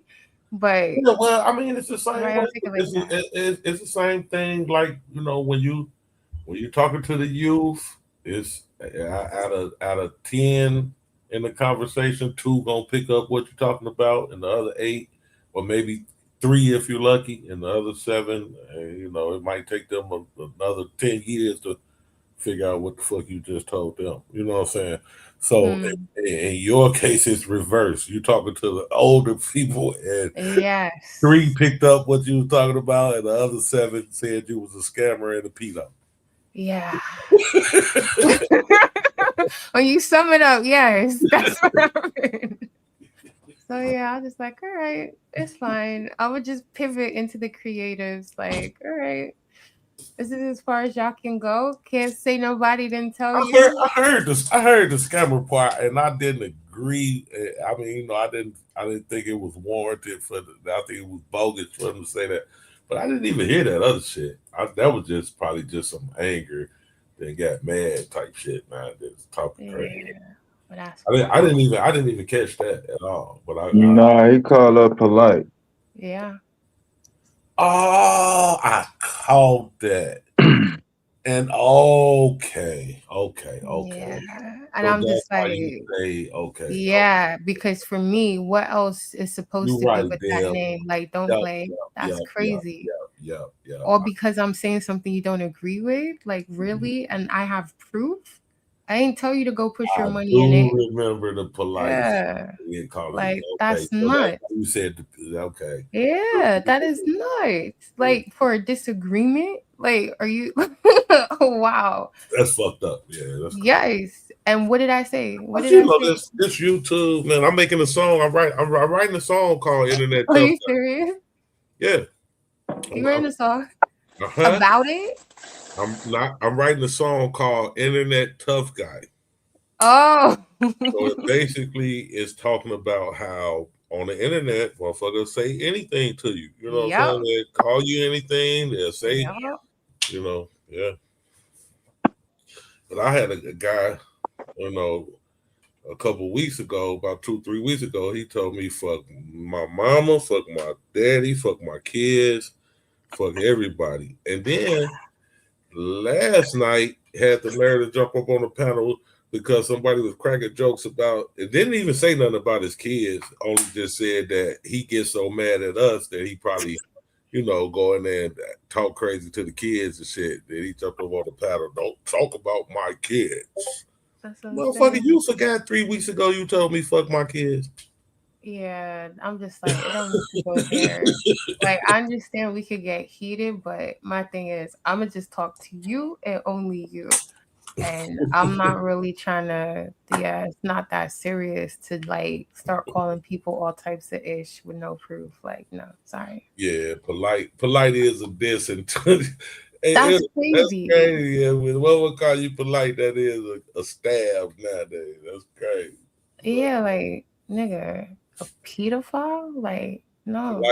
Polite was a star in the community too, you know. But it seems like a lot of times that's what it be, man. These motherfuckers always behind the scenes with some fuck shit.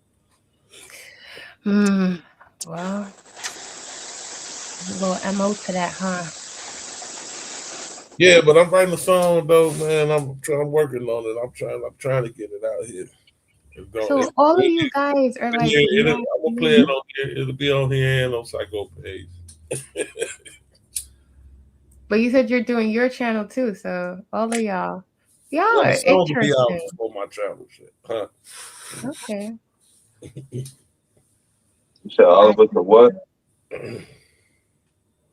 Oh, I don't think his 30 is. No, Rio, I'm older than your daughter. I'm 38. What'd you say, Deb? You was about to say all of you guys or something. Oh, what you say? What you finna say, Pacho? How old all us is? No. Rio, he asked me. He said I sound mad young. Like I'm his daughter's age. And I was like, no, I'm older than her. Gosh, if y'all saw me, I'll probably look even younger. Yeah, you could tell you're a little bitty thing. Nah, I'm 300 pounds. I'm Manny Fresh. You're a little one. You said 300 pounds. What the fuck? Yes, it's true. I don't believe What if that. I was 300 pounds? I don't believe that at all. I believe you probably 98 I'm 300 pounds soaking wet. No, I'm actually bigger than that. I'm Bigger? 130. Yeah, I'm 130. Yes, let me get all my bigger in. I am 130 pounds. Right? I'm not 90. Yeah, I'm exaggerating. 130. She exaggerating there. She 122. She 122 and a half. I'm 130 now. Can't round up that high yet. Yeah, I can. Who's gonna check me? I'm a creative. Can nobody tell me? I'm gonna say it. I'm 130. I'm 130 pounds. So I got a little weight to me. But yeah, nah. Manny Fresh was so Titan called me Manny Fresh. He was like, I don't know if she looked like Manny Fresh or not. So that was funny.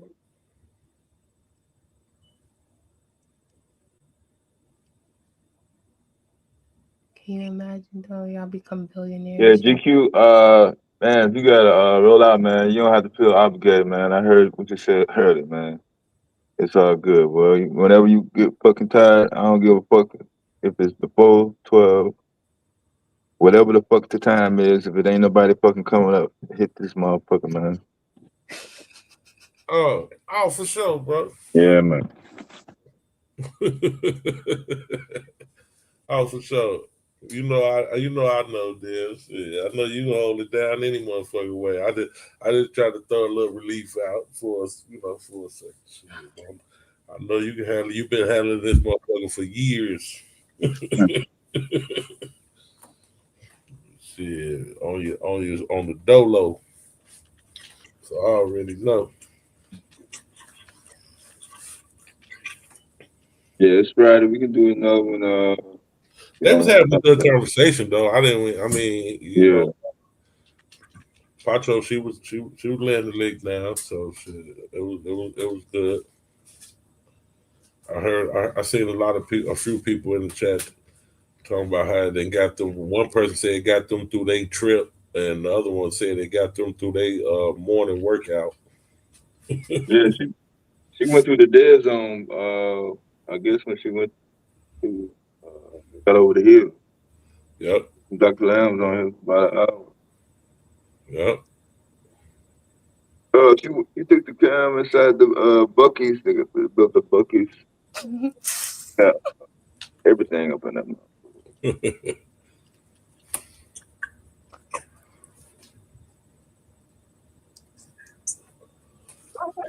She had to go through Mississippi. Yeah, from South Carolina to She New had to Orleans. go through Mississippi there. Yeah. Okay. Either way it go, yeah.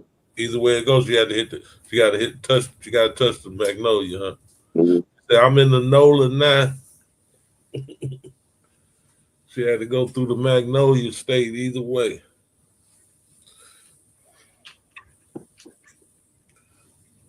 Yeah, I'm saying, I think she's in Mississippi now, but she just not going across. You said she in the NOLA. She in she just made it. Yeah.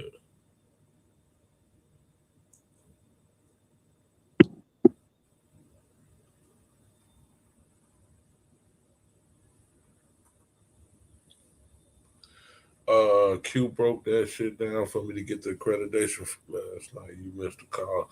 You're gonna have to hit me. You're gonna have to hit me to it, Aaron, or I'll get over Quebutter and see what the business is. I had a damn painting party going on last night.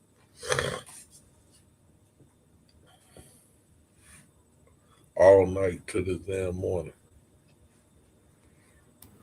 Real quick before I get out of here, Lucky and Aaron, check y'all emails. Y'all should have an email. Just make sure y'all check that. this morning. I'll holler at y'all a little bit later. I gotta get ready to run real quick. All right, bro. All right, appreciate that. That's for the rookies. Yeah. Uh-huh. Yep. All right. I didn't even see Aaron's in the chat. Weezy's back. How's your brother?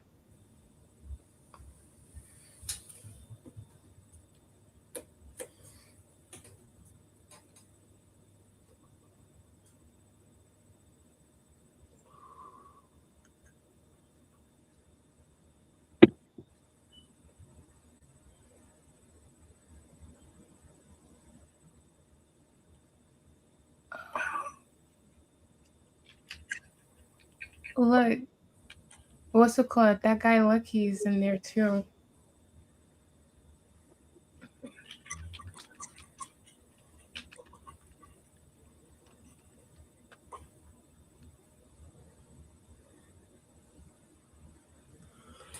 Damn, so you've been busy.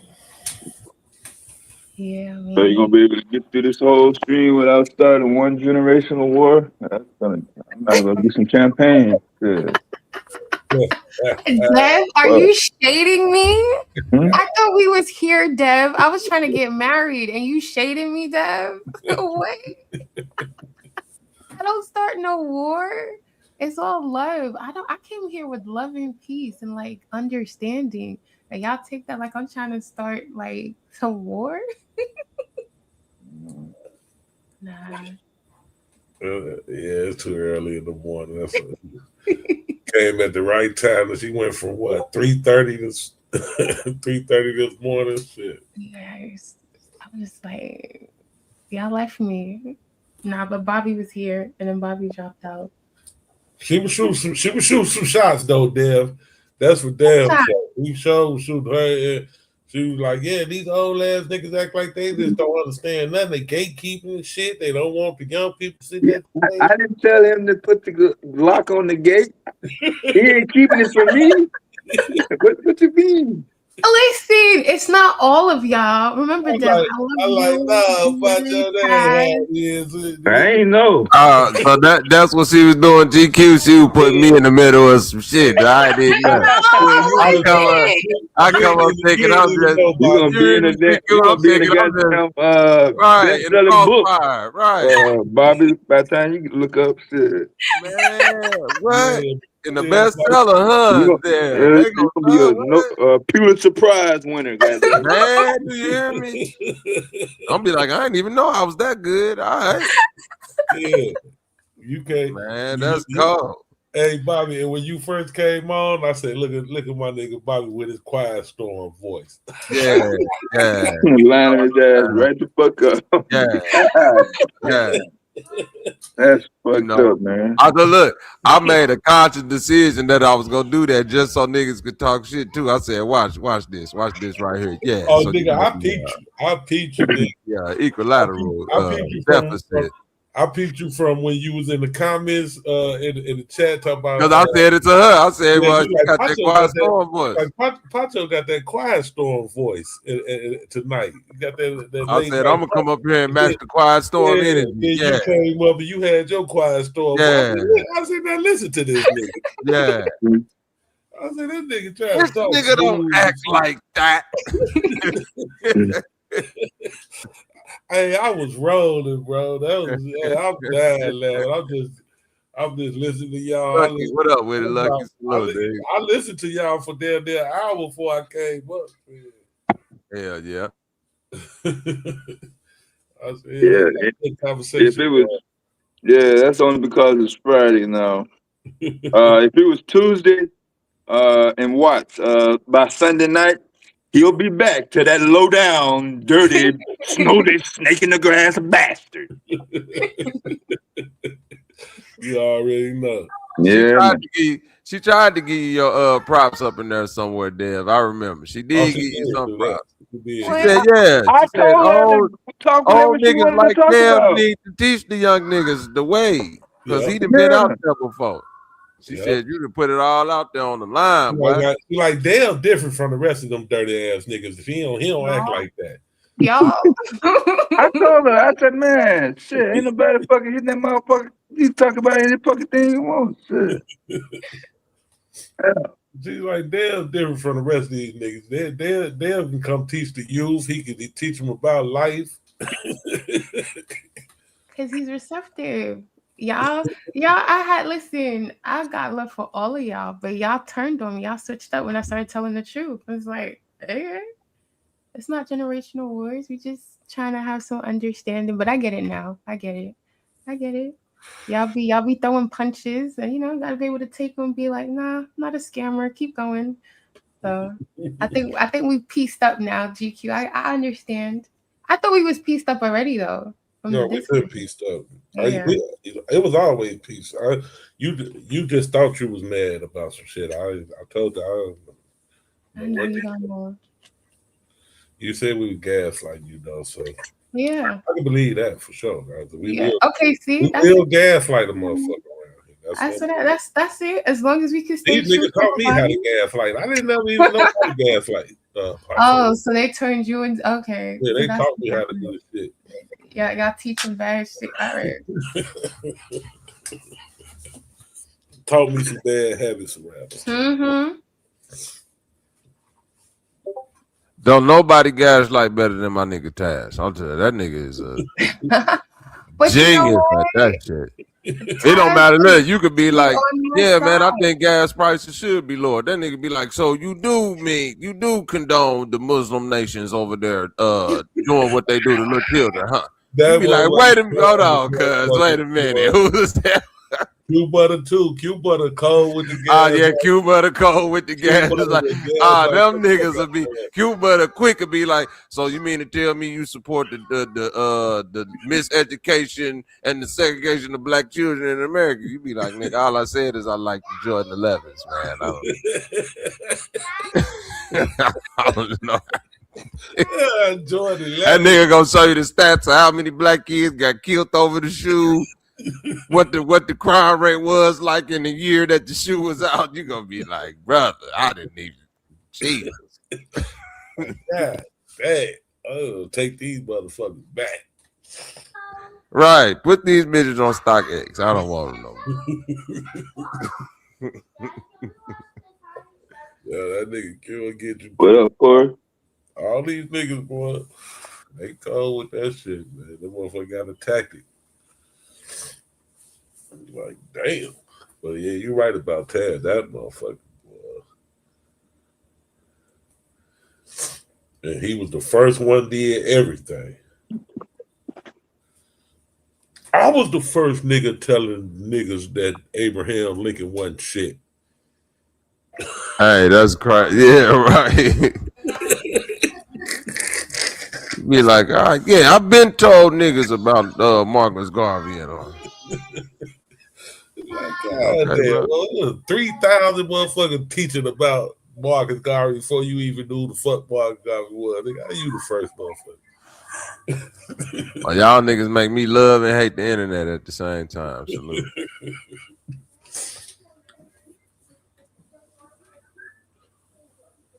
Yep, Pacho come in at the right time. She on the other side of the world.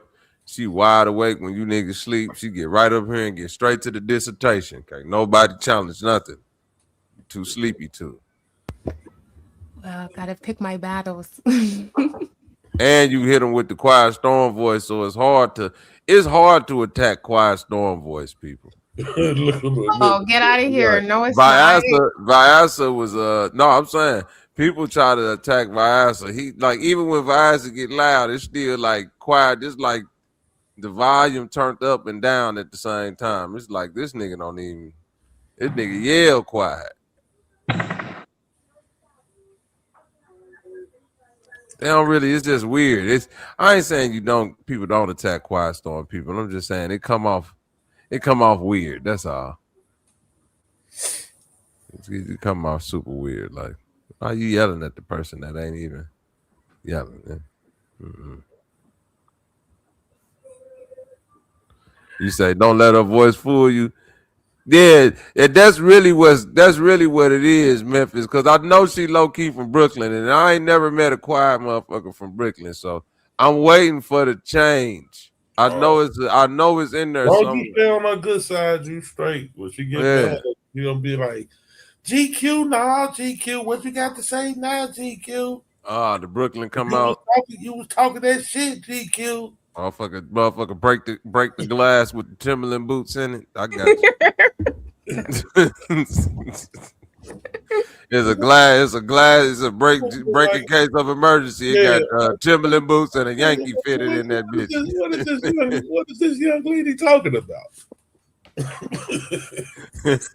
I'm nervous right now. This goddamn. They lost their mind up in here. Oh yeah, I already got all New York women is running on my heels. I don't need the nice young lady. You say it's a female rapper from Brooklyn. Her voice soft and her lyrics go hard. I thought that was every New York female rapper. Damn, that's every female rapper from Brooklyn. Right. You gotta be a little bit more specific, Rio.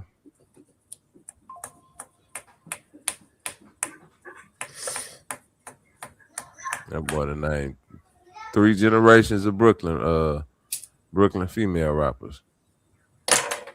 Ain't Foxy Brown from Brooklyn too? Yes, indeed. Yeah. I thought so. Memphis, why are you trying to blow my spot up like I'm out here crazy?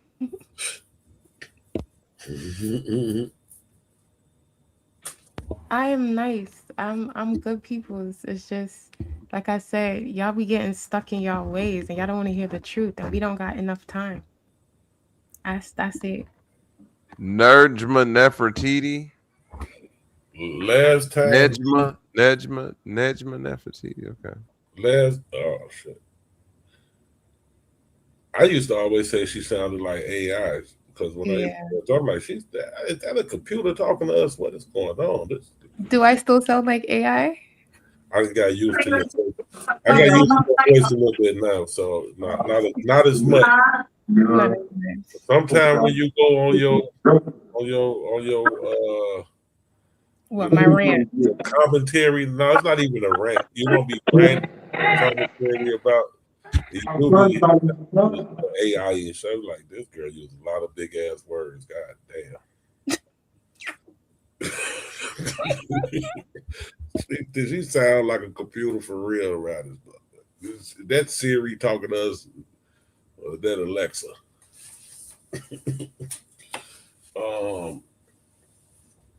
Damn, I forgot what I was going to say though. I had something else I wanted. What were we talking about? Nefertiti. Yeah, she cool. She cool. Are you hip to her? No, I just listened to her real quick. Oh, okay.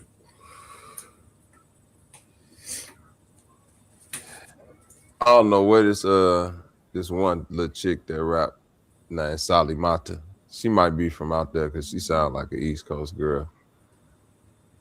I don't know where she from, but she hard. Oh yeah, she from Brooklyn too. I figured it.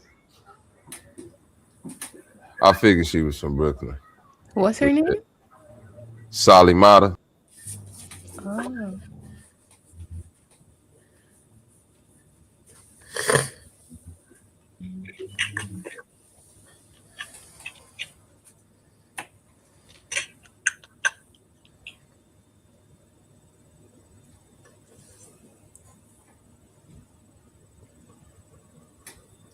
𝘲𝙗.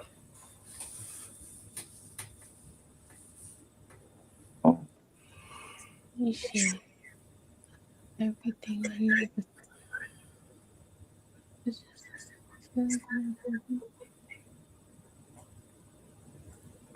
Bobby, you got me thinking about that mixtape now too. Now I got it. What's up with it? What mixtape? The GQ mixtape. Yeah, that's hard. The high GQ mixtape. Yeah, I like that. Yeah, that's a whole little concept. IQ, AQ, EQ, SQ, GQ, nigga. GQ. The fifth element, nigga. You ain't got no game about yourself. You need to get all pimps on that bitch. Sugar free, everybody. Like put a little ology on the ology in there. Yeah. Game quotient. Global quotient. Oh yeah, Sugar Free, that's my nigga too.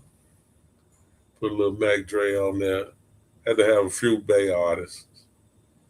They do be bringing the game. Had to put my boy Twister and Do It Down there.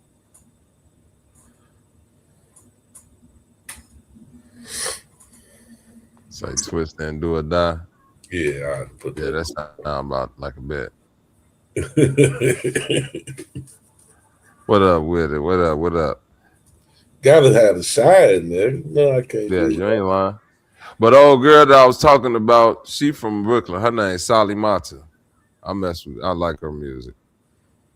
She be rapping to them like old vapor 80s vaporwave type beats. That's a whole new genre that they done came up with. You know, Psycho was talking earlier about who was that? He said Timberland got the AI artist that he promoted. My nigga, I guess. I mean, I could with his beats and then having that might be all right. I don't know, but I know my nigga that be up there with Quebutter, his boy Dot got an AI artist. He's the first nigga I seen with an AI artist when I was in New York. And he's so cold with it that he got the AI artist pumping the AI artist, and he is premiering on. He featuring on a couple of the songs because you know Dada already a rapper. You know what I'm saying?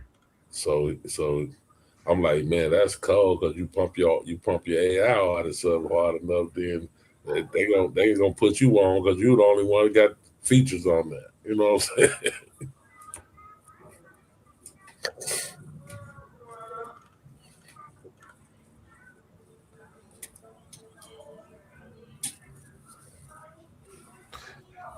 Yeah, that AI artist, that's the way of the game right there. I ain't gonna lie.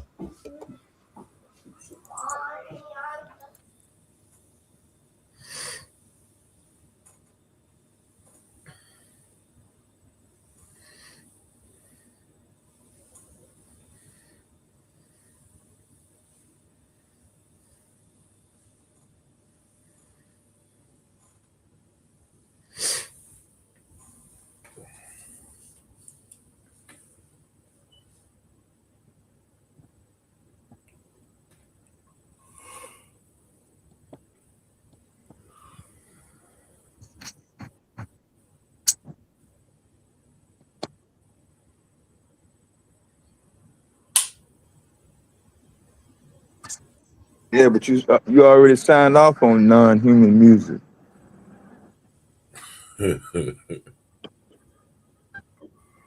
Yeah, y'all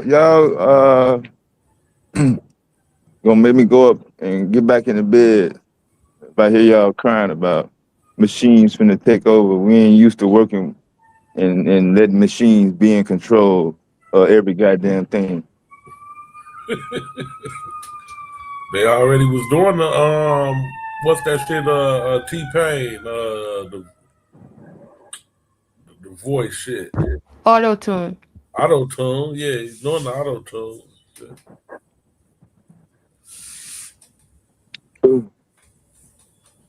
Auto-tune been out since the 80s. Yep. I heard Peter Tosh do it in the 70s. Yeah, Peter Tosh. Yep. What do you know about Peter Tosh? Shit. They damn don't know about Peter Tosh. You too, GQ. Oh shit. I'm not old enough to know about Peter Tosh. No, it's not that.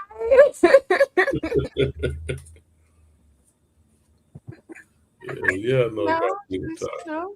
Yeah, I was surprised. I didn't know y'all was up on Peter Tosh. Okay.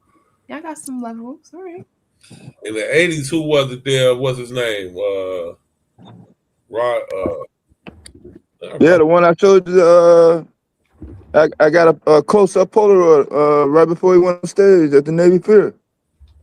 Roger Troutman. Roger Troutman. That's what I said. Yeah. Roger. I said Roger. Yeah, Roger Troutman. Yeah. He was blitz, boy.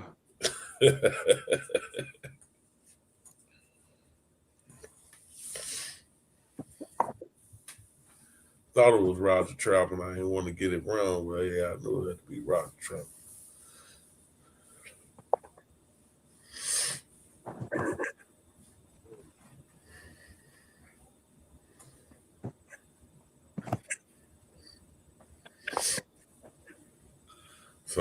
We decided that we were okay with machines deciding our faith when we got tired of carrying shit with our hands instead. You know what was a big? Go ahead, Dan. No, that's it. Go ahead. You know what was a big deal around here? Every time I think about automation and machines and anything like that, to machines taking over jobs and shit, is when they put that doggone lift on the garbage truck. Yeah. Yeah, and that they took one man off of every truck because they had that lift. Yeah, when the two on the back plus the driver. Yeah.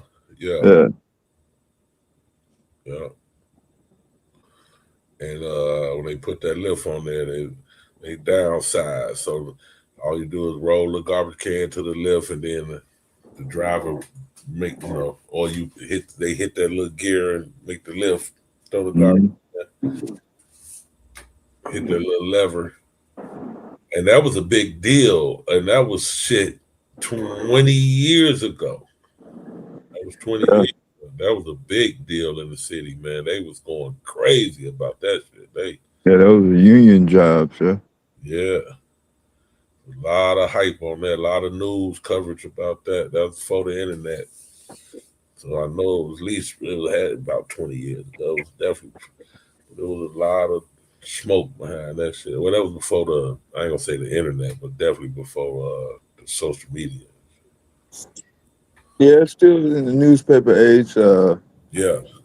The ability to pick up trash. Yeah. Without using. Yep. Front page news for a minute. Like that shit. That shit was running for a little while. They was upset behind that shit.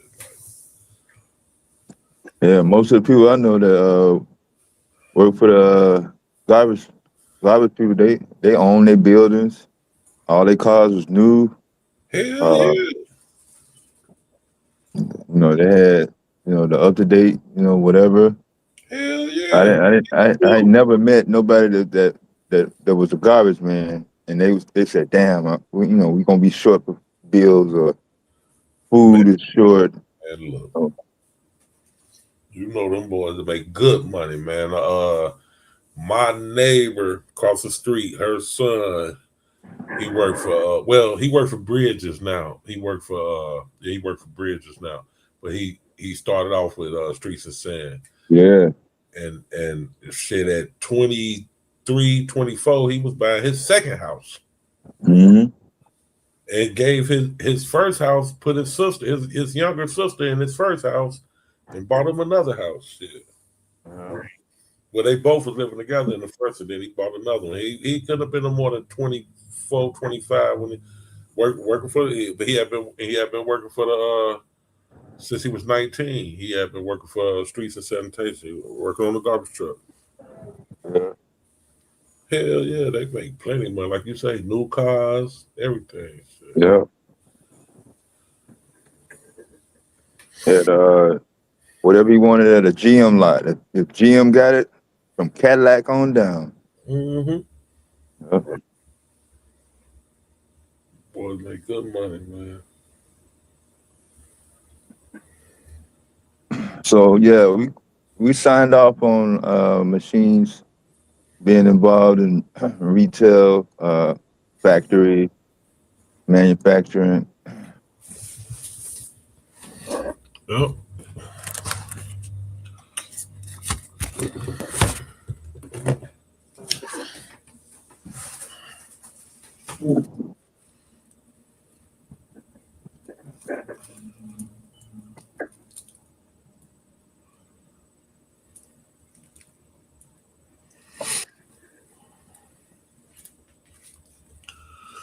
Yep. We've already crossed that bridge.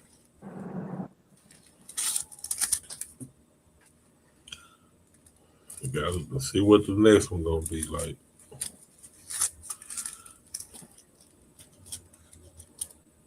Matter of fact, it's more trust, more validity on the machine. The machine is the end all be all of, oh, okay, it's legitimate because the machine told me. I mean, that's it. Yep.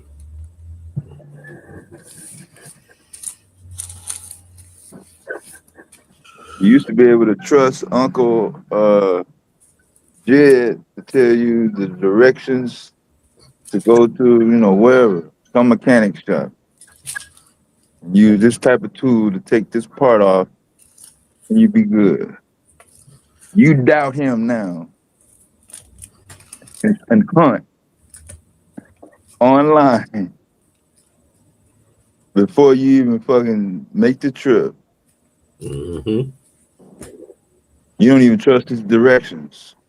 You call in Google Maps and shit. Yep. Like you said, that's the validation nowadays. The machine.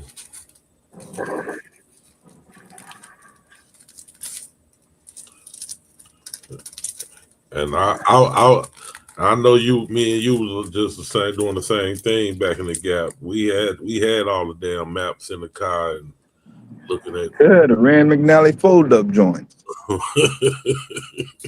We had all the damn maps looking to see which way we go and shit. And we were traveling. We busting moves around here. I had a map of Mississippi just to ride. Hey, but GQ, that's what I was telling Pacho earlier. Like, I was seeing this video describing like people born between, like, I think they said 75 or 76 and 85, right? And they said these the zennials, right? And look, I'll fall in that because it's like they say part of your childhood was spent in a completely analog world, and then overnight the shit switched. Right, like I remember typewriter, then I remember all that shit being obsolete and the computer lab being in a library. You understand what I'm saying, Dev? Like that happened within my childhood. Yeah, like I literally was.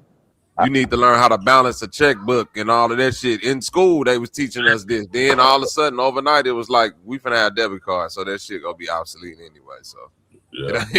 No, like, I mean, he's not just talking. I literally was one of the motherfuckers that picked up the typewriter, put it on this roller thing, put the Dell with Windows 95 on the motherfucking desk, nigga. Yep. So what you saying, nigga, I remember getting maps, and then I remember after maps, they gave us what's that shit? We used to print them out. MapQuest, yeah. Anywhere we was to go, went to the library or somewhere and put them directions in and print out the MapQuest. It was still a map, but it's like it gave you a little bit better, like, okay, look for 94, look for turn at the light. Right. God damn. And I could never read it. I never figured it out. It was yep. I used to love that was before like GPS. You see what I'm saying? That bitch like 400 was feet. Gonna be like Google Maps. Right. I never figured it out. I'm saying I already confessed this earlier. I mean, long time ago. I never figured out MapQuest, how to use it. That nigga was analog. I was more lost than a motherfucker trying to read this shit. See what I'm saying, GQ? That nigga there from straight analog, nigga. Yeah. Like, nigga, give me a map. I don't know nothing about no map quest. I was the nigga. Even when the MapQuest came out, the Garvin and all that shit, nigga. I still had the maps, nigga. I'm like, nah, man, fuck all that, nigga. I'm looking at my man. Like, nigga, you don't need that map. We got Garvin. Man, fuck that. But hey, and then the typewriter shit. So my first typing class was on the typewriter. And then my second typing class was, I literally lived through the transition from the typewriter to the computer where they took the typewriters out to school and put the motherfucking computers in there. Because my Texas first Instrument, Candy, probably. They have probably went to Radio Shack and got them. Then we was on the damn computers. I like typing on the computer better, though. I will say that. It taught me how to type faster and shit. Because you can see your shit a little better. Yeah, you didn't like fucking with that correction tape. And they had the program, the typing program. So you following along with the program and shit, make you faster. Yeah. Now when we talk about these maps, look, y'all notice, I know I ain't the only one notice how quick it went from Garv. Everybody went and bought all these motherfucking GPSs, these Garv, and then you didn't need them no more because they put the damn Google Maps on the phone. That shit was crazy. Yeah, it was still browsers were still relatively new. Internet Explorer thought they had a monopoly, but I think they got overturned in 2004. They were still in court over that browser situation. And then once that cleared up, that allowed Google Maps. Yeah. That Google Maps took over, man. Everybody had to throw them. They hadn't even had them garbage a year. Them damn GPSs a year. Them motherfuckers wasn't cheap either. Them goddamn Gormans and all that bullshit. Yeah, Garmin. I think I'm saying it right. Garmin. Yeah, Garmin. Yeah. And everybody had just went and bought them motherfuckers, Bobby. And that shit was obsolete in 1 to 2 years. That shit was obsolete. Not even a year, bro. That's how fast technology is moving. They put all that shit on the phone. Yeah, definitely wasn't no 2 years. I say a good year, you didn't need that shit no more. A lot of people had just bought theirs and then had them 6 months and they put the damn Google Maps on the phone. In the box, yeah. Now I had a little bit unlimited access to map, so I traced mine out with a highlighter. We had this discussion a couple of weeks ago. I seriously think some motherfuckers walking around that don't know how to write. I can believe that. It definitely is. Yeah, that's a fact. When you tell them to write down directions to the, whatever repair shop, they wouldn't be able to do it. Not at all. Not at all. Yeah, more and more analog skills has become obsolete. That's the only drawback of this shit. It ain't nothing wrong with pushing forward with technology in a digital world, but it's, you gotta, I just feel like you gotta know some of the analog shit just to be able to, fall back on it as a fail-safe. You don't never want to be fully invested in one thing and then it, it go left, and then you have to be able to, quote unquote, like you say, writing, that's like the far end of the shit. But just reading the map, you dig what I'm saying? It's most people where if they lose cell service and they somewhere, it's like, and they got a map, they still lost. You know what I'm saying? You said they still lost. They still lost. That's kind of fucked up, man. Right. Yeah, still lost. That's real shit. Shout out to your mama, Ebony. She was the real one for That's fucked up. That sounds like some shit my mama would have did on. I swear to God. That was the real. She said it was $300. She said her mama bought a GPS for a vacation and took it back when they got back home. My mama did that for a microwave in 85 and 86. That shows it was like $100. Yeah. Got it on a Tuesday. Took it back. She didn't wait till Monday. She took it back Saturday. Straight like that. Cash refund. She had a big ass sign. No metal in, no aluminum foil in the microwave. Yeah. Motherfucker tearing fucking the microwaves up with them forks. when they first came out. Shit popping the shit, cracking. I remember I almost fucked my mama microwave up, but it wasn't because of no aluminum foil. I didn't put a plate in the microwave, and my mama had these plates with the gold trim shit around the edge. Yeah, the real plates. Yeah, oh yeah, she had some real deal silverware shit. You know, Dev said it right off the bat. That shit had the gold shit around the edge. Yeah, I didn't know that shit wasn't supposed to be in them.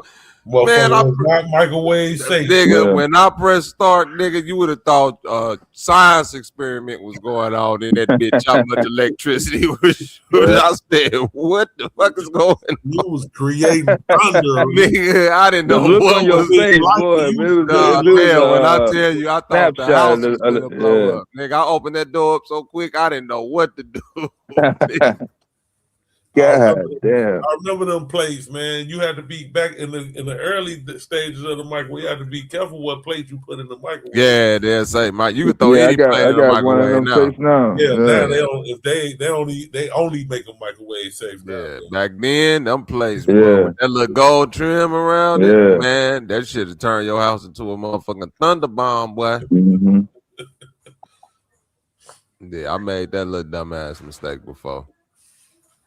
Then I called myself making a boiled egg. This when I was young, trying to make a boiled egg in the microwave. That motherfucker blew the fuck up. Boiling the egg in the microwave. Yeah, I never heard my cousin was like, you know, you put it in the microwave, they boil quick.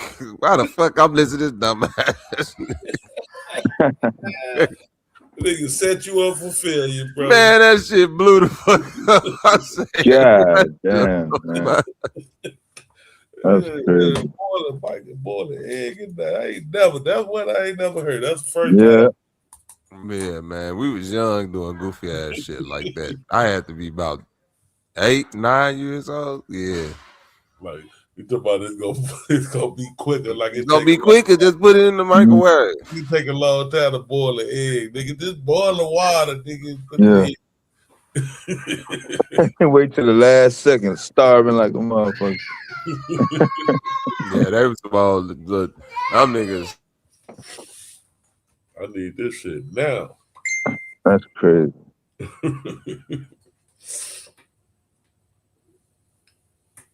I'm saying I know for people that had siblings, it was kind of rough. But I'm saying I'm the only child, so I didn't have to worry about waiting online, or were they going to take is there going to be some left?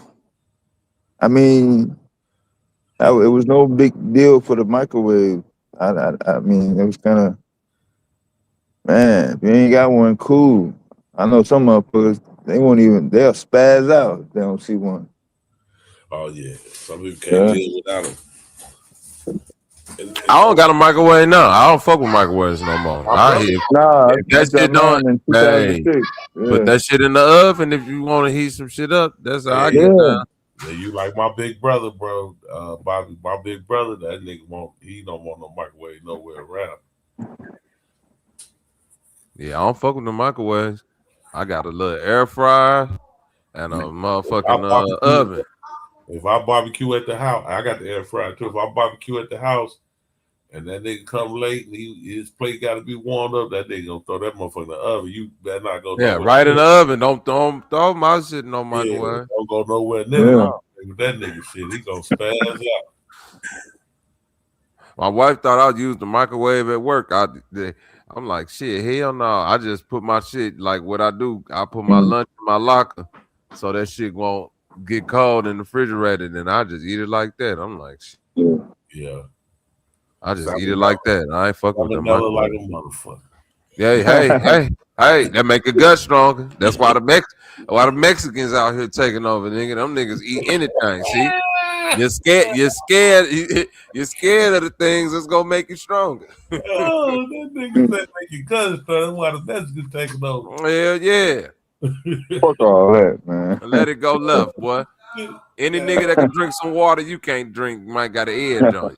Yeah, that's a fact. Yeah, I'm still fucking with the microwave, man. I like my air fryer though. It's a bad Yeah, like if you ain't got no other choice, like if you did, you know what I'm saying? You know what I'm saying? Ain't no other way to do it. Like that's all you got. You know, don't die for me to keep your, you know what I'm saying? Your stance. You can still have more. We'll give you an exemption form to sign after you get rescued. You probably gonna have to send life flight out there. So go ahead and warm this shit in there, and then we'll flush it out. Yeah. You know, and clean you up after it. Yeah. So you know, in and out. Get you some castor oil. Yeah, that'll be emergency transactions. We won't hold it against you and say, "No, man, you use the microwave in the blizzard." You get you some castor oil, you be good. Yeah. Oh shit. Yeah, I'm cool, man. It was no rush for me. I mean, how much time you gonna save? You're saving what? Two minutes? I don't even know what y'all warming up. That you can't take the time to say, boom, I'm gonna get this shit going. 9 times out of 10, you're doing something else. So it's, let me hurry up and get that going so I can get back to doing this. Mm-hmm. Yeah. I like to put that pizza, warm that pizza up in that air fryer. That motherfucker work. That motherfucker be like a whole different. Oh, okay. I ain't hip to the Instapot, legally. I gotta look that up. They got an Instapot. Yeah, they got another little quick thing with a clear. You can see through it, see it cooking it. Oh shit. Yeah, LED lights. I think it's 200. Yeah. Yeah. They're throwing a party for the food. Goddamn, we got the party lights on that motherfucking head. They got the famous magic. Damn, what happened Stick to a turkey in this machine. Yeah.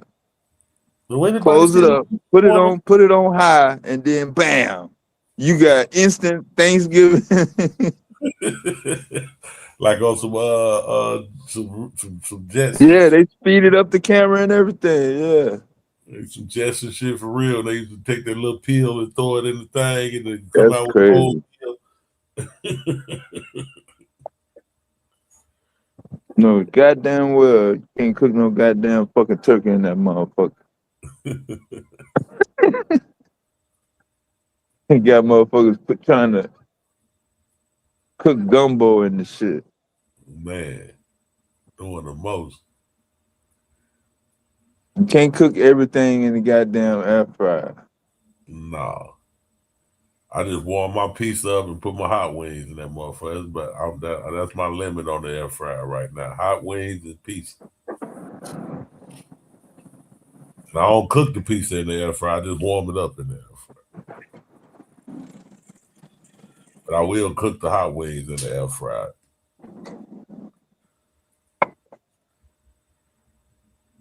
My wings be fine in that motherfucking air fryer too. Naked wings.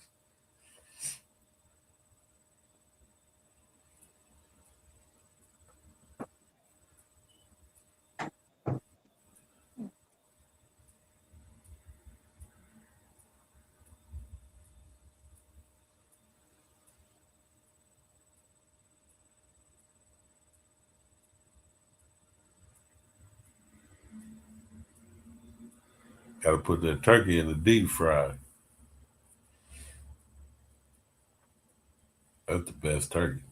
Once you eat them deep fried turkeys, you don't want that baked turkey no more.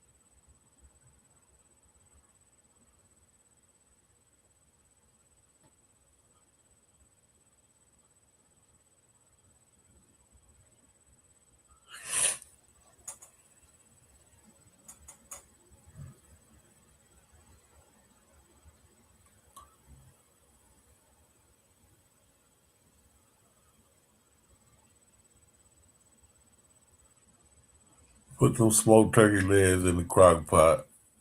I gotta look this Instapot up, Leela. I don't know what the hell you talking about this Instapot. I gotta see what's going on.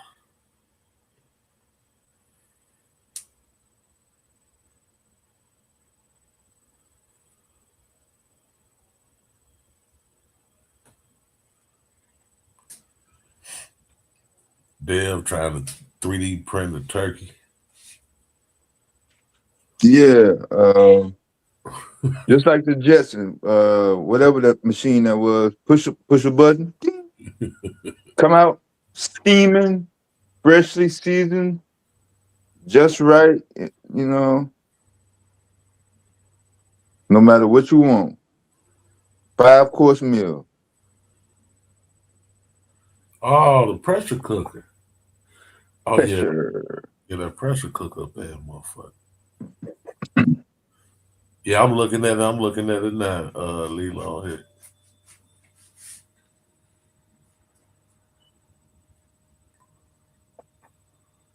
It's less than $100. They got one 6-quart 9 and one. Target got it $79.99, $80. That's 42% off though. So yeah, you got to catch it on sale. Regular price $149. You can stick a half a thing of ribs in there. It's 6 quarts, so you might be able to get you a half a slab in that joint. Yeah, probably get you a half a slab in that.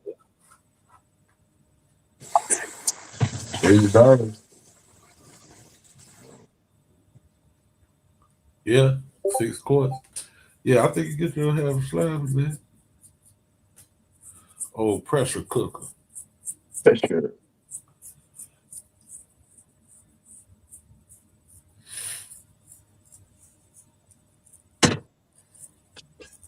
Yeah, but I don't know. I wasn't hungry all day, so there was no need to wait till the last minute to eat.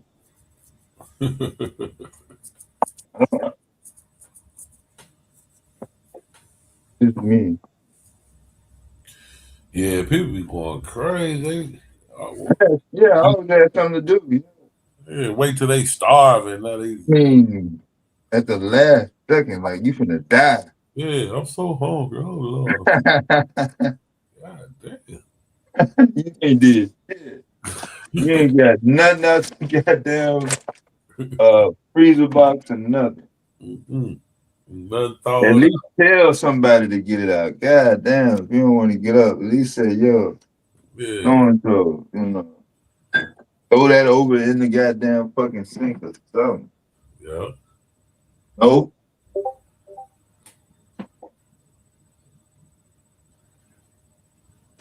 Clear blue sky. Oh yeah.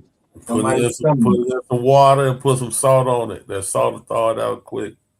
No, what do we hear?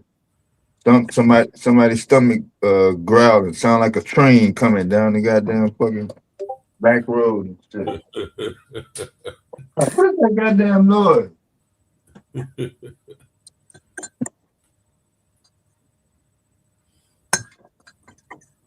High technology, man. The Instapot is a versatile electronically controlled multi-use pressure cooker designed to speed up cooking times by up to 70%. They'll speed up cooking time, and they wait till the last minute. They need an Instapot to make some rice and make some 5-minute rice in 2.5 minutes. You need that for rice? That's crazy as fuck. Man, I must be living in a mad world. A damn sound like a Chinese man invented it by Robert Wang. These devices combine multiple appliances such as a pressure cooker, slow cooker, rice cooker, and yogurt. Right? Yep. Rice. I told you rice. The United States people are mad because it takes too long to cook rice. Man. That's crazy. It combined it all in one. I'm gonna get me an Instant Pot. So you just sold it, Leela. I'm gonna get me one. This motherfucker say it's a pressure cooker, a slow cooker. You ain't gotta cook fast. It's a slow cooker too. A rice cooker and a yogurt maker into one unit. It is popular for its hands-off, safe, and efficient cooking. Often used for soups, stews, and meals that require long cooking times. Yeah, I'll give me one of these motherfuckers.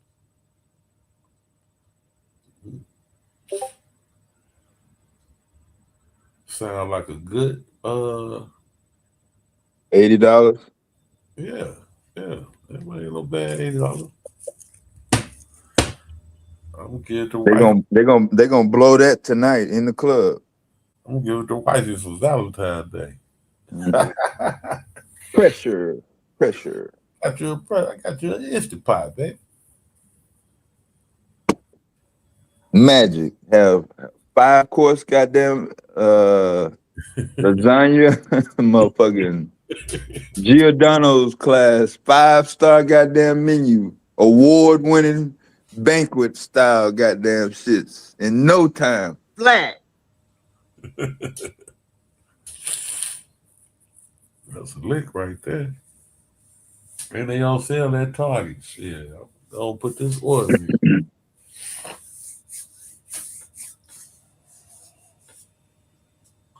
I gotta get that promo in. Yeah, got that bullshit promo in. I shouldn't be promoting their ass. You're right about that. I worked 2 jobs, Miss Ebony, and I waited till after the second job before I ate real paper.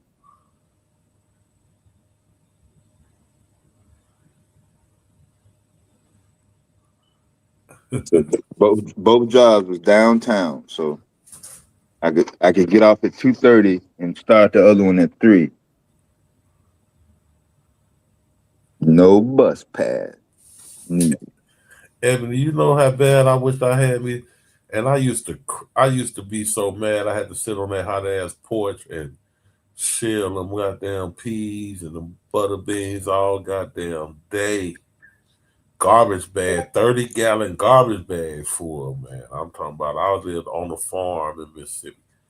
And you know how bad I wish I had me some goddamn beans I could shell right now? Shit.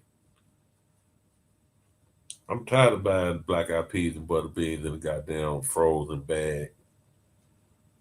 Everybody, Taz. Have you ever had French fries in a microwave, Miss Ebony? That should answer all your fucking questions. Tell me. How the hell you gonna tell me? I seen the look on the motherfucker face when it was a microwave and the gas was off. Shit.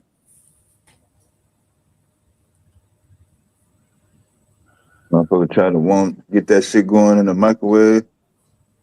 Whew. I'm thinking something I can argue with Taz. I ain't got nothing to argue with your ass about. I don't feel like arguing anymore. No goddamn. Over a white man? Yeah, fuck them. They tired of arguing and caping for white folks. That's crazy.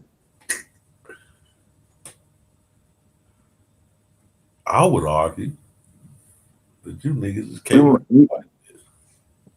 We might do the who do the black community put most of its weight and trust on? They invest more in the people or AI for their future.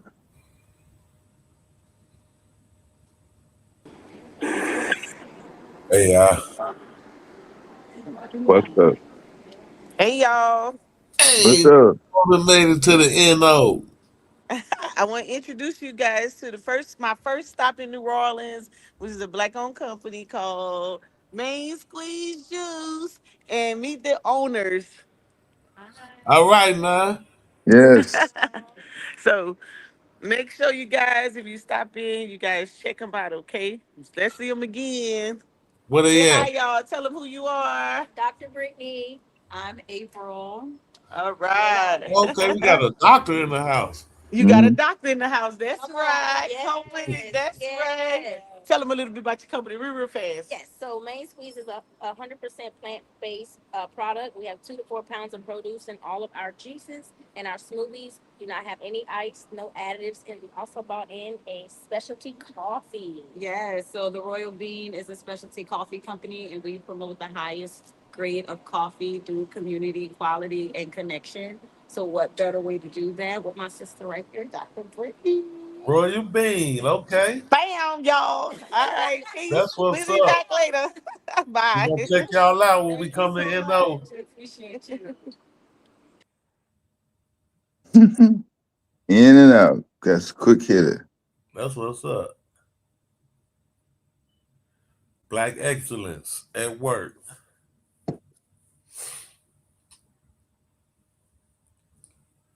Sisters got it going on like they look like they're in the middle of the mall or something. Mm-hmm.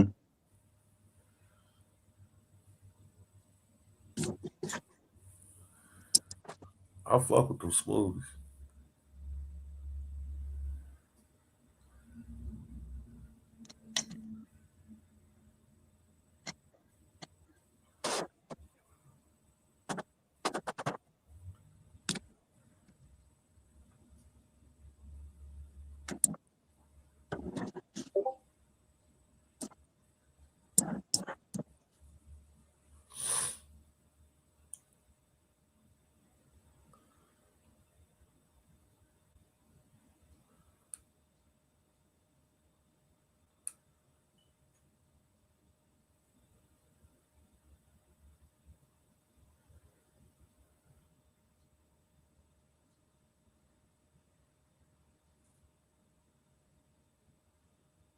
Yes, they said they got their own brand.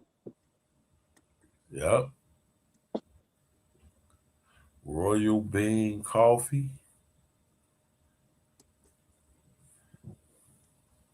They got their own thing cracking. That should be a hot seller.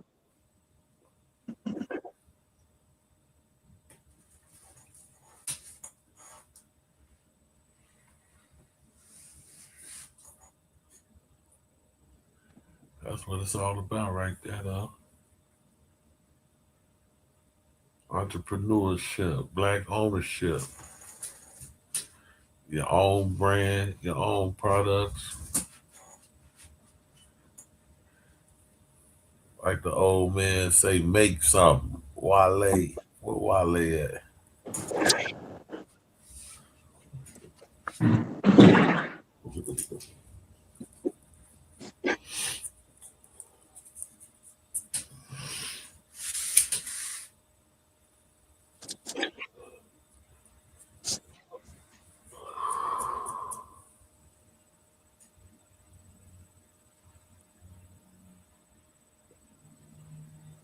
Yeah, she put some highway miles on the truck, I guess.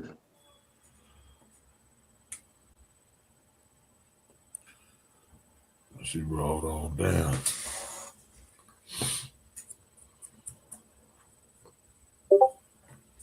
Yeah, she didn't go down 10 though. She went up 85 to 20.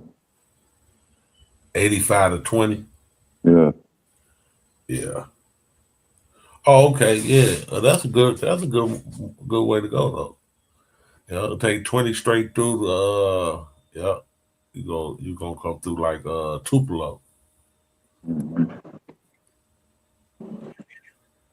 I think Columbus too. Yeah, 20 goes through Columbus. So when she took 20 to 55? Yeah. Oh yeah. 55 all the way down on through there. Take me through there. Take me through there. I ain't never been on. I don't think I ever been on 10. What 10 go there? Texas somewhere? No, you know. You've been on all the goddamn highways.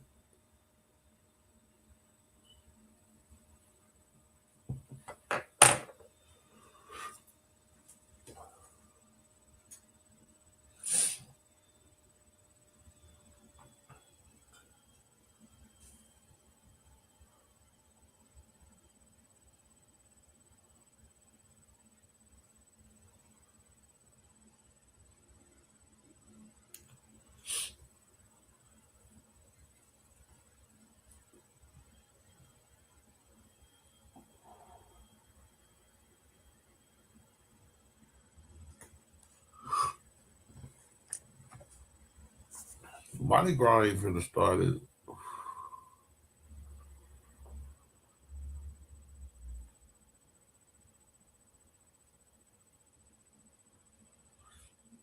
Let's see.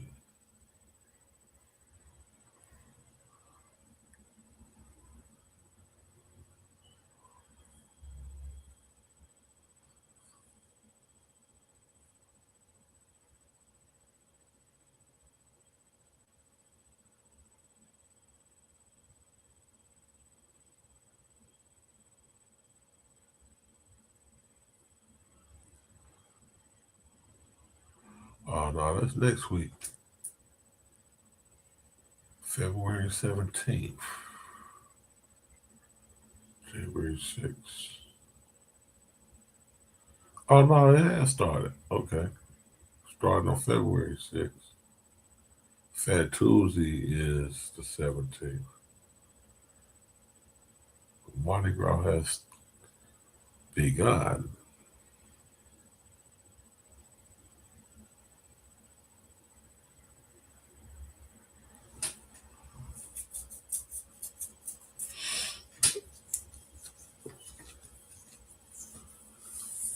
Dr. Bo, fiddle party.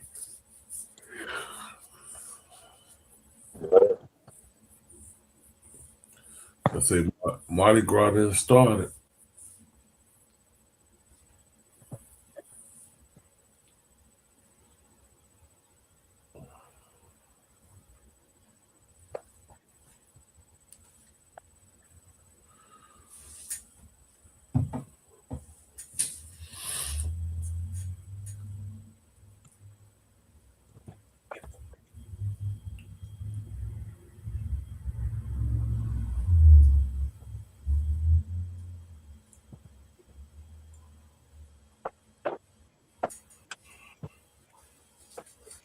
Where the hell I should have been in the hell Mardi Gras.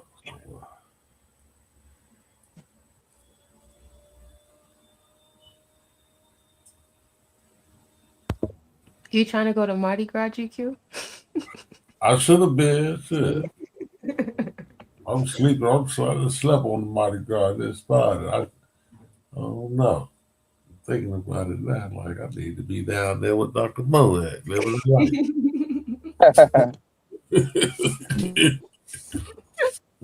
Mardi Gras didn't started. Shit. Fat Tuesday next. Fat Tuesday on the 17th. So shit. That's crazy. Next Tuesday. That ain't but no signs of Buddha. Ain't number 4 days. What Buddha down there? He in the middle of it. Yeah. Man, I gotta tell Dr. Morris you better holler at Buddha while the Buddha gonna make sure she have a good time down there.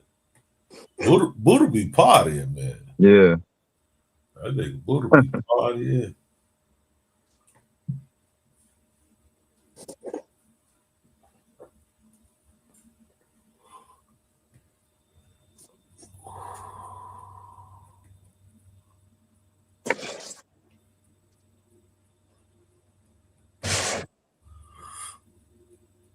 Bullshit, Emily. We all need to just go down there, turn it up.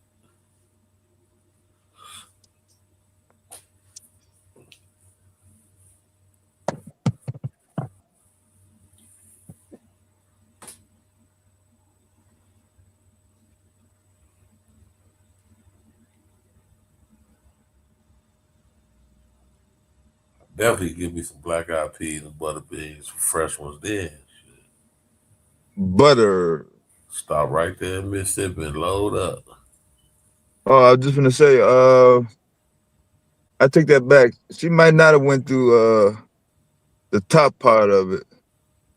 She might have went down 65 and then get 10 through Mobile. Okay. You know what I'm saying? Yeah. She might not have went all the way over to Jackson. Right, right. It didn't make no sense. I was gonna say she didn't have to. No. She didn't have to. I didn't.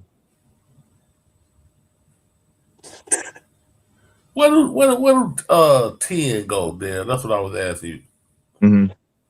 Where do 10? Do 10 go to Texas? Yeah, 10 is Texas. 10 that is Houston. That is Houston to El Paso without getting off. Oh shit, okay. Yeah. And come all the way up through Carolina, all up through Alabama and everything. Yeah. Yeah. All the way over to San Diego. God damn.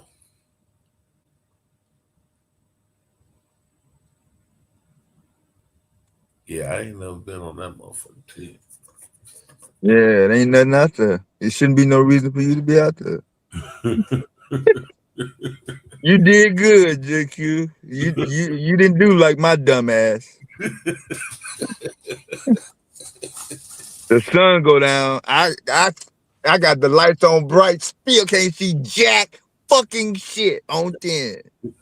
Like what in the motherfuck? I get out to take a piss. Ain't nobody coming. I just stop right there. Shit. What is it? It ain't a desert. Yeah, that's what the fuck it is. Oh god damn, yeah, I know. Yeah, man. Fuck that. Ain't shit out there. Make sure you got gas, food, every goddamn whatever, weed, whatever gets you. Whatever you need, you better have it. If you ain't got it, you ain't gonna get it. Man. Yeah, that's what, I done been on a lot of high. I ain't never been on 10. I hear a lot about 10 too. That's what made me ask you. Keep reading about it. That's be the best thing for you. Trust me. I hear a lot about 10. That's what made me ask you whether it's up in Texas. Just take their word for it, man. It ain't worth going over there just to try it out. Oh, fuck 10. Man. Told you, man, I got on that motherfucking, what's that one? Chesapeake Bay? Mm-hmm. And you was under the ocean. Under the motherfucking Atlantic Ocean, man. And I'm on the bridge and I'm looking ahead and it looked like the bridge is going straight into the water. Mm-hmm. And I'm like, what the fuck is, man? And then you got to do that shit a couple times. You go bridge, then tunnel, come back up, you're on the bridge again, and you back in the tunnel. Yeah. I'm like, oh, this. Yeah, they got Wi-Fi extenders in there now. I live streamed it on Bomb Channel in 21. Man, 40. What is it, like $40 to get on it to take that little shortcut? Yeah. Next time I'm going the long way.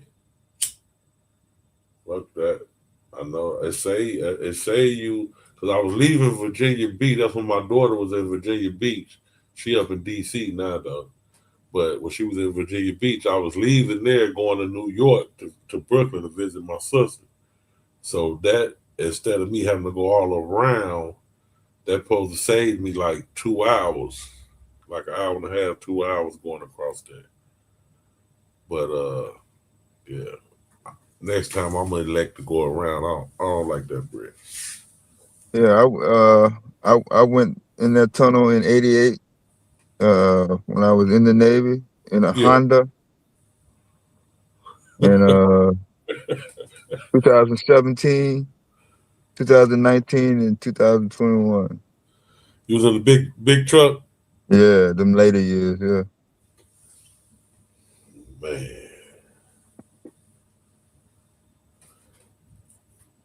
Hey, them seagulls, man. You see how them seagulls be hitting that water hard than a motherfucker, bro. Yeah, I seen it. It's like like close up too. Them motherfuckers be hitting that bitch like a missile, boy. Like these motherfuckers like they going Mach 8. Yeah, now them. As a matter of fact, yeah, that was the first place I seen it. That's the Because only I thing. actually I went to California before I went to the East Coast, but I think I stayed on the water longer in Virginia Beach than I did California. I ain't really stay at the water in California. Right. I was all over the place. Yeah, me too. When I was in Cali, I was in the hood. Man. And I was in the It was too much shit out there, boy. It was popping. Man. 89, California. Man.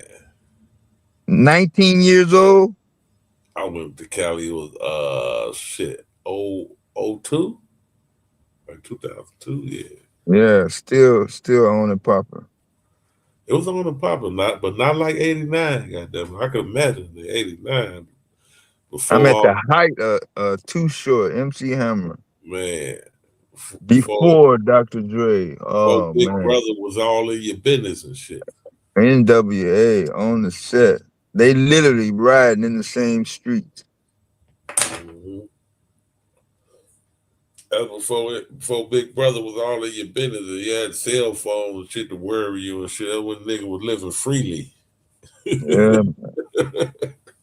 I had to worry about the cell phone ringing, motherfucker calling you and shit. Mm-hmm. If it wasn't about no landline, you wasn't getting in touch with me. I'm in the world. Yeah, back when the police could beat your head in without no evidence. You know, that's the good old. Nah, they don't even ask motherfuckers what happened no more. They just say, hey, give me that damn phone. You ain't bullshit nobody. Hey, GQ. We asked forever for some type of proof. Technology like a motherfucker, boy. Well, yeah, I'm talking about, boy. We used to scream like, look. I remember when all them footage, that footage of police brutality start coming out. That niggas from the 80s and the 70s used to be like, nigga, if you'd have seen the shit they were doing to us back then, nigga, nigga got $30 million. If this what niggas getting paid for. Right. Hey, how the fuck did they film the Rodney King beating? That nigga was out there with a big ass camcorder, huh? It was a nigga in the house with the VCR tape. Yeah, it was a nigga that was in his house. And he had a zoom. Yeah, he wasn't even outside. That nigga was filming that shit from like a back window somewhere. Yeah, he just happened to be.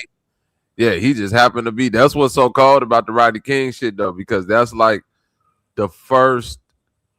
That's the first one of his kind of them like actually catching police live action. After, you know what I'm saying? This after like civil rights and all that shit. When they say, oh, that shit don't really go on like that, and it's like, nigga, that's when they caught it for the first time. Like, oh shit. All the denial could stop, goddamn it. Yeah, y'all really smashed niggas out the car and beat the fuck out. Motherfucker. We finally got y'all motherfuckers on tape. I just thought about it. I'm like, I know that nigga I bet you that camera was so goddamn big, he would hold it. He probably had that bitch mounted. He probably had 93. Yeah, 93. If he had a motherfucking Canon or a motherfucking was that 93? 92? Okay. Yeah, I was in high school. Yeah. 91, 92, somewhere. Yeah, if he had like a Toshiba. Shit, by the end, yeah, man. But that's when they still had the whole full VCR tape in the motherfucker. But I'm saying it wasn't like big like a shoebox though. It wasn't that big. It wasn't stupid big. No. Maybe in the 80s, but by then, they had slammed it down.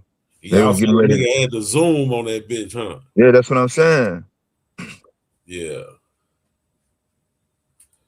Got they monkey ass. Cause it was at night, and if they would have had their lights off, yeah, I don't know if we would have saw it.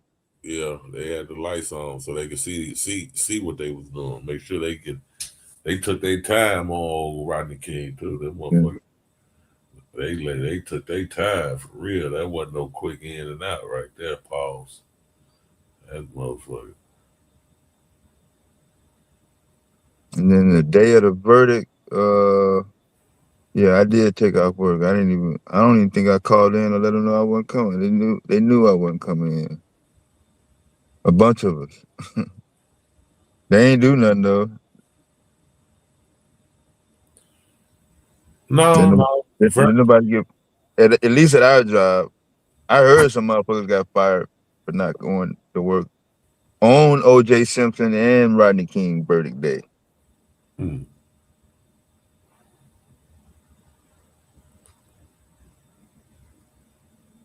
Matter of fact, I think the schools actually let out on Rodney King a verdict day, didn't it? Yeah, let out early. Yeah, that's what I'm saying. So wasn't nobody really tripping.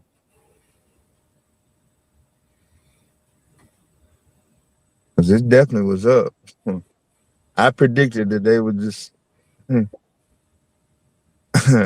fuck the video and say not guilty. And it literally was. It was up.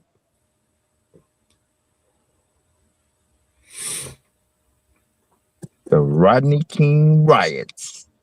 Yep. They sent that motherfucker up, man, all over the country.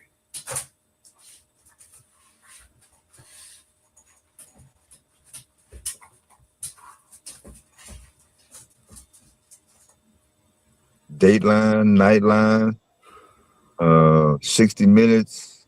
Everybody went to the scene of the crimes. Yeah. It was the biggest story on planet Earth for about 10 straight days, I guess. OJ wasn't that long after that. Same time frame.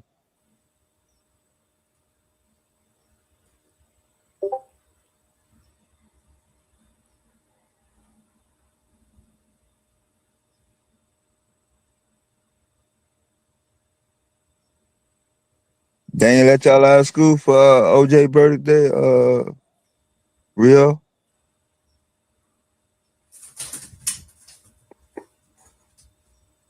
I ain't saying OJ did it, but he sure looked guilty riding that goddamn Bronco for all that time with all them goddamn police. Yeah, man.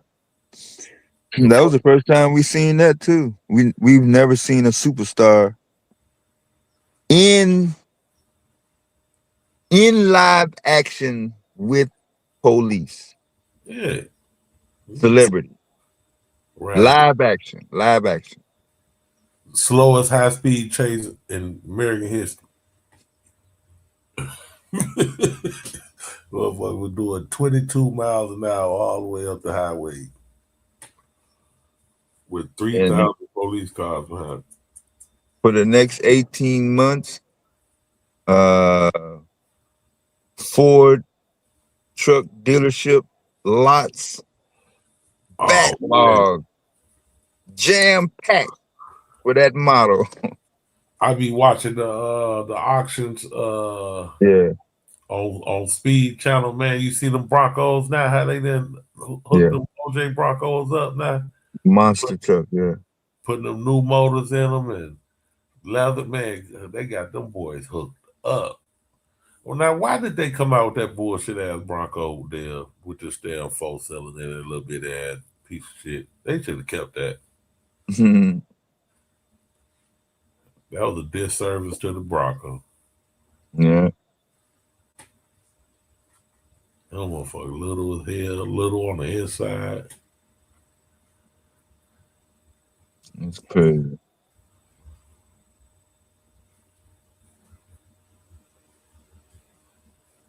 But yeah, OJ was the first celebrity used to endorse products that did not have anything to do with sports.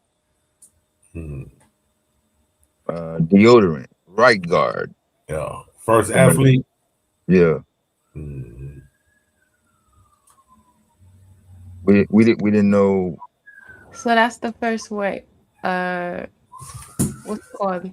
It's like Athlete, a brand real deal. professional, real professional athlete used to market non-industry, whatever the industry is, sports in his case, product. So in this case, deodorant for men, right guard in the brown can. Yeah. What In was full that? motion. What he running through the airport? That rent-a-car commercial? Hertz or Yeah. something? Sears, Roebuck, Hertz, rent-a-car. Mm-hmm.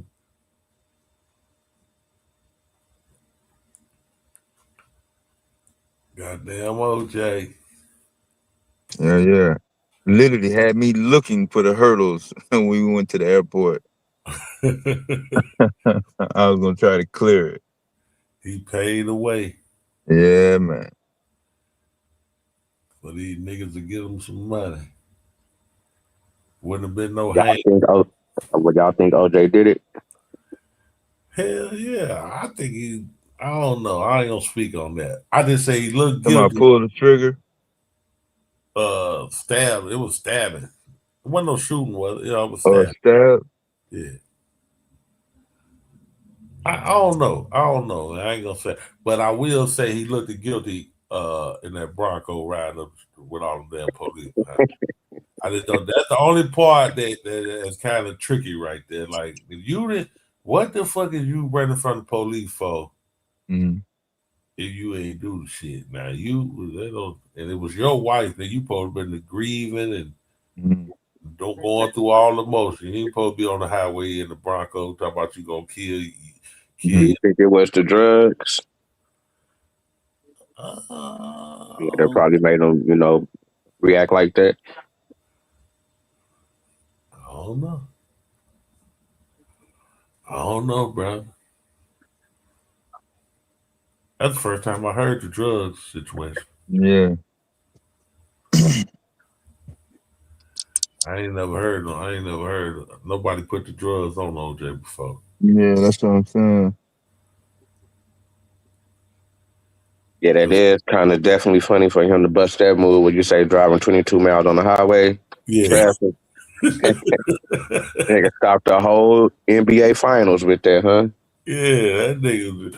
I say, man, what type of high speed chase is this? This nigga is barely moving, and all the police is behind him. Ain't nobody trying to block him off or give him the pit maneuver or none of that shit.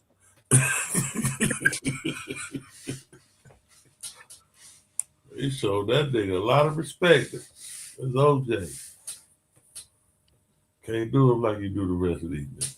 Man, the 90s may be the best era ever, man. Everything went down in the 90s.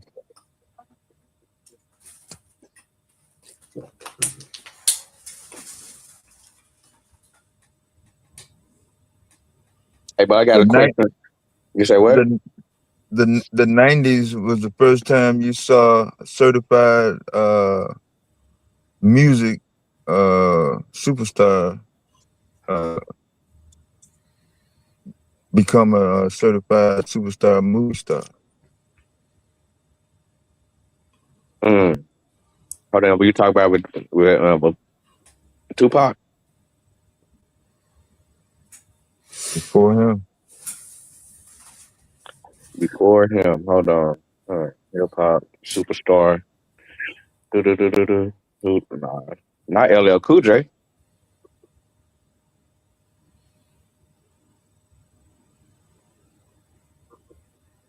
Who was a superstar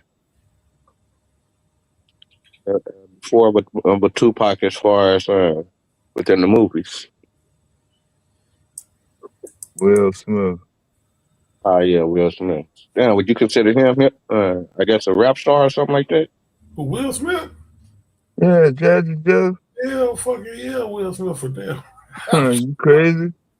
That's how he got in the damn movie. Right, that's what I'm saying. Yeah. Okay, yeah, that's y'all be coming late. Y'all be looking at videos, man. We was there, yo. I was a kid during that time. Jazzy Jeff and the Fresh Prince, man. That's what I'm saying. But I used to think that Will Smith was one of the best, was the best artist. I mean, not artist, but actor. And I guess until this little Chris Rock thing, you know, he really ain't been doing too many more movies and stuff to be able to, you know, further his career and stuff like that. But I thought Will Smith was better than all them black, you know, than who we got. The most of them. Yeah. Okay. I mean, you got an argument there. He could, you know. You got Denzel. You got. Will Smith better than Denzel? I don't know. I don't know about that one. Yeah, I was just saying the '90s. I wasn't really trying to do all time world record. You know. Right.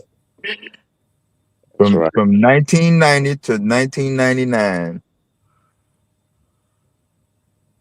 what other black man in Hollywood had, you know, in that category? That type of run. Yeah. So that was a short list. Narco salute. Man, Will Smith was the man then, but I wouldn't say as far as black actors, but if you talking about rapper actors, yeah, he was number one. Number one. That literally go from the recording studio to the lot. Now Tupac was going to. He did it. Tupac would have stayed alive. Tupac might have would eventually. He was on his way to the Eclipse. Yeah. Either Eclipse or get on that same level. Yeah. It was gonna be one or the other because he was on his way there. But acting wise, Will Smith ain't better than no Denzel though. He can't even be. He ain't better than Denzel. But you got to put him up in there with. You got to put it. Hold on. But what I'm saying, you got to put him up in that realm though. That's what I'm saying. This is my opinion. He not better than Denzel, but he's in that room with Denzel. You know what I'm saying? Yeah. Right. Like there's only a certain number, like Samuel Jackson in that room. Who else?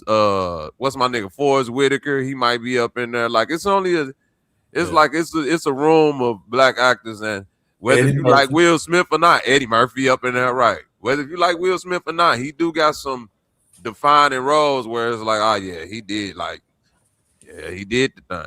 You can't hate on it. Like him being motherfucking Ali is like nigga.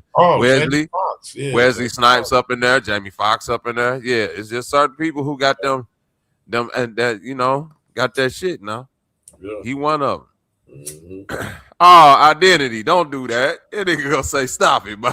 I don't want to tell Denzel, but I mean I see I know what ID said. He Bobby said he ain't fucking with Denzel, but he's still in the room. That's all he said. He in the room. Yeah, that's my opinion. That nobody is fucking with Denzel. Because he played his ass off, the one with him and his son when he was the Wall Street motherfucker. Right, that's what I'm saying. He got some roles to where it's like, what's that? The Pursuit of Happiness? Yeah, that's cold. Yeah, that was Ali, that's a cold ass movie. iRobot and what's the other one where he was by himself in the movie, the whole movie? Independence Day. Not Independence Day. The one where he was by himself the whole movie. Yeah. I know. I can't think of the movie. I Am Legend. Yeah, I Am Legend. Yeah, that's some cold movies now. You got to be a cold ass actor to make a nigga pay attention to 2 hours of just you now. I'm just saying, there wasn't nobody else in that whole motherfucking movie. And niggas like, you feel me? Damn, think about that shit. I think Will Smith got his 25 million guaranteed before Denzel got his 25 million. Yeah, I think Will Smith might have been in the 90s. Will Smith might have been the block. Yeah, because he was the blockbuster man before. Yeah, like no matter what, he got to get paid $25 million. No black man was getting it. Tom Hanks was getting it. Tom Cruise was getting it. Yeah, because that's that he was part of that summer action blockbuster. Yeah, no matter what. No matter what. Al Pacino, he was getting it. Correct. Denzel eventually got there. I think Training Day took Denzel over the top. Yeah. Yeah, that's when he after finally training day, they niggas didn't even play with his salary no more. That should have been his third Oscar though. Training Day should have been his third Oscar because he should have got one for Malcolm, and he should have got one for John Q. Yeah. Yeah. Yeah, but you know he got one for Glory, so. Did he get one for Glory or supporting or something? Yeah, best supporting actor. Yeah, he got one for Glory for sure. Okay. That's his first Oscar. But he definitely should have got but that's back when yeah, that's back when like, you know, Malcolm X was too. Like, I think the movie that won I think not Jack Nicholson. Al Pacino won that year for Sin of a Woman. That ain't fucking with. That was some bullshit. They stole it. Mm-hmm. They stole that. It was some garbage ass shit. Yep. Yeah, Malcolm definitely should have got the Oscar for that. Unfortunately, you say a hurricane. Yep. Didn't it have something to do with the OJ? I mean the Rodney King shits. During that time, yeah, because that's like 92. It was just America was in like a real racial time. Like I remember 1992. This around the time where I just moved from Chicago down to Southern Illinois. My step-pops was in the Air Force right there, and we was at Scott Air Force Base. You hear me, GQ? And my mama took us because it was a movie theater on the base, like it was either right next to the base or something like that. And my mama took me to go see Malcolm X, right? Nigga, when I tell you within the first 10 minutes of the movie, motherfucker was in that bitch fighting. Like going, it was like some white black. It was like a white dude saying some goofy shit there, and it went crazy. And I remember being young, like, damn, they going crazy in this motherfucking movie. And then they kicked everybody out. They paused the movie because this was happening all over the country at the time. See, this is the shit that people don't tell people about. The impact of movies, like all over the country, it was fights. There's no Instagram videos. Right. Ain't no videos of this shit, but all over the country at that time, it was ass whoopings at the taping of Malcolm X. Like people getting their ass whooped for trying to come with that little racist slick bullshit, like or agitating or whatever was going on. It was causing friction. And did y'all go through fighting at y'all schools whenever y'all first seen Roots? Yeah, that happened. That happened. When they showed, I didn't watch Roots though in school though. I used to fall asleep doing that shit. I ain't gonna lie. I could tell. I could honestly sit here and tell you I've never seen Roots fully through. I probably at the most 30 minutes of Roots. Yeah, he wasn't in the South. I was in the South. Yeah, he was in the South. Like in I the South, got my ass beat. Yeah, you would have got fucked up trying to talk about you ain't watching no Roots. They'd have glued your eyes open there and made you watch that shit. I'm listening to Bobby. I'm like, shit, nigga, I done seen Roots like 20 goddamn times. I'm GQ. When I tell you, I can tell you at the most, I done seen 30 minutes of Roots. Like at one time, that's probably the most I done seen of it. But I know Roots. I done probably seen 10 minutes here and 15 minutes there. But to say I sat down and watched Roots, hell nah. That's why niggas be like, niggas used to make them jokes like Kizzy, and I'd be like, who the hell is Kizzy, nigga? It took me a long time to catch on to them jokes. Like, I don't know what the hell y'all talking about. Did you watch Color Purple? Oh, now see, Color Purple was some shit. Y'all, you got to think. My mother is one of 3 sisters and only one older brother. Mm-hmm. Right. And they... Not only do they come from the South, right? My mom was born in Mississippi, so not only is these Mississippi motherfuckers, did you see this? They some straight up like nigga. I'm talking about nigga. Color Purple, Women of Brewster Place, all that bullshit was on in the house. Yeah, they watching that. They watched that sucker ass shit. What love got to do with it? Goddamn. They was watching that sucker ass shit for sure. They watching Color Purple and all of that shit. Women of Brewster Place, anything that showed a nigga just being the most horrible depiction of a man possible. all the Madeas. Yeah, all of that shit. all that shit. But They got these were the same households that in the daytime it was on Jerry Springer. Oh, no doubt. Well, no, I'll take that. Nah, they was watching that general, but the General Hospital. To say my granny was not on no Jerry. She was watching General Hospital, Young and the Restless. Yeah, Young and Restless. Yeah. Dallas. What's that other shit? Dynasty. I could never get into that Young and I could never get into none of that little daytime stuff. That shit. If you sit down and watch, if you sit down and watch more than 10 minutes of that shit, GQ, you gonna be addicted. That's what's so fucked up about that soap. You can't watch it because if you watch more than 10 minutes, you gonna want to know what happened. That never shit can't get into it as a kid, man. Yeah, man. But we was like my mom, they was into all of that type of shit. Then when the talk show shit came along, my people was more into like Jenny Jones, Ricky Lake shit there. That shit was on. Niggas was recording that shit at school. Niggas at school setting their VCRs to record it at noon. That's the baby daddy. That's the source of the baby daddy. Yeah, the baby daddy shit. The And the judge shows, People's Court. That was the shit that I always used to play. Today on People's Court. Yeah. Yep, they stayed on that.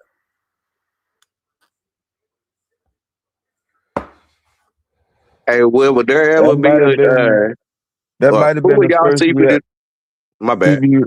That might have been the first TV reality outside of the talk show format. What, People's Court? Courts. Yeah. Live action. Damn. I done been on I done been in the courtroom with Judge Mathis. I done been on Jerry Springer so many goddamn times on the in the audience. And Jenny Jones. I used to go down there. I used to get them free tickets and shit and go down there and watch that shit. How you get the free ticket? You just go wait down there. They give them to you. Yeah. They every show they gotta fill it up. Yeah. Yeah, you just call them. They send them motherfuckers straight to the crib. Nigga, Oprah Winfrey show is literally like where Union Park, where I used to live at, right behind Union Park. If you walk like 2 blocks, that's where the Oprah Winfrey show got shot at. Yeah, I used to. But she ain't let no niggas up in her building. She had a 5 nigga minimum all the time. I've been on Jenny Jones, I've been on Jenny Jones twice, but I was on Jerry Springer, goddamn it, like shit, so many damn times, 8, 9 times.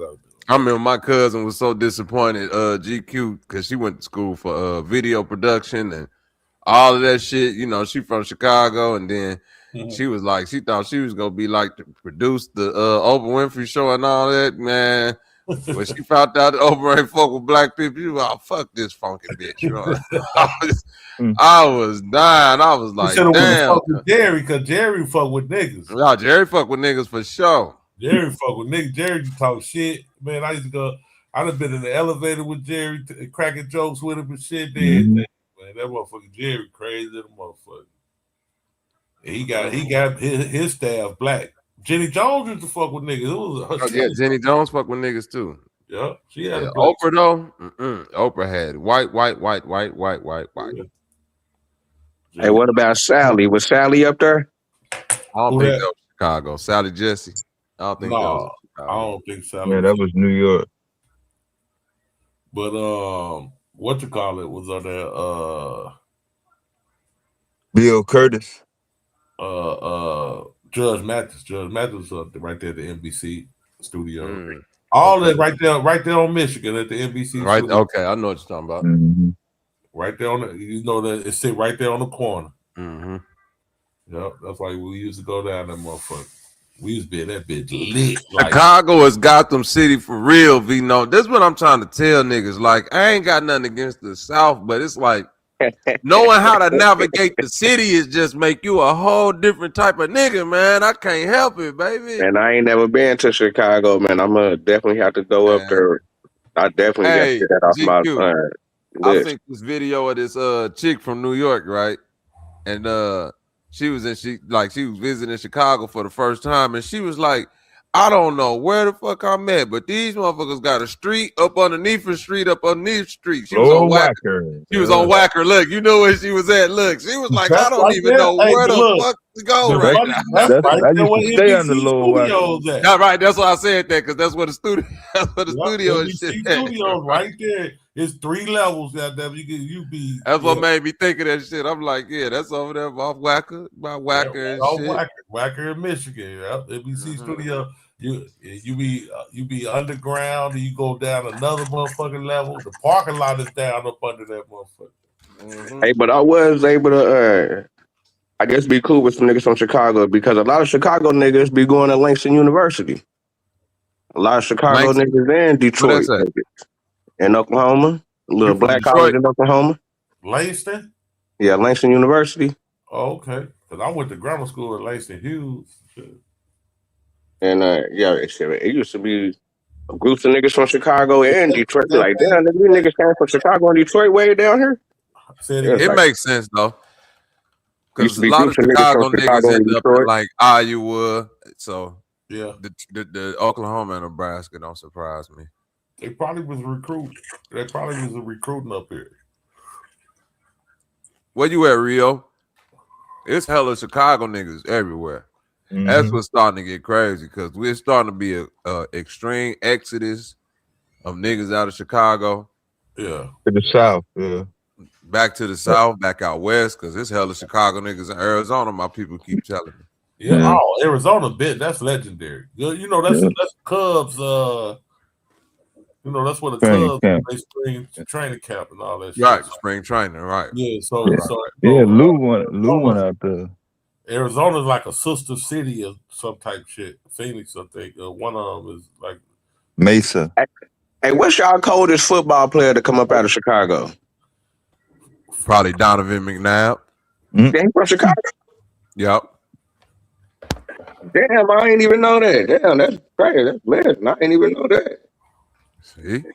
Niggas ain't know we had them. Niggas ain't know old McNabb was from the shot, nigga. Yeah. We got more basketball players from here, though. Yeah, we know for basketball. That's why I can't think of a lot of football niggas. So when you said outside of McNabb, I couldn't tell you really. Right, I couldn't tell you too many people neither. We had a boy that was supposed to be cold, but he ain't ended up doing none. Juice. He went to Illinois some years ago. You remember him, Bobby? What was his name? University of Illinois, the black quarterback. No, I don't remember. Yeah. But he ain't ended up doing nothing, though.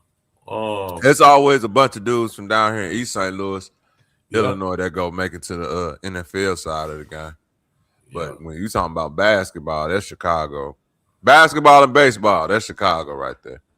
My boy came out of East St. Louis straight out of high school. What's his name? Miles. Yeah, Miles. Yeah. Miles was my guy. You know, we graduated the same year. Oh, okay. Yeah, Miles was my guy, man. I remember because you know, me and Funk, all us got the same OGs and shit, right? So I remember he had a game in Indiana, and he had got me and my brother some tickets, right? Yeah. So we go to the game, and he's starting at the point guard. This with the Clippers and shit. So you know, we up in there. You know, Indiana is, nigga. I'm talking about, nigga. If you want to see white people for real, nigga, go to a Pacers game, nigga. That's the whitest motherfuckers you ever gonna see in your life. Like going to a Black Hawks game, right? Dog, but not tell you, we was out there. Go Funk, you know what I'm saying? Because you know his nickname Big Funk. Go Funk, woo, be out there, and he doing his thing. When I tell you, by the time that second quarter come, that nigga Reggie Miller had hit so many fucking threes, and Jermaine O'Neal was out there dunking on motherfuckers, man. Them white folks was up in there, motherfucker. Then they looking all at us and shit, because we was loud at first, but then, nigga, once them niggas got to killing, we was like, oh, shit, nigga. It's crucial up in here, man. They had beat them niggas so bad, man. We was supposed to kick it with that nigga after the game, man. The coach told them niggas, get out to the motherfucking plane, nigga. We getting the fuck out of Indiana. They ain't even let them niggas stay. That shit was salty. Yeah. Funk cool, man. I've been knowing him since high school. Phil Gill. Shit, they had a cold ass high school team down here in East St. Louis. That nigga game used to be packed. Ain't nothing like Chicago though. Them Chicago hooping games. Them motherfuckers be different. Even 𝘆𝑼𝙈 used to say that nigga. Like when he used to go to Chicago and play them niggas, Whitney Young and shit. Oh yeah. Yeah, nigga. Farragut. Nigga. Farragut, Simeon. All Motherfucking what's that shit? Thornwood and all that shit out there. Thornwood, Thornridge, yep. All them schools had hoopers. Straight up. Even motherfucking Marshall. You know what I'm saying? Good. All them motherfuckers That had shit hoopers. serious in the city. It still is. Me. On me, boy. Don't motherfuckers be playing like they in the NBA, goddamn. Straight up. That's what I'm saying. Them goddamn high school games be better than watching them NBA games, especially how the crowd be rocking and all that shit. The only thing you got to worry about is the motherfucker might get shot after this bitch, but other than that, shit live. A drill rapper. That's fucked up. Hell yeah. It do be sold out though. They don't never have no. Oh man, ain't nobody buying tickets to the high school game. Shit, that motherfucker be standing room only in that motherfucker. Jam packed. Yep. When D Rose and Patrick Bev was playing in the city, I remember being up there. Oh yeah, it was serious. And it was like, nigga, they was acting. Well, them niggas was acting like, nigga, this was like, nigga, Tank versus Shakur Stevenson, nigga. The way they was hyping that shit up, like, nigga, this the one right here. What Bill go? Whitney Young. He went to Marshall. Marshall, okay. Yep. He went to Marshall. D Rose is probably like the first high school nigga that I seen hoop from that generation to where I was like, this nigga is probably the coldest. He colder than NBA niggas. Cause you know, a lot of them high school, you could see where they got, you know, kind of need growth in their game. D Rose was the first nigga I seen in high school. Like, man, this nigga is probably the coldest nigga hooping right now, boy. Man, I remember I used to see that nigga played that state championship game. I was like, this nigga is. I used to see that little nigga at the park, right? The nigga used to be dunking with them motherfucking. I knew he was gonna ankle weights with them fucking ankle weights on. Yep. He had them heavy ass ankle weights on, dunking like a. I said, oh, this boy right here gonna be a problem. Yeah, he was an issue, man. That motherfucker jumping out the gym. Yeah, straight up. I'm glad they retired his jersey, man. Chicago did the right thing. Mm-hmm. He was known for his explosiveness and everything in the league, but he wasn't known for his hops. In the city, he was known for them hops. Mm-hmm. Oh, he was known for them hops. For sure. Whatever happened to the ball? Nobody came to see him shoot threes. All you young people, we didn't give two fucks how many jump shots he made. Hell no, we would come to see that nigga do them roller coaster dunks and windmill dunks and shit. But y'all having a lot of hoopers up there, man. I would have thought DePaul would have been more colder. Too much, you know, the talent go to too many different places. If everybody stayed and went to DePaul, it would be. You know what I'm saying? But I know at one time, but y'all did have a nice little squad with Quentin Richardson. Yeah, Q went to DePaul. And Q could have went anywhere. So, you know, that was, you know, he chose to stay at DePaul. They made it look good to him. Man, we played some Chicago dudes in AAU one time because of Chicago Court Masters. And they had, but they had that one guard that ended up going to Illinois. He was kind of short. He played the same year that Darren Williams played. D Brown, yeah. Yeah, D Brown, yeah.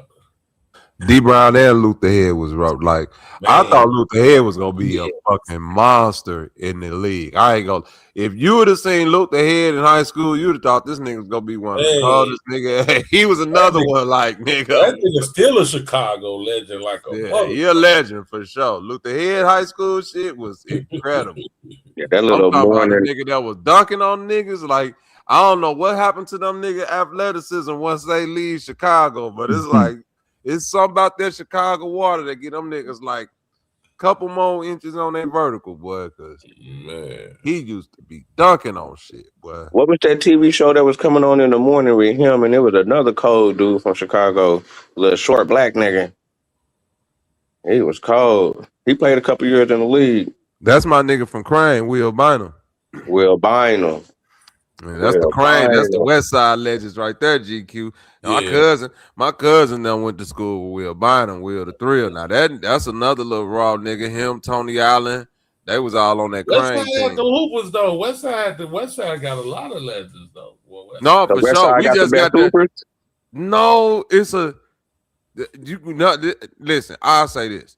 No one side of Chicago, West Side, South Side, got the best hoopers because it's two distinctly different styles of play. But if you look at this is why D Rose get the props, because if you look at anybody who had what you would say the perfect blend of a West Side and South Side nigga is D Rose. Yeah, like that's why everybody in Chicago, when they look at that nigga guy, and they like he's the truth. He's like because West Side niggas is like Pat Bev, Isaiah Thomas, Tony Allen, each Shumper, defensive, gritty ass niggas gonna make the game muddy. You see, that's West Side niggas. You know, South Side niggas is like Anthony Davis, Jabari Parker. You know, it's a Quentin Richardson. It's a finesse to the game. You see what I'm saying? Right. It's more of a scoring aspect. Not saying that they slouches on the defense, but it's a scoring aspect. But D Rose is like if you was to blend Juwan Howard, right? That's more of a South Side. But if you was to blend that shit 50-50, it's D Rose. D Rose is like nigga the perfect blend of that finesse and then that grittiness and all that. Like it's D Rose, bro. He the coldest.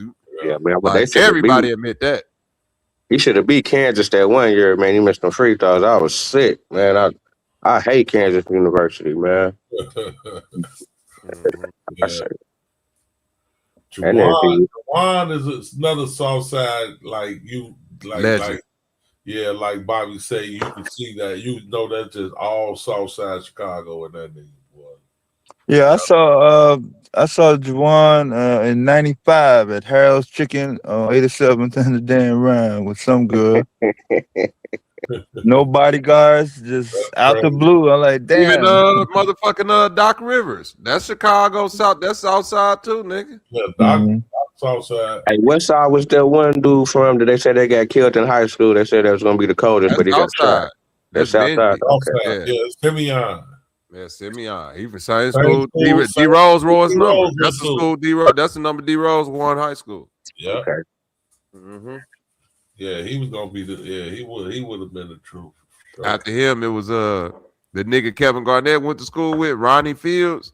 Yeah. He was the truth too. You know that nigga when he got in that car accident. I'm talking about a nigga that had the 50-inch vert for real, like whole chest over the rim, nigga. In high school. Like, think about it. This the nigga who was on the team with Kevin Garnett in high school, and he was the star. Like Isaiah Ryder type. Yeah. Yeah, that nigga Ronnie Fields was jumping out the fucking gym. Fields, huh? Yeah, I seen him play live twice. That nigga Ronnie Fields, him and Kevin Garnett on the team at Farragut. Oh my God, them niggas was losing they fucking mind. They was untouchable, boy. They imported them motherfucking Farragut. Yeah. They imported KG. That nigga they got that nigga from South Carolina. Yeah. Said, come your ass here. So you had serious Chicago basketball. Right. They brought that nigga in here from Carolina to blessed him in with the GDs or some shit with the vice lords. Look, Hey, blessed. with He the became a guys, vice lord in 1 week, nigga, and was out there God throwing up damn. VL on the court. I say this nigga KG.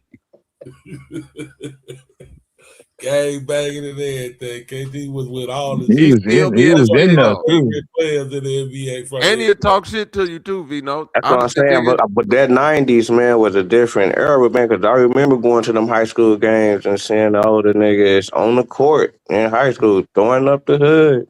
Oh, yeah. They going up to the set after the niggas hit a three. That's what Like, these niggas is crazy as shit. What you think D-Miles was doing? And Quentin Richardson used to throw the forks up when they was banging their head, man. Yeah. Yeah, they was gang banging. Okay, so that's what that was. Okay. Yeah. That's what that was. I didn't know. Nigga, John Wall threw up blood in the game before. Nigga threw up that nigga said, nigga, big blood. I say, these niggas out here gang banging on the court, cuz they is tripping.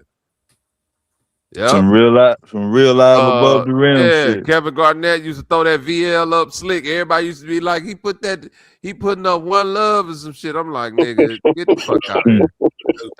That's Vice Lord, nigga. Get your stupid ass out. Nigga. He was slick with it, wasn't he? Boy? Yeah, he used to throw that shit up, and niggas used to be like, And that's crazy, because that's my one. That's my nigga, KD, my nigga. Yeah. Hey, boy, I love that nigga.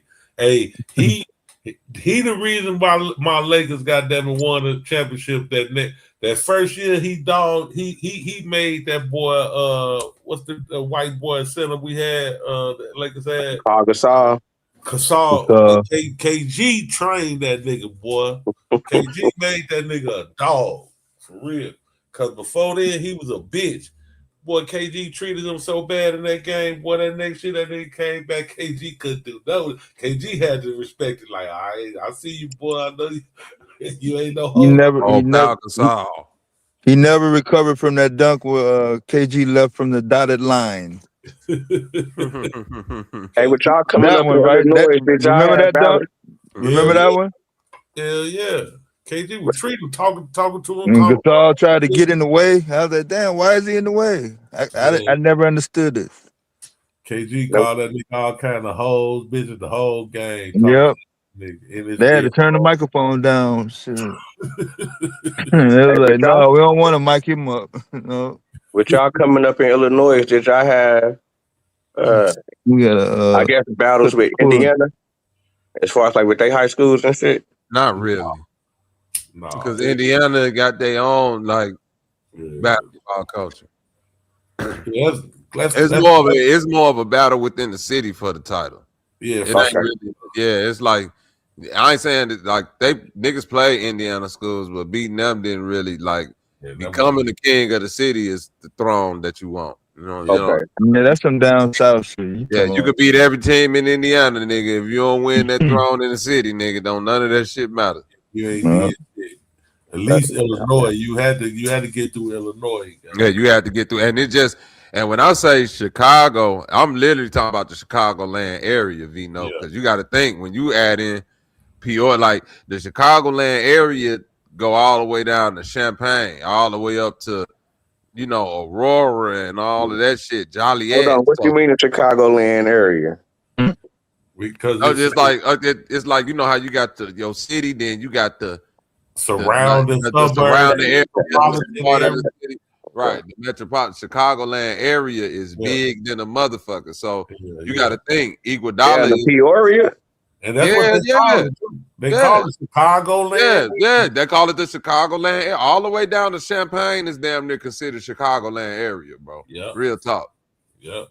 At least Chicago didn't try to succeed from Illinois a couple of times, and at least have it make it like Chicago his own thing, like split it in half.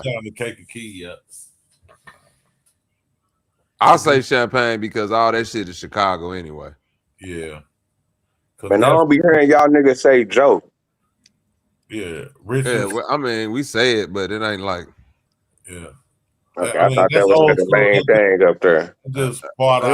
Yeah, it's old school Chicago shit. And it's something that you would say to a Chicago nigga more than a nigga that's not from Chicago. Okay. Yeah. Hecky no, Joe. Yeah, all that shit. Yeah. Let me get a salt buck, Joe.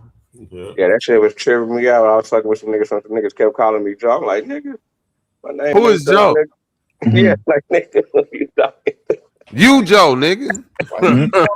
Joe. You Joe, motherfucker. Brand new.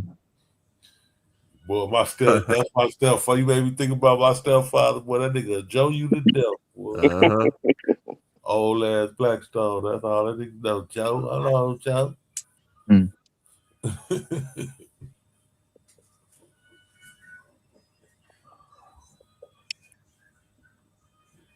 He got some stories for your ass. I gotta hurry up and interview Pops, man. Get him on tape or some of that shit he be saying. Talk about Jeff Ford ass. I knew Jeff was gonna be a bad motherfucker when we was in the 4th grade. That is cold, man. You know the story good when the niggas start off with, I knew what Jeff Ford was going to be a bad man. I'm like, oh, yeah. This story can be good than a motherfucker.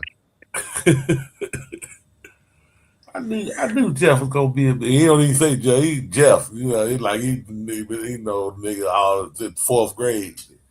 I knew Jeff was gonna be bad motherfucker. We was in the 4th grade. He bust that lady window and blamed me, man. Told that lady I did that shit, man.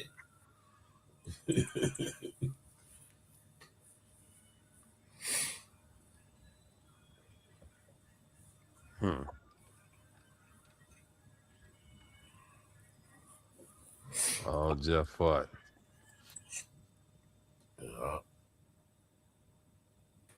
And that's crazy, man. I be hearing about, like, as far as like the demographics in like the United States, and y'all be talking like y'all family be like most from the South, and but y'all be having like that Chicago and that whole like Chicago, Arkansas, Tennessee, Mississippi connection, and it kind of be like a, like, I guess niggas in like the Southwest really didn't go to Chicago. You know what I'm saying? Because I really don't be hearing about a lot of niggas out here, or this What you niggas mean in the niggas from the talking about. Southwest?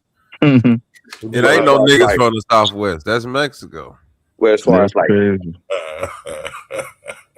Texas and Oklahoma, that's Mexico. Yeah, but it's a lot of niggas. I'm saying the niggas that's from Oklahoma and them places just stayed. They really didn't migrate because it's a lot of land ownership in them places. Right. You know what I'm saying? Right. So yeah, because Oklahoma was popping already. Right. Though. All that shit was popping. Like a lot of the reasons why niggas left. Yeah, motherfuckers was leaving Mississippi going to Oklahoma. Right. And a lot of people left Mississippi and Alabama and shit because they was either losing land. That's probably the main reason why people was leaving, because they was losing land. Hey, Bobby, every nigga in Chicago who left Mississippi got the same